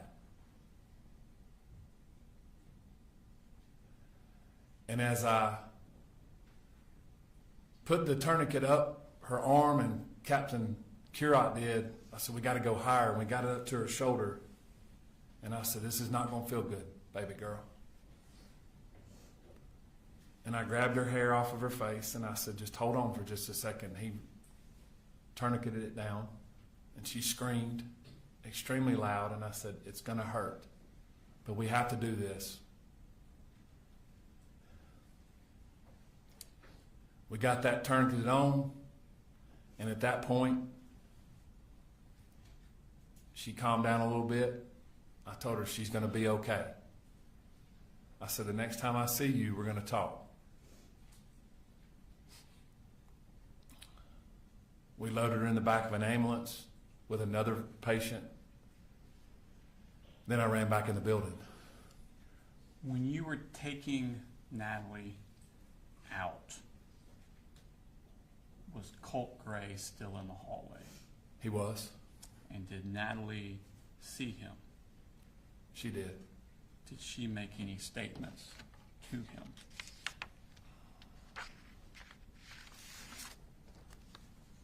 She cursed him and called him some curse words pretty loudly. So Natalie is left in the ambulance. You go back inside. What do you see then? I began assessing the situation as best I could to try to locate. We had many RTF teams in there at that point, rendering aid to people. I walked just beyond the bathroom, and there was a copy room, if you will, and there was a victim that ended up being Miss Irmy in that room that was deceased. I walked down to the left, down, I believe it was K Hall or I Hall. Don't recall which hall it was, but I walked down and I located Coach A. By Coach A, who do you mean? Coach Aspinwall, I'm sorry. That's fine. Coach Aspinwall, we called him Coach A. Leaned down to try to find a pulse because I didn't know if RTF had found him, and he did not have a pulse. I then walked back down the hall. They were rendering aid to Coach Phoenix in an ambulance at that point. They had gotten him out. He was at the classroom beside where Coach Aspinwall was at. I went back down the hall and located the room where Colt had initially shot Natalie and the rest of the victims, and where Christian was laying. And Christian was deceased as well. Was Christian also on September 4th, 2024 under the age of 18? Yes, he was. Okay. What did y'all do at that point? We made the decision to try to evacuate the building as best as possible to get the remaining students and the teachers out of the classrooms as best we could. It was a very difficult decision. Probably one of the decisions that I regret is walking the kids and the students and the staff through that hallway. But I wanted to get them out of the building as quickly as I could and not have them in those classrooms where we had them locked in until we could get it cleared. What was your regret about it? We had to walk the kids to the crime scene. A lot of kids had to see things that I don't think children of that age should see. Teachers did not need to see that, but we had to get them out. I wanted to get them out of that building as quickly as possible. And where did y'all take them? We escorted them out of the building to the football field, where we did the unification with the parents and the staff as best we could. When did parents start arriving? Almost immediately. Were there parents there when you arrived? There might have been one or two there that had gotten there because the phones start going off pretty quickly. Parents start getting notifications that the school's locked down. When I exited J Hall after all that was done, I walked back out to the area where we had the EOC, which was where I parked at the flagpole. At the time, Chief Schumann was the fire chief. I saw him walking towards me, and I just stopped. But the people and the parents and the cars and the emergency response, just completely overwhelming. He said, "Stop! Don't walk anymore. Let me walk to you." And he hugged me and said, "Are you okay?" And he noticed I had a lot of blood on me, and I said, "I'm fine." But we talked, and that's when I noticed that thousands of parents and people were showing up at one time, and we were trying to decide how we were going to manage through the school system getting parents and kids and loved ones together. Okay. Tell me about the law enforcement response. It was quite overwhelming. There was over 140, 150 law enforcement officers that responded, agencies from all across North Georgia, federal agencies that showed up, state agencies that showed up. And that's just well over 150 just in the first hour. Did you request assistance from the Georgia Bureau of Investigation on this case? I did. I felt that I could get, they could assist us in what we were going to deal with as far as the size of the crime scene and the timing. And so I called Director Hosey, the director of the GBI, and I asked him to show up. And he said, "I'll be there within the hour." And he provided unlimited resources. Okay.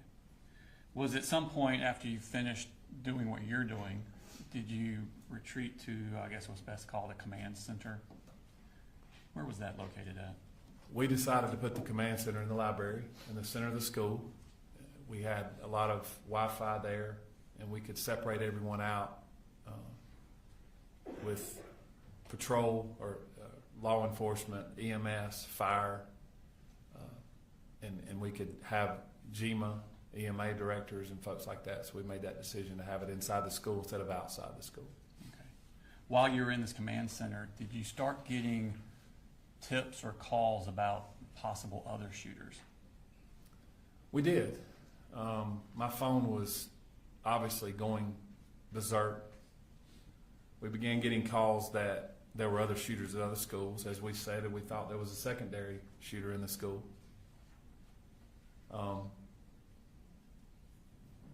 I happened to pick up my phone, and it was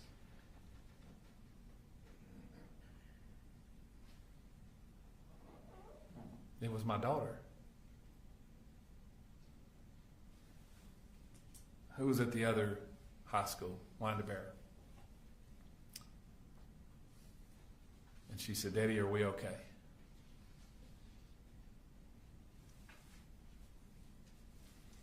I said, "Your SROs are there with you, and you're okay." And she said, "Daddy, we're locked down, and they're telling us there's another shooter here."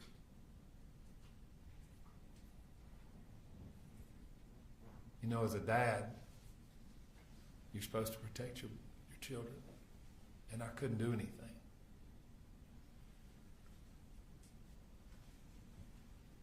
But I told her that the deputies were there. I turned over and I said to the Georgia State Patrol major, and I said, "Do me a favor and send some troopers over to the high schools." And they did, and they secured that for us as well. And I had multiple agencies coming up, and I said, let's dispatch to other schools because we're getting these other calls. So by the grace of God, those 150 law enforcement officers were able to be dispatched to other schools and ensure safety for those kids and those staff members and those parents when they got their kids. And were some of those officers dispatched also Bexar County Sheriff's Office employees? They were. Okay. And then Brandon Bazinet and drawing a blank on his first name, Deputy Townsend, did they work for you at the time? They did. Okay. At some point, did y'all become aware of a home address for Colt Gray? We did. After doing some research, we did. And did you send deputies to secure that location? As immediately as we could, yes. Okay. At some point, when you're unifying with the parents with the children, did you have a task to do at that point?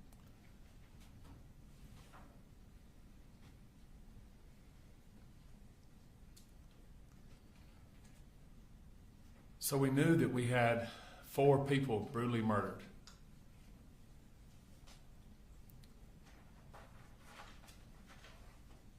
And I had to sit down and doing this 25 years, probably the most difficult thing I've ever had to do is tell 2 sets of families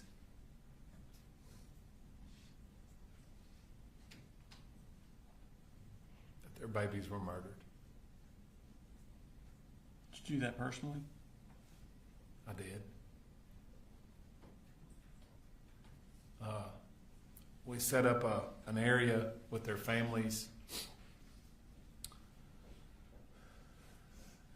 and I met with Christian's family first.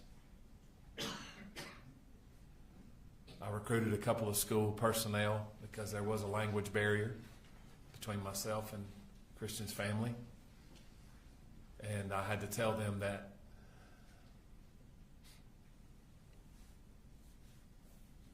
Christian's life was taken. And all I could do was sit there with him and pray with him and tell him I'm sorry. And then I had to meet with Mason's family and tell them the same thing. And then I had to meet with Miss Iramy's husband and tell him that his wife was murdered. I wasn't able to meet with Coach Aspinwall's wife. She was not on site. But that was done off-site. I later talked to her and talked to some family members. The residence that you sent those deputies to secure, was that in Barrow County? It was, yes. Just a second, please. No further questions, thank you. Is there any cross? No cross, Judge. Thank you. All right. Thank you, sir.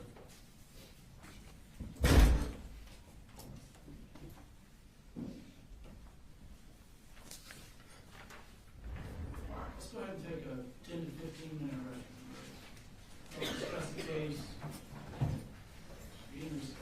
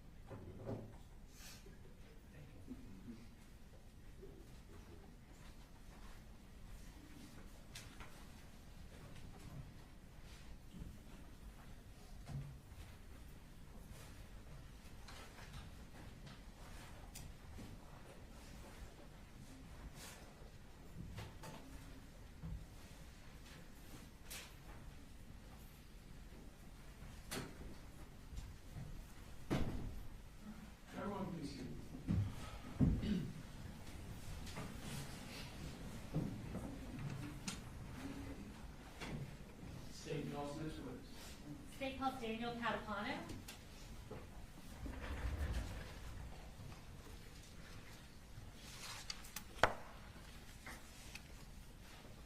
All right, I'll have you go ahead and raise your right hand. Do you swear or affirm any testimony you're about to give in the matter now pending before the court is the truth, the whole truth, and nothing but the truth, so help you God? I do. All right, now if you can start by introducing yourself, I'm going to have you spell your last name for the court reporter. My name is Daniel Catapano, C-A-T-A-P-A-N-O. And where are you currently employed? The Barrow County Sheriff's Office. How long have you been at Barrow County? This will be my 7th year. Okay. And what's your role there? I'm a patrol deputy and a field training officer. What shift do you typically work there? The D shift, which is 7 a.m. to 7 p.m. And were you working for the Barrow County Sheriff's Office on September 4th of 2024? Yes, ma'am.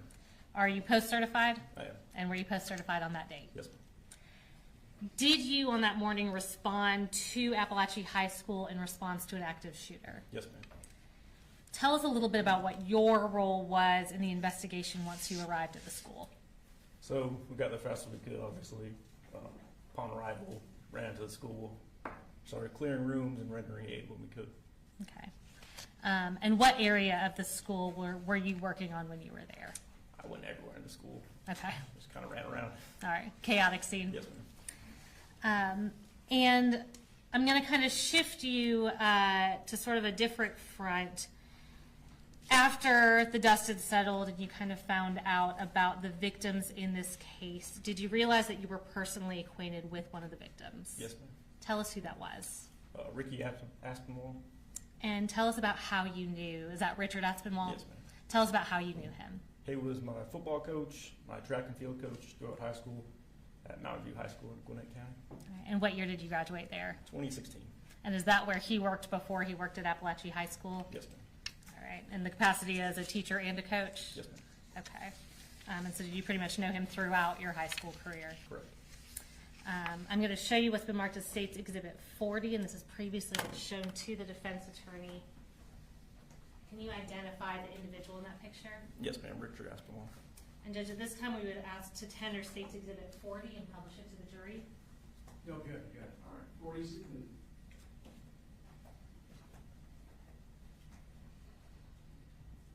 And is the individual in that picture Richard Aspinwall, who you knew as Ricky Aspinwall? Yes, ma'am.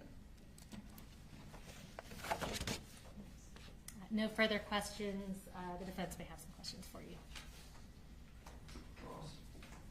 Good afternoon. Sir. Just got a couple of questions for you. I understand you are in charge of keeping the logbook. Crime scene log? I'm sorry? The crime scene log? Crime scene Yes, log. And tell us what you do to keep a crime scene log. What are you looking for? So you, basically it's a form that shows who came in and out of the scene, the time, the date, the time of the date they left the scene. Okay. So you kept all of the times that people came and left. Yes. Did you do any collection of any of the evidence at all? No, sir. Okay. So that was done by someone else? Correct. And I think you indicated that you initially got the call from someone else. Correct. Do you recall the time that you got that call? I do not. When you arrived, I think in the report you indicated you may have been the third or fourth car there. Yes, sir. So when you entered into the school, did you see Mr. Gray at all? No, sir. Okay. Nothing further. Thank you very much. Can you redirect based on cross? No, sir. All right. Thank you, sir. Thank you, sir.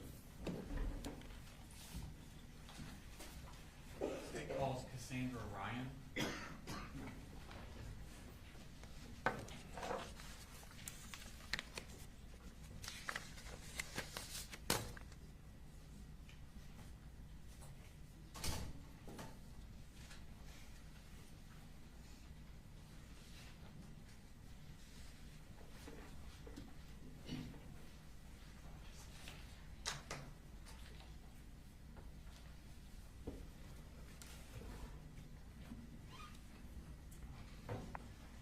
Raise your right hand, please.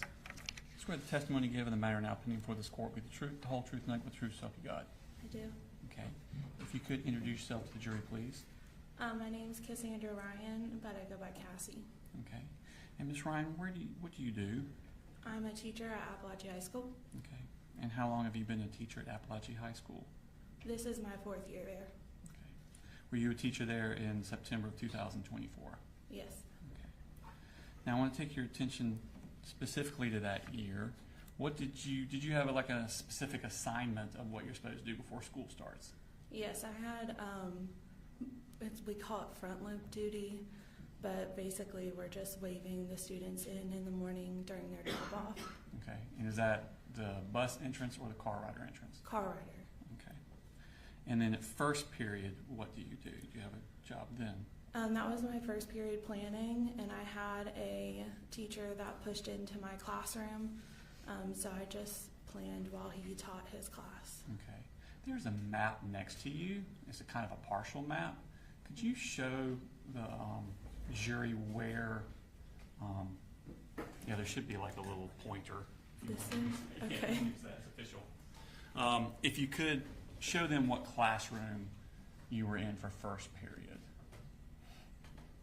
Okay. Is that the classroom you stayed in throughout the day? Yes. Okay. Mm-hmm. But you're not teaching this first period class? I'm not. Who is teaching that class? Mr. I can't remember. That's okay. That's okay. So first period, you're not teaching? No. Okay. What about second period? Yes. Okay. What course are you teaching? Algebra 1. Okay. And is it in that same classroom? Yes. Okay. Is there another teacher in the room with you for second period? Yes, Coach Edwards. Okay. And why is Coach Edwards also in the class with you for that class? It's a co-taught classroom, so there's one teacher in there that is the math certified teacher, that would be me, and then there is a special education certified teacher in the classroom because the roster has a significant amount of students that have specific learning disabilities that can range. Okay. So Mr. Edwards would help those students out while you're teaching the entire class? Yeah, he's in there to support them through the learning, mainly during like independent work. Okay, thank you. So you showed the class that you have. Who's in the class next to you? To the left or right? As you're facing out of your door to your left. Miss Greer. Okay. And do you know Miss Greer? I do. Okay, how do you know her? We started teaching together and we became friends as well. Okay. Now, I want to take your attention to September 4th of that day. What were you doing when students came into your classroom? I was standing at the front of the door because we had a new seating arrangement. We do that when we change units, and so we were going into Unit 2, so we change up the seating arrangements for the students. So the kids have assigned seating? They do. Okay. And on that particular morning, you had changed the assigned seating? Correct. Okay. And how do you record this? I made like a chart in Canva of the layout of my classroom, and all of my desks were numbered. And then I use the roster of my students, and I list the seat number on that roster of each student. Okay. I'm going to show you a Smart State Exhibit number 67. Ask you to recognize what this is.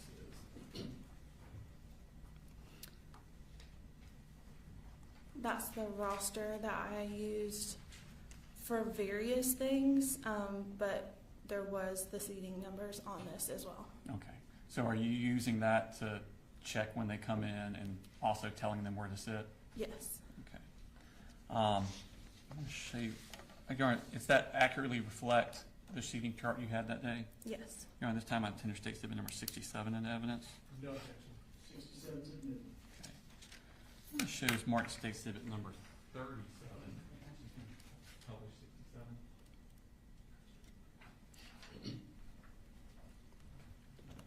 So the numbers on the left are the seating numbers, or the ones on the right? The numbers on the right. That would be correspond to a seat in your. Yes. Okay. Show you Smart State Exhibit number 37. Ask you to recognize what that is. This is a roster of my classroom. Okay. And were those the kids that were present in your classroom that day? September 4th, 2024. Yes. Okay. And were all of those students on that day under the age of 18? Yes. Was Stephen Edwards also in your room on September 4th, 2024? Yes. Okay. Your Honor, tender state exhibit number 37 into evidence this time. No objection. 37 to move. Okay. Now I'm going to show you what's marked as state exhibit number 38. Ask you to identify what that is. This is the seating chart layout that I created of my classroom. Okay. Has names been added to the numbers? Correct. Yes. And are those names added to the numbers accurate as to where the children were assigned to be seated that day?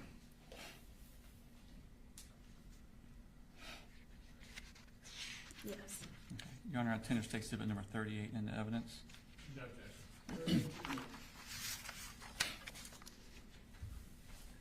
So as we're looking at 38 on the screen, if you could identify first where the front door is. Like the point. Yeah, that you can use the pointer Is that- behind you. Oh, okay. We used to have it where you could touch the screen, but that seems more difficult. So the pointer would probably be better. This is the door Okay. And where would you generally be teaching from? up here. Okay. And where would Mr. Edwards be? He wandered around the room, but this was his desk here. Okay. Is the other desk your desk?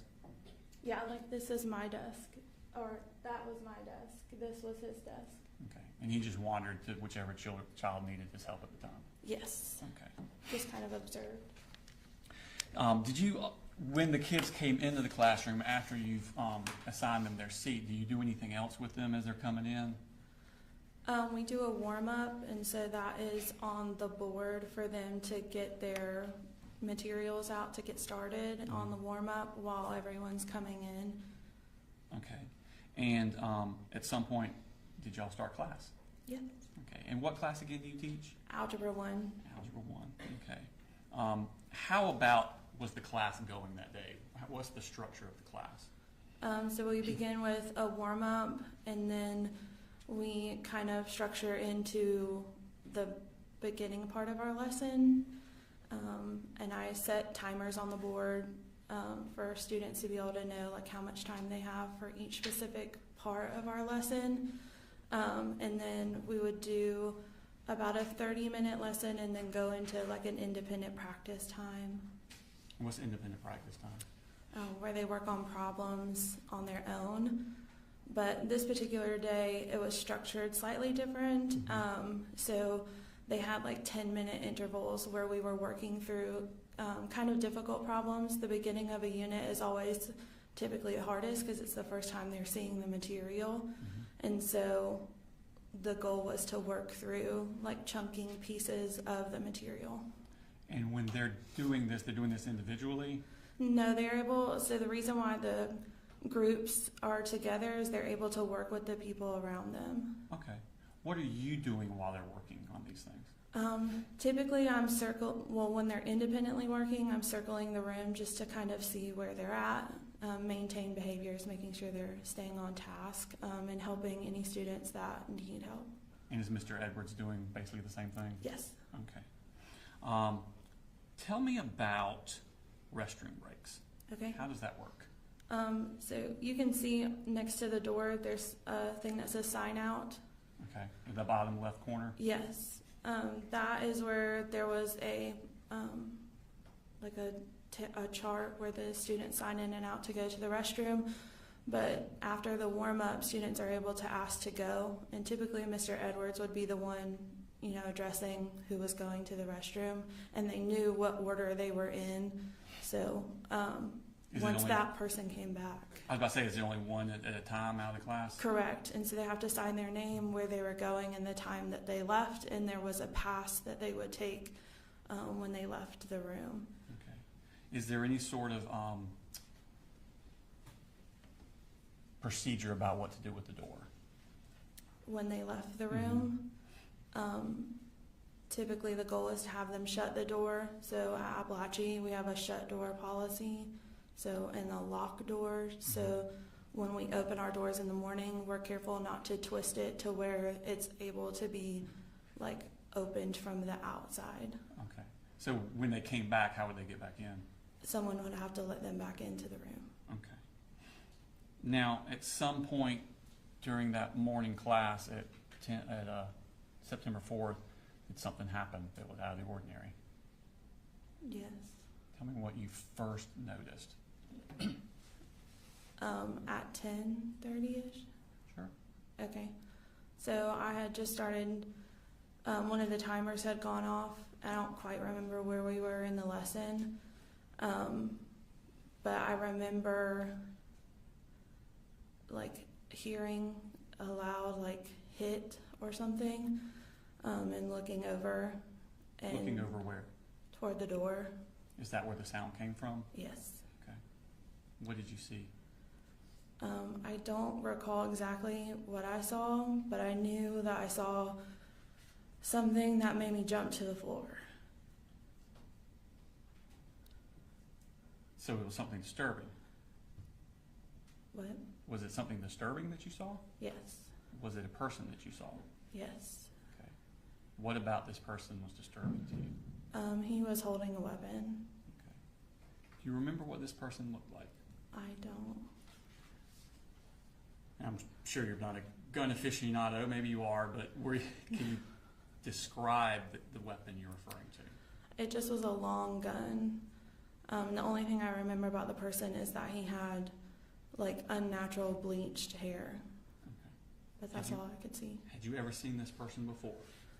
No. Okay. When you hit the floor, first off, on the thing about where were you on that chart? I was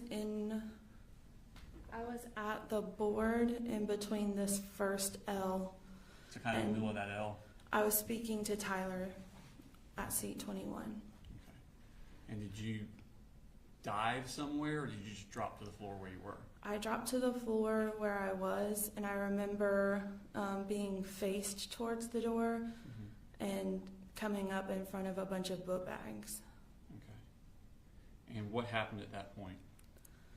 So at that point, there was gunfire that started happening, and I could feel like debris and bullets going over my head. What was happening inside the room? Inside the room? What were the other students doing? The students began to duck down. A lot of desks were moving around.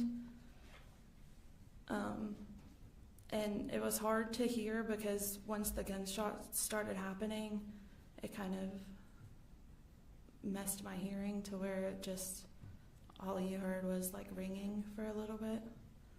How many gunshots do you think you heard? A lot. Okay. And was it like a few and then a break and then a few and then a break, or was it? No, it was like a rapid, the whole thing. Were you able to see anything in reference to the shooter during this time? No. Okay. How long did the shooting last? Seconds. It didn't feel like seconds, but it was seconds. Okay. When you look up, was the shooter still in the room? No. Do you know how far he came into the room? I think he just stepped 1 foot in. Okay. Once he left, was the door open or shut? Once he left, I remember starting to get up, and I saw the door closing, and Ronaldo was throwing chairs toward the door. Okay. Tell me about what happened at that point. What's going on inside the room? So I remember seeing Ronaldo throw the chairs and then dart to the corner of the room. When I stood up, I was starting to walk toward the door, and then I heard Natalie say, "Mr. Hine, I've been shot." And when I looked at her and I looked down, I could see the pool of blood, and I could see her wound. Was that Natalie Griffith? Yes. Okay. What wound did you see? Where was it? It was on her wrist, up right above her wrist. I could see the bone exposed. How was she? Was she conscious? She was, yeah. Okay. And was she saying anything or doing anything? She just kept repeating that she had been shot, and so I grabbed her and laid her on the ground, and then I grabbed a nearby hoodie and wrapped it around her wrist to try to help the bleeding. And then I heard Melanie say that she had also been shot.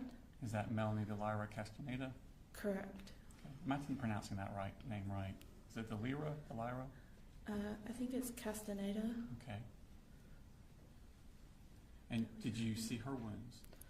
I could see that she had been shot through the shoulder, and I saw the blood there, but I couldn't see the actual flesh of the wound. Okay.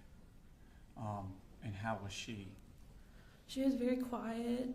I think she was scared, but I've known Melanie for a little while before, and so she does have a very calm demeanor, and so she was very calm and quiet, and just grasping her shoulder. Did she appear to be in pain? Yeah. Okay. Did you notice any wounds to Nautica Walton?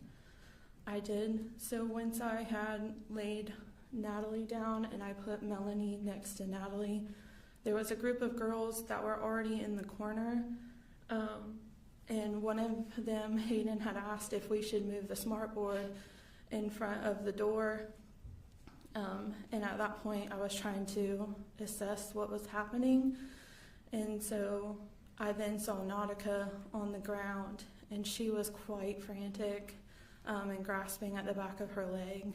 I couldn't see her wound or any blood, but she was in severe pain. And did you see Taylor Jones? I did not see Taylor Jones. Okay. Were you aware of any injuries to Jackson Beaver or Ronaldo Vega? I was aware that Ronaldo, after the police had come in, he had said something that he was also injured. And then when we had gotten out of the room and up to the top of the hill, Jackson had said that he asked me to look at the back of his leg, and he did have something lodged into the back of his leg. Okay.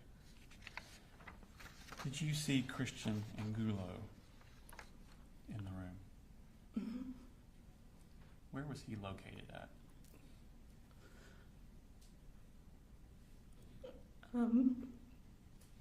He was in front of the door.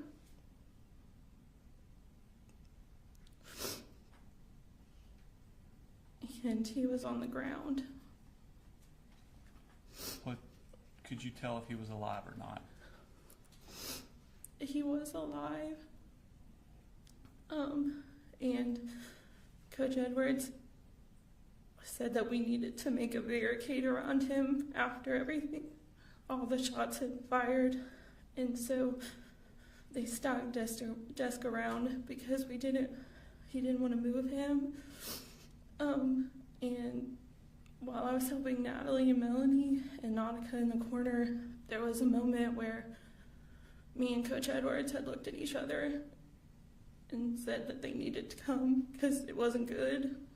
And when they came finally, they had pronounced him dead while we were here. It shows Mark Stacy at number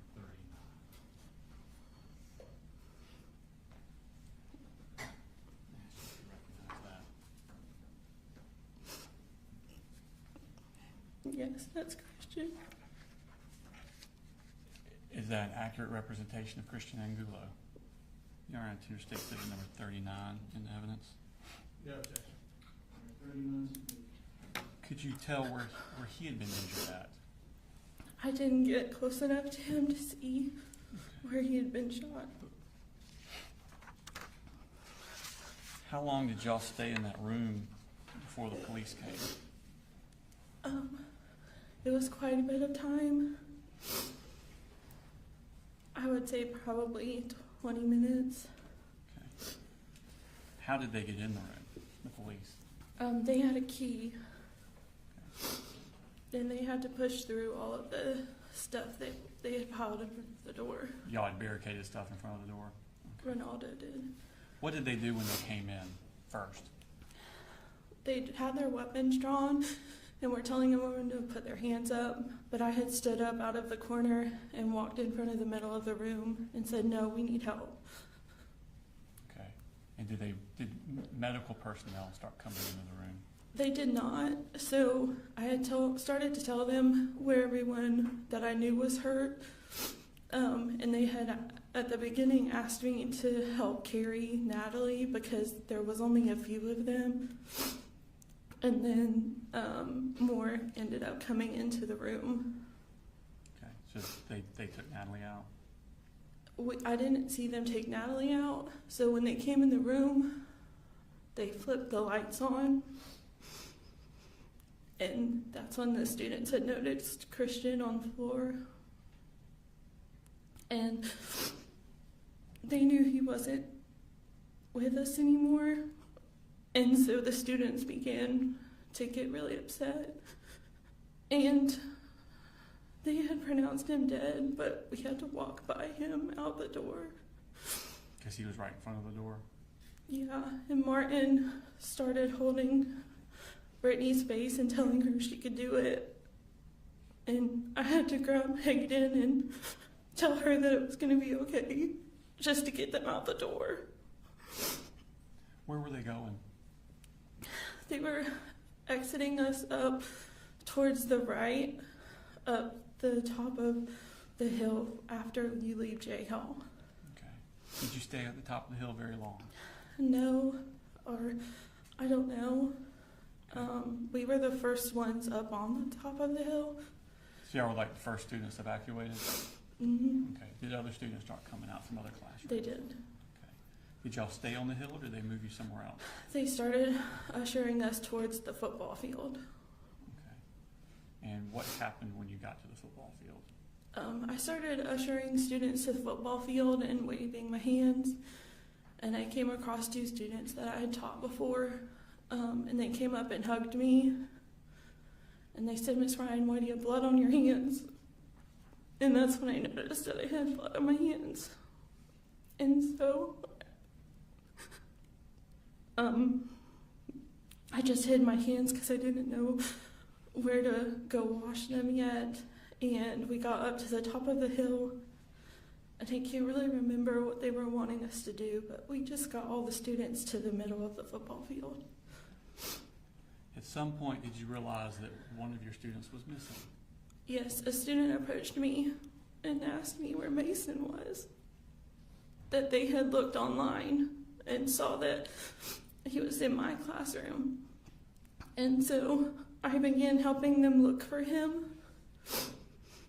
And at one point I came across Miss Schumerhorn. Mason's mother? Yes. Okay. And we began looking for Mason, and Miss Lee, which was his advisor, came and helped start looking for him. And we were thinking that maybe he heard what happened and had ran. Why did you think that? Because he had done that before. Not in high school, but in his earlier education. Does he have a learning disability? He does. Okay. How long did y'all look for Mason? Hours. It shows Mark Stay 70 to 68.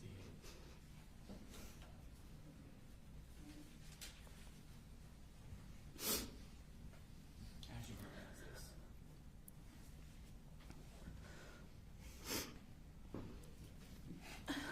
That's my sign in and out sheet. Is that the piece of paper you said was on the board where kids would sign out to the bathroom? Mm-hmm. Who was the last? Does it accurately reflect the sign out sheets you had? in your room that day? It does. Your Honor, defender takes exhibit number 68 in evidence. No objection. All right, 68. And who signed out last? Mason. Thank you.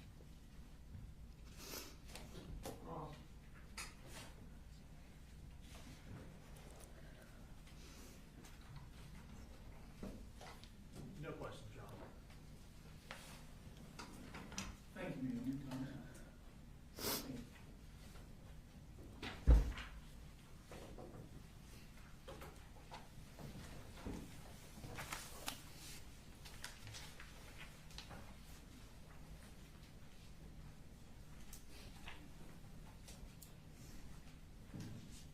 Folks, do you know why the other monkey's there? You said what? Do you know why that's there? Yes, when they get up and point to the board. All right, state and calls next witness. State calls Jacqueline Garcia.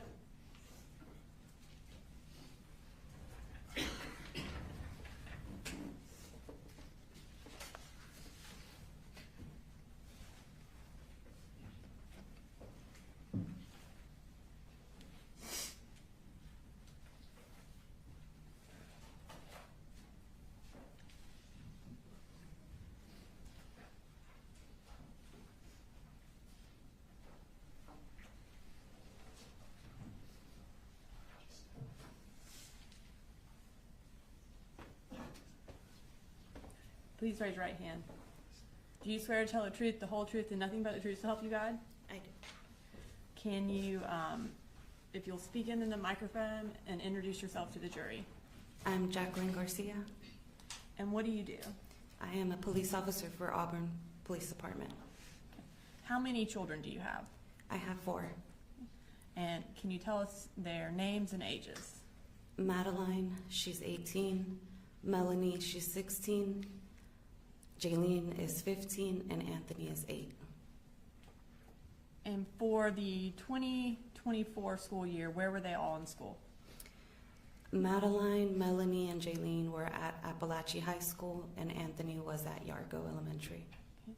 And as far as your 3 that were at Apalachee High School, what grades were they in?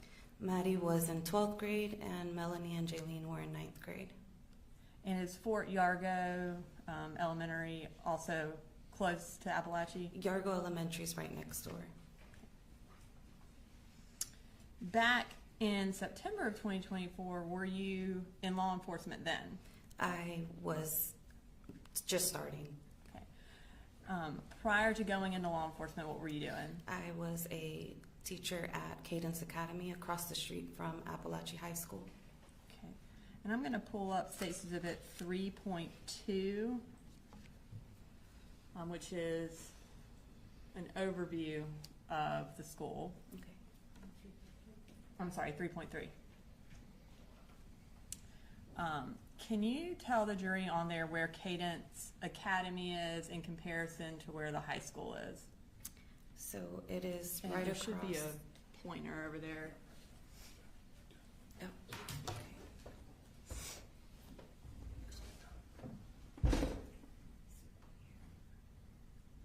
And so that was Cadence? That's Cadence Academy. All right, and is, if you will then, that circle, is that where the entrance to Apalachee is? This is the entrance, and this is the side entrance to the parking lot. Okay. Thank you. So on September 4th of 2024, were you working at Cadence Academy? I was. Okay. And I think since you started law enforcement shortly after that, was this one of your last weeks there? Yes, I had just put in my 2 weeks notice. Were all of your children at school on September 4th? Yes, they were. For Melanie, who was her second period teacher? Coach Ryan. And who was Jaylene's second period teacher? Miss Greer. We heard a 911 call earlier from a Jaylene. Was that your daughter who called 911? Yes.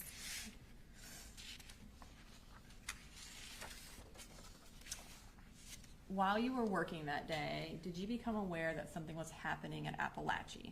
Yes, I was. How did you become aware of that? My assistant director that day was, I guess they were going on lockdown, and she was coming around the classrooms to tell everybody that we needed to get all the children inside of the rooms because we had kids on the playground. And then she told me that something seemed to be happening at Apalachee High School about somebody possibly bringing a gun. When she told you that, what did you do? I was about to go on lunch, and so I knew that there were previous fights at the school. So I assumed that maybe just there was a fight and somebody brought a gun. So I was about to go on lunch, excuse me. So I was gonna check once I left. And what did you do after that? I ended up leaving to go to lunch, and I saw there was my previous lieutenant who was directing traffic right in front of Cadence, and I saw a lot of police officers, and so that got me really worried, and I ran towards the road to my previous lieutenant to ask him what was going on. And tell me what you mean by previous lieutenant. He was my lieutenant at Statham Police Department. So prior to working for Auburn Police Department, did you first work for Statham Police Department? Yes, I did. So I assume at this point he wasn't your lieutenant, but you already knew him because you were in the Correct. process. I was in the process. What did you do when you went and talked to him? I ran and I asked him because, again, he's from Statham and he's over here in Barrow County's district, so I was kind of confused, so that worried me a bit to see him there because he's from the city of Statham. So when I asked him what was going on, he said there was an active shooter, but he was contained. At that point, what did you do? At that point, I called my husband, I think, and then I started calling my girls.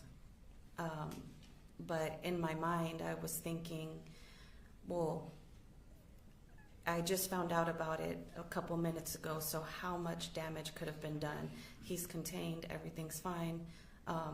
My girls are okay, the school's big enough. What odds would it be that one of my children could be hurt? And were you one of the first parents to arrive? Yes. As you're there, are more parents arriving? Yes, as I am there was actually one parent there first, but parents just started coming and coming and coming within seconds. Well, it felt like seconds, but more and more parents started to show up. What were they doing when they showed up? They were all trying to get past the officer to get into, I guess, the school to find their children. A lot of parents were upset. Parents were crying. Parents were yelling. I mean, it was getting kind of out of control. And your lieutenant, was he the one who was trying to prevent everyone from going into the school? No, so Lieutenant Hood had moved from that area, and Officer Arango, who was at that time working for Statham, he was trying to control the parents. So I tried to help him because I worked with parents. I felt like everything was okay. I was trying to help all the parents calm down and just to try to get everybody situated so we can, let them do their job. While you were there and trying to help kind of calm everyone down, were you able to speak with any of your children? So I got a text message from Maddie, my oldest, and she told me there was a school shooting, that there was a shooter in the school, and that it was a 9th grader, and to try to find her sisters because they're in 9th grade.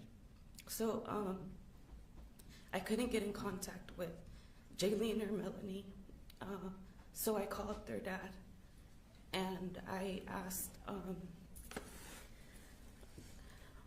I was telling him to call the girls. Excuse me. I was telling him to call the girls because I couldn't get in contact. So he finally told me Jaylene answered the phone. So I accounted for Maddie. He accounted for Jaylene. He said she was on the phone with 911. That's why she couldn't answer. But I couldn't get in contact. I couldn't get in contact with Melanie. While you were there, did you become aware that Melanie was one of the injured children? Yes. So finally, as I am there just standing, I get a phone call and I see it's Melanie. So I immediately felt a relief because I'm like, okay. I'm like, she's calling me. So I answer and she's crying hysterically. And she's crying, so I'm thinking, I'm like, she's alive, she's okay. So I start telling her, you're okay, baby. I'm like, you're fine. I'm like, everything's fine. I'm like, you're okay. And she immediately tells me, no, Mommy, I was shot. She said, I'm shot. And it kind of just blurred a bit after that. Were you able to, once you found that out, were you able to go try to find her? I tried to get through Officer Arango, but he wasn't allowing me. I just kind of remember a little bit trying to go past him, but he wasn't allowing me. I think he was apologizing, but I just was kind of yelling and trying to push him out of the way to try to go and find her. And I saw my Lieutenant Hood, and I remember just yelling. I just remember I was yelling Lieutenant Hood's name, and I don't recall what I said, but I know he ran towards me and grabbed me by the hand and started running. And I think I yelled him that my daughter was shot. And he grabbed me by the hand, and then we ran towards where all the ambulances were to see if I could find her. At that time, were you able to find her in one of the ambulances? No, I wasn't able to. A lot of law enforcement were, just telling me to just hold on. They were going to find her. I think somebody from the Board of Education, I don't remember, they were taking her name, and they said they were going to go out and look for her, like they were going to try to find her. So I just stood there waiting until she called me. When she called you, was she able to tell you where she was headed? Yes, so she called me and she told me she was already in the ambulance and that they were going to go to Northside Gwinnett. After that, did you go and locate your other children? After that, I was trying to make phone calls to let everybody know what was going on. So I was running through the parking lot back and forth because I was trying to get my son. I was trying to get to my son and make sure he was okay. So I was running in the parking lot, just back and forth. I didn't know where to go, so I called his school and they said they would keep him. So then my brother was gonna go get my girls, but I remembered that he wasn't gonna be able to get them. So from the front of the school, I ran all the way to the back to the field to go look for Maddie and Jaylene. And by field, you mean the football field? The football fields. Tell me what it was like on the football field, who all was there, and what was happening. So when I got to the entrance, I feel like I was just telling everybody that I needed to find my girls, a lot of the officers, and I needed to find my girls, and they were just directing me to the field. And finally, when I got to the front, I had to explain that my other daughter was shot and I needed to get my girls because they were not letting students leave at that time. So finally, an officer let me go in, and I ran, and I've been so involved with my girls' school that I knew a lot of the students. And I saw a lot of the students that I knew, and they were crying and they were trying to hug me and they were, you know, super scared, and I kept trying to tell them that it was okay, that they were safe, and it was just full of students. I mean, everywhere I looked, there were students just super upset, super scared, and I had to just keep going to see if I could find my girls. Had other parents been let on the football field yet? I don't recall. Were you able to find your children? Yes, so I was able to find my brother, who was already with my girls.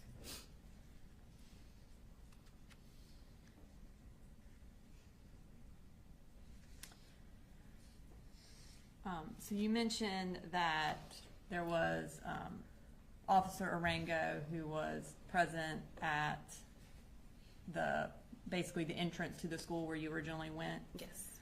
Did he have a body camera on at the time that you were there? Yes. Have you had an opportunity to watch that body cam? Yes. Okay. And is it a fair and accurate recording of what happened when you ran across the street from Cadence up until the point that you left to go find Melanie? Yes.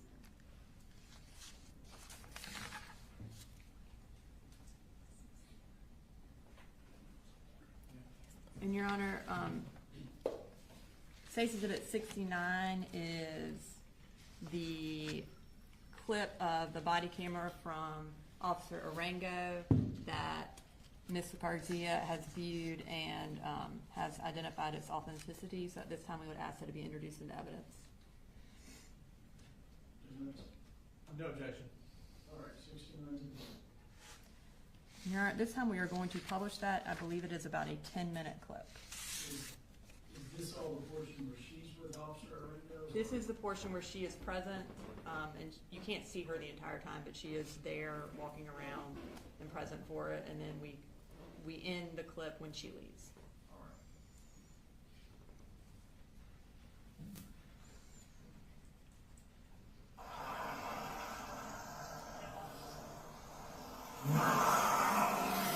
And is that you there? Yes.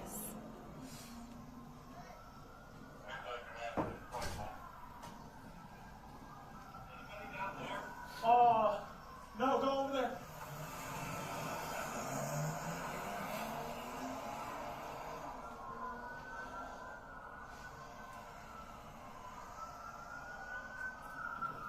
Sorry, sir, the school's on lockdown. What? Yes, you're here. We are. A shooting? Yeah, just stay over there, sir. Oh, man, I need to see if my kids all right. We're doing Sir, please, make sure. Sir, I understand. Man, I need to see if my kids all right. We're going to go check in, but right now, can't nobody go in the building, sir. Please, let us do our job. Let us. Is he not hurt? Not that we know, sir, but please just stay over here. Okay?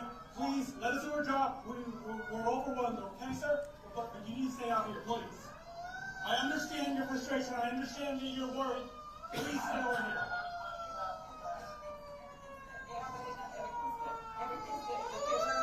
Just go out of the way, please.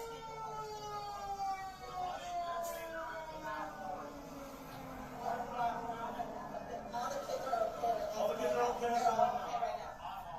He was in my daughter's class, so I understand. It's okay. Calm down. It's okay. What grade? The 9th grade. It's okay. What grade is it? I haven't had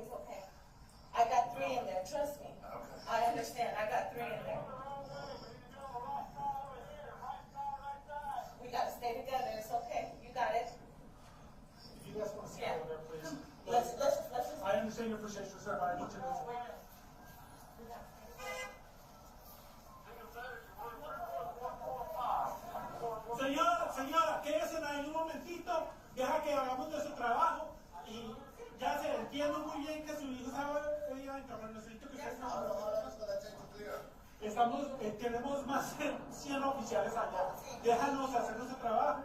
Por favor. I understand. Just stay right here. Stay out of here, please. Just stay right there.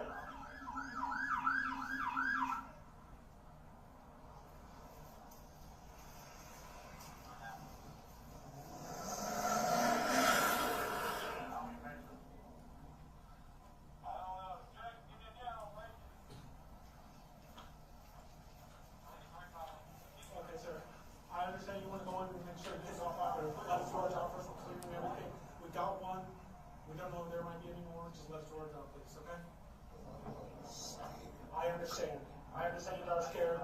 There's kids in there, I understand. But we have over 100 officers in there. We want to make sure everything's safe. And once as of right now, we don't know. Ma'am, I understand you're. Okay, I understand you guys are scared and everything. We have over 100 officers in there. We all responded very fast. But please stay over here for right now. Yeah, it's controlled right now. As far as I know, there might not be. Just as long as it gets controlled. Yeah, it's controlled. We already have. Ladies, gentlemen, please pay attention to me. Stay over here. I know you guys are scared for your kids. Just stay over here. We have over 100 officers in there. We're sweeping the halls. Let's just do our job, okay? As of right now, I don't know if anybody's hurt or not. But once we figure it out, we'll let you guys know. But please let us do our jobs. We can't have parents just rushing to school because we have over 100 officers in there and we don't want anybody to get hurt, okay? Just stay over here. Señor, quédese aquí un momento. Si hablan español, escúchenme. Entiendo. Tenemos más de 100 oficiales allá adentro, lo que necesitamos. I understand. Ma'am, just stay over here. If you're off duty, just stay over here, please. But right now, we have over 100 officers in there. I need you to stay here, okay? Let us do our job. Let us clear it out. And once we have something, I'll let you know. Just please, let us do our job, okay?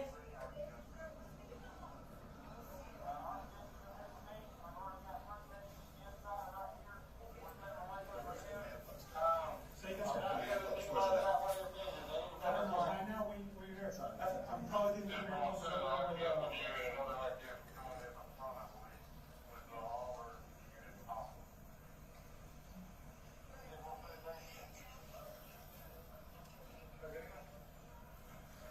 And are those all the parents that are showing up and people just kind of parking wherever they can? Yes.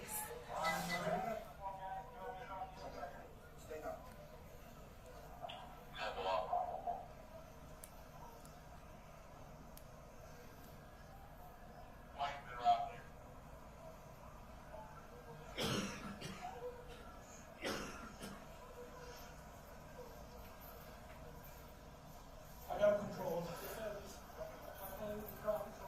Yes, sir.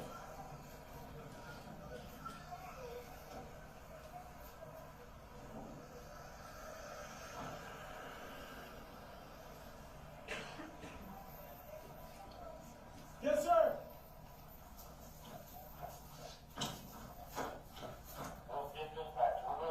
Please stay over there. Sir, gentlemen. Get over here. Get over here. Get over here, please. Ladies, gentlemen, please stay behind the patrol cars over there. I know you guys are worried about your kids. Let us do our job, please. Okay?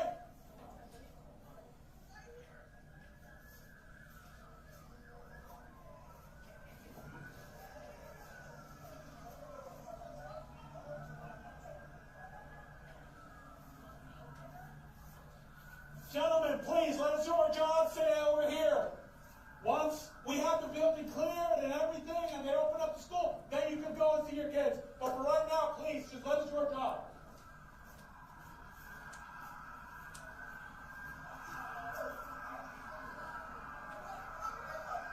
Just, right now you can just stay over here, keep over here. I understand.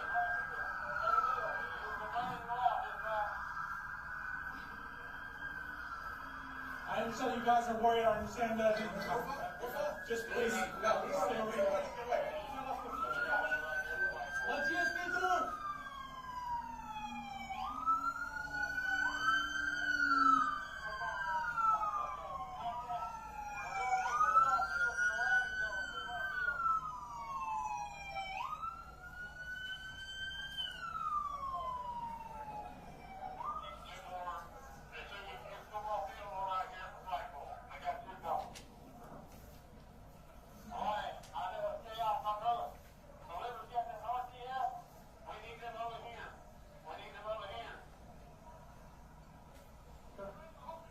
Yes, sir.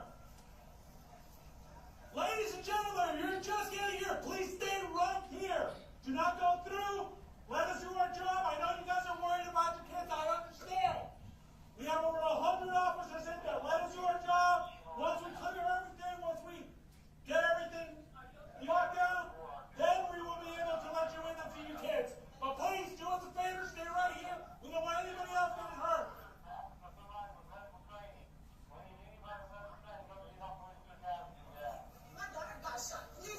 Ma'am, I'm sorry. I didn't go back there, please. No, please let me go back there. Please let me go back there. I understand. I can't let you get there. I'm sorry. Please, I gotta go. Gentlemen, ladies. Please.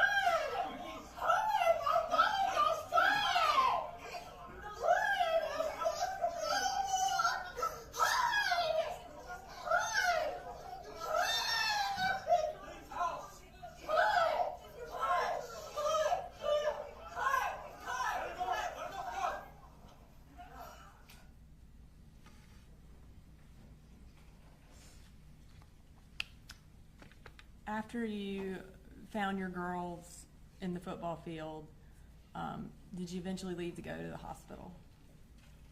Yes, Did you see any other parents as you were driving to go to the hospital? I did. And did you recognize any of them or know any of them? At the beginning, I didn't. As I was driving off, I remember there was one person in particular that I saw as I was driving. She just looked so scared, and she was running, and she looked scared. She was crying. She was running, and just her face would just stuck with me for, I don't know, she just looked so scared. And after that, I ended up finding out that was Natalie's mom. Natalie Griffith's mom? Yes. And when you say she was she running down the street to try to get to the school? Yes, she was running down Tom Miller because they were no longer letting people park. They had closed off the streets, and I don't know where she parked, but she was running down Tom Miller, but she just had the most worried face. And I remember when I passed by her as I was driving, I just thought, I don't know, her face just embedded in my memory. She just looked so scared. You indicated earlier that Melanie first went to Northside Gwinnett. Was she eventually transferred to another hospital? Yes, so she originally was at Northside Gwinnett, and then she was taken to Children's, I think it was Emory or Decatur, I don't recall. But the Children's Hospital of Atlanta? Yes. Where was your daughter injured? She was injured in her left shoulder. While she was at CHOA, did she have to receive surgeries? Yes, she did. And how many? I think it was 2. How long was she in CHOA? She was in CHOA, honestly, I don't even know. I think it was a couple of days, maybe 3-4 days. How old was she on the day of September 4th of 2024? She was 15. And after she was released from CHOA, when was she able to go back to school? She did not go back to school until, I think it was January. And were her activities limited after she was released? Yes, so she plays soccer, and she was unable to play soccer for a while. did she have any emotional effects from the shooting? Yes, she did. She's very shy and very quiet, but she became angry. She became angry, and I didn't understand why. But once I was able to get her to open up, she said she was angry that she couldn't do anything for Mason and Christian. And she felt like it was not fair that she was here and they weren't. Has she been to counseling? She is in counseling. I'll have you further questions. Cross. No questions, Your Honor. Thank you, man. You're pretty good. What is the state's witness situation as we approach 4:30? That was our last witness that we have scheduled for the day, Your Honor. All right. Ladies and gentlemen, as I indicated to y'all during jury selection, we were going to attempt to stop around 4:30 most days.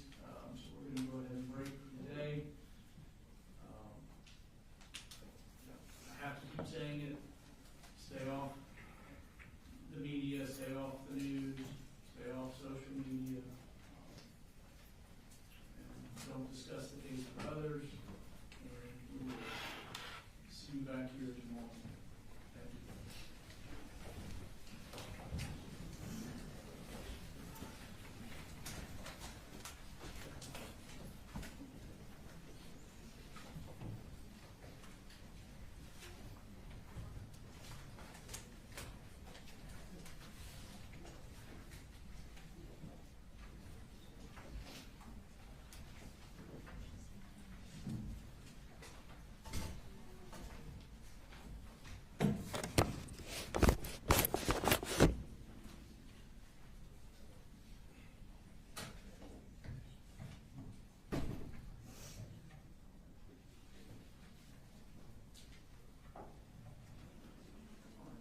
Is there anything we need to address? Not for this day, Your Honor. Not this time. All right. Let's just go ahead and plan to convene at 9, and we'll see what time the jurors get here. Of course, I'll grab you in the hall. Judge, there is one thing. We're in the back where the jury is. We're a little concerned about that. We were wondering if we could go down to the second floor. There are a couple of attorney rooms down there. It would be much better. I just don't want to run into the jury and it be something inappropriate. So. Yeah, why don't y'all